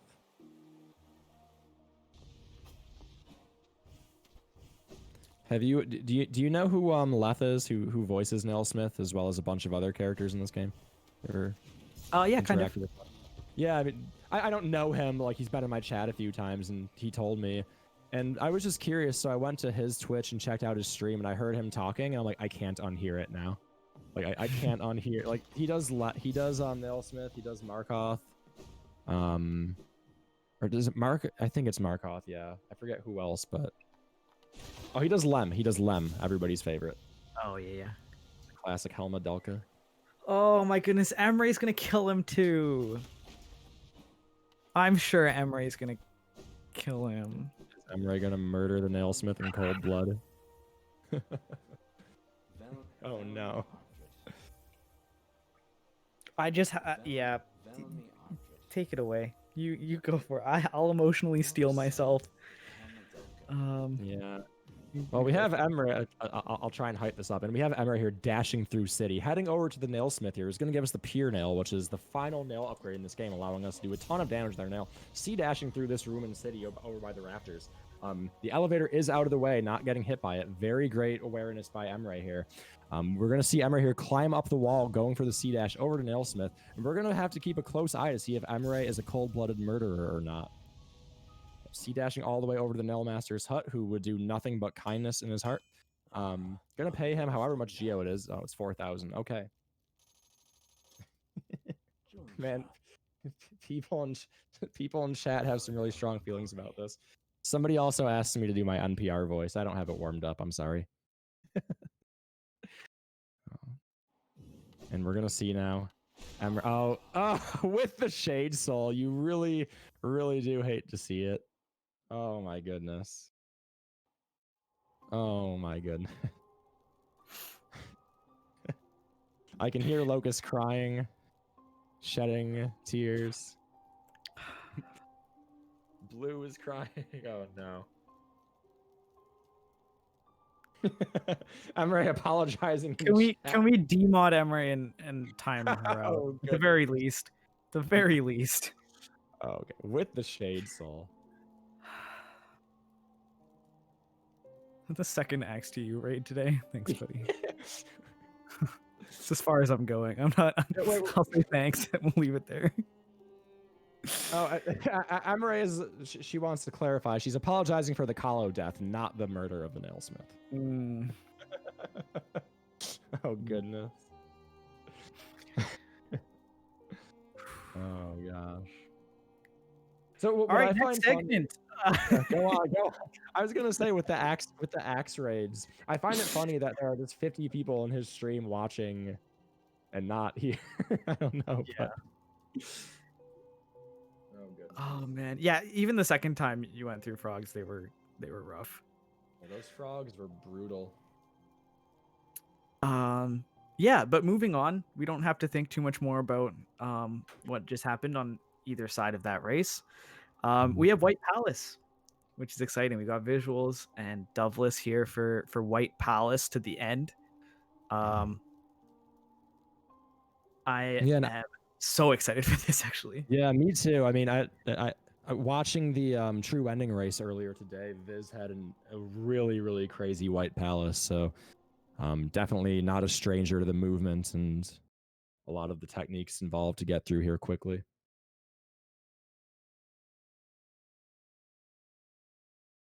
Doveless, admittedly, a runner I'm not too familiar with, so I'm not sure what to expect, to be honest. But you know, if Team Keyboard trusted him to be the anchor, he's got to have something up his sleeve here to compete with Viz.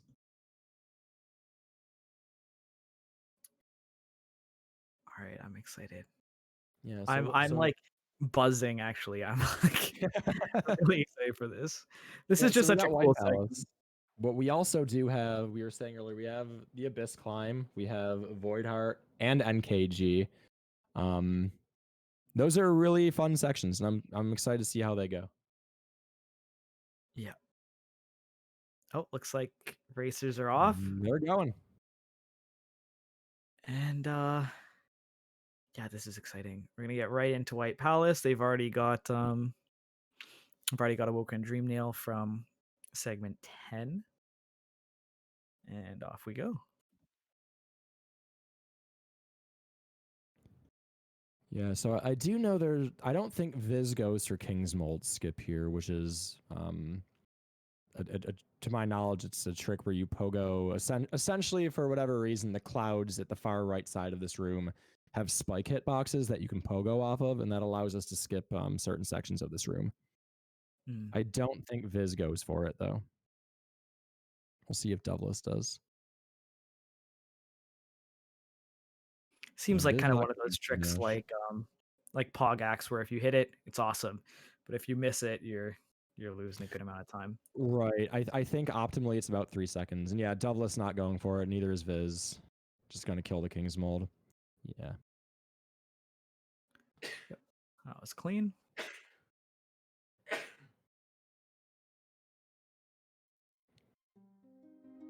I always love seeing speedrunners do White Palace because especially for casual players, it's a segment that gives most casual casual players, I would say, a very, very difficult time, especially if they decide to do Path of Pain. So seeing speedrunners absolutely demolish this section of the run is always entertaining for me. Mm-hmm. It was interesting. I've been around in the community for a little bit, and I haven't really done much White Palace. Because I learned any percent first. And I remember doing White Palace for one of my like first times on stream and just having all the speedrunners watching and being like, Oh, hey, no. like DLC content, like you don't have to do that room. There's a shortcut over here. And I'm like, oh my goodness, like how do you guys know all this? Yeah. I guess it's because of all the work they put into it. It's pretty I will impressive. definitely say when other people that I know are good like other top speedrunners in the community are in my stream, I get like real nervous because it's like I don't want them to think I'm a scrub, you know. Like I want to like show off a little bit. And Douglas had a little bit of trouble climbing the spikes there. Viz caught up pretty heftily, has a bit of a lead now. I didn't see specifically what happened, but Douglas taking another fall there. Another fall. Oh no, Douglas might be in some trouble here, especially Overcharmed. I was gonna say, like, is this the start of a comeback? But I mean, 13 minutes. Yeah, I mean, Viz is obviously a god gamer, but it would take catastrophic error on Douglas's part to allow Viz to come back here.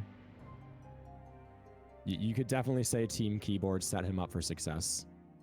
Mm-hmm. There's a lot of cycles involved in White Palace. It's really impressive just to see how just how intimately Viz understands these cycles.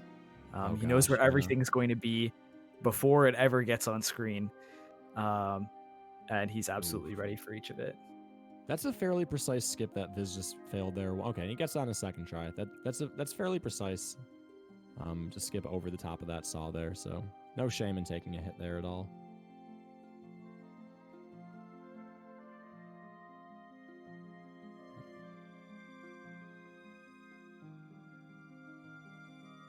And Douglas coming up with that same skip, gets it first try. Really nice execution. Man, I wish I would have known about that C-dash in my casual playthrough. Would have saved me a lot. Would have saved me like 30 minutes in that room. I think I got lost in that portion of my playthrough. That does not surprise me at all. Gosh. Right, so now Douglas taking the big elevator up, and it's pretty impossible to not do mini hops on that elevator just because it looks very cool. I know I always do. Very clean movement from Viz. Viz looks like he's been here a billion times because he probably has, to be honest. Yep. Oh. Nice. This is one of the shortcuts I definitely did not know about. No. Same. Oh, Viz taking a hit to the spikes there. Not the worst place in the world to take damage, but nope. Went for gate storage there. I'm definitely guilty of that.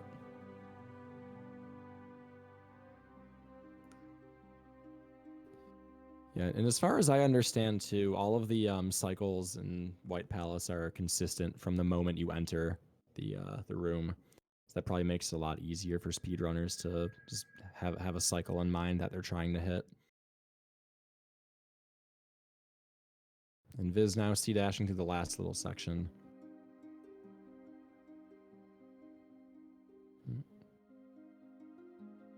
Douglas getting being given some issues with these saws. Yeah. That saw cycle itself seems Oof. rough. Yeah, that saw is very quick moving. All right, there, and Douglas gets his movement down. And Viz picking up the King Soul there. Really, really clean White Palace and Viz, as we both probably expected. Mm-hmm. And Douglas, honestly, not too far behind.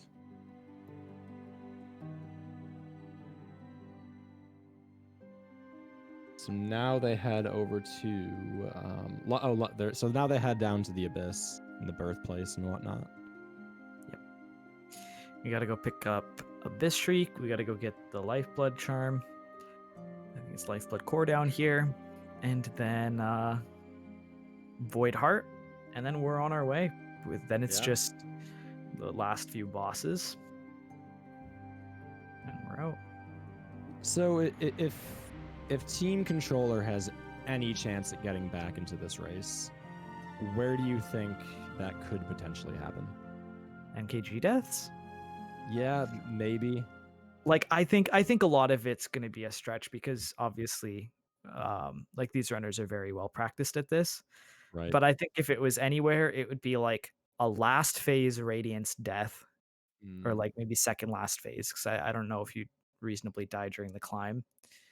Yeah. Or NKG. But Yeah, I mean, I'm tournament just or marathon yeah, nerves, anything could happen. yeah. I'm not super holding out for it. I'm just really excited to see these people, these runners like blow through some Absolutely. bosses, honestly. Because I know both of No them are. swag door from Viz. Yeah. I've seen some runners do this swag door where they literally go like probably like All 5 the or way to the 6 right. yeah, like all the way to the right, and they just know the timing. It looks Yeah. very impressive. Saves 0 time, but it looks very, very impressive. And at the end of the day, speed running is far more about swag than it is about saving time. And that's why I love Underplat. There's so many good underplats in this, and obviously I know you're talking about the one true underplat. There's The 2 good Crystal Heart one. Underplats, and that's it. What are the 2? Because I can think of 3. What are the 2 that you're thinking of? The main one, the one in Sea Peaks, and Yep, then the yep. one in Dream Platforms. Okay. Yeah, the one in Queen's Gardens is not fun. Nope, And that one doesn't. Doublet is going to give us a look at that beautiful swag door timing. That was great. fantastic. God, if I were chosen to run this section, 99% of my practice probably would have been getting that swag door because it's worth it for the content. Yeah. All right, Viz picking up Abyss Streak here. Doublet's not too far behind here, getting Jonies here. Or not Jonies, no, that's not Jonies, I'm dumb. The Lifeblood Core, excuse me. I'm a simple runner. I see a blue charm, I call it Jonies.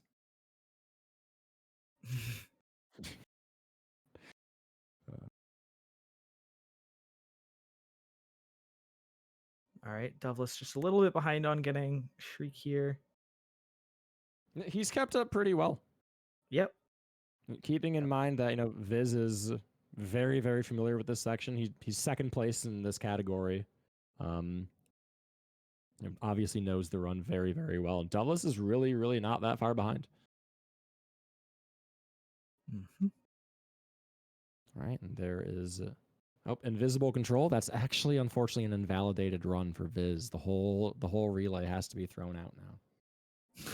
Wait, is that I feel like I've seen them do that on. Yeah, it does. Because you can't do anything with it, right? Yeah, you can't do anything with it, so I don't think anybody. Yeah, like you can't go anywhere and you can't save any time, so I don't think so. Relay was thrown out when we killed the nails when both people killed the nailsmith. Like Relay was thrown out when we didn't do swag door, says Mathulu. Yeah. So I don't know the exact details, but I do know that this climb is slightly different than in what do you call it? In Viz taking an unfortunate fall there. It's slightly different than like in a category like all skills or whatnot. The platforms are slightly different than they are during all skills in this like flashback sequence, as well as there's no enemies obviously, so runners use a bit different strats. Interesting.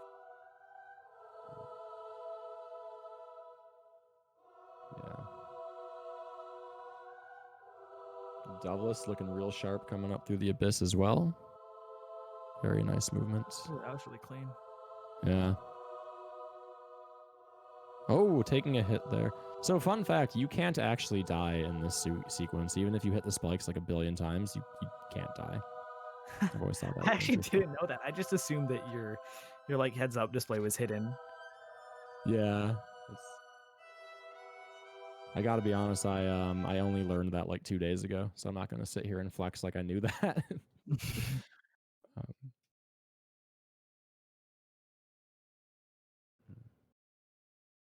All right. So Viz on the way now. We are going to NKG, which is exciting. I think this is the most like going into this fight and having kind of like the cocoon like popping at the start and then the white oh, text yeah. name, like one of the Hype. most anxiety inducing like starts to a boss fight. Like so cool. Oh yeah, Team Cherry knew what they were doing. Definitely knew what they were doing. So Yeah. from a technical point of view, I do know that in this fight, runners can skip one of oh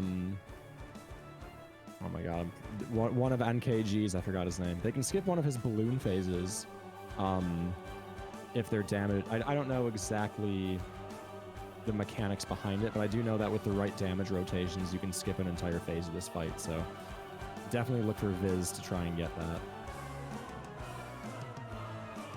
Yeah, apparently he's, or I might be mistaken on this, but apparently he's only got it once or twice, so I don't think it's very common.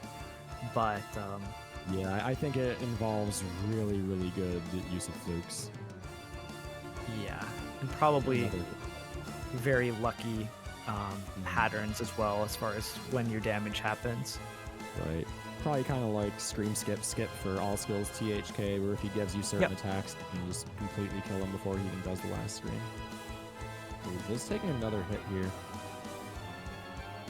I mean, the fight's already almost over. This is the third balloon.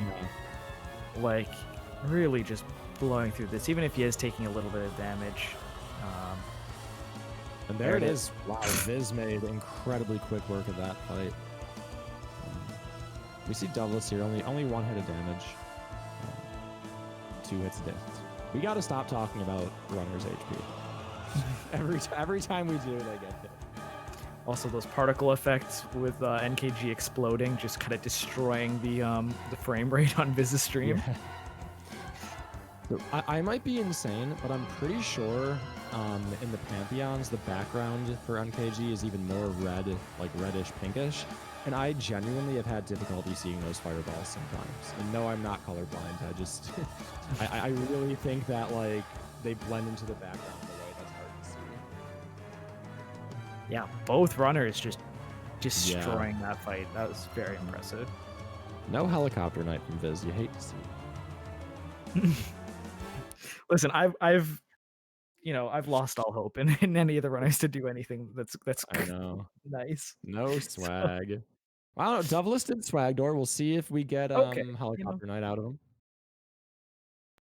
I can't I can't fault him for that.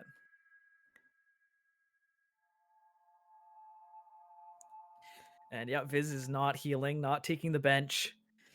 I mean, they don't call him Viz. I'm not healing you wolves for nothing.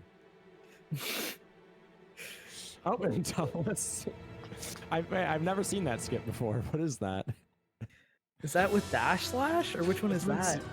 Might be with C dash. Not sure. Rocket Knight. Oh yeah, that is a C dash. Okay. Okay. I have never seen that. It's kind of cool. Alright, Viz already at the self-stab phase. Yeah, I'm. Right, and there's that. Yeah, so I do know that going with the heal. Yeah, you don't need to heal. Sometimes runners will do scream skip just to farm a bit more soul. Oh, Douglas getting the Cyclone Slash chains on THK, a fairly precise trick, but it really does cut down the time. me see. This will be Viz's second time today having to beat up the Radiants. Something tells me this fight is not nearly as hype as True Ending with Flukes. Something tells me it's more hype. You think so? I mean, looks Oh, like and we're there's- already at there's phase yep, 2. There's phase 2, and there's There's phase 3 coming right up. Guys. Oh, Doublet's missing Scream Skip on THK. He probably would have liked to farm a bit more soul going into here, but not a huge deal.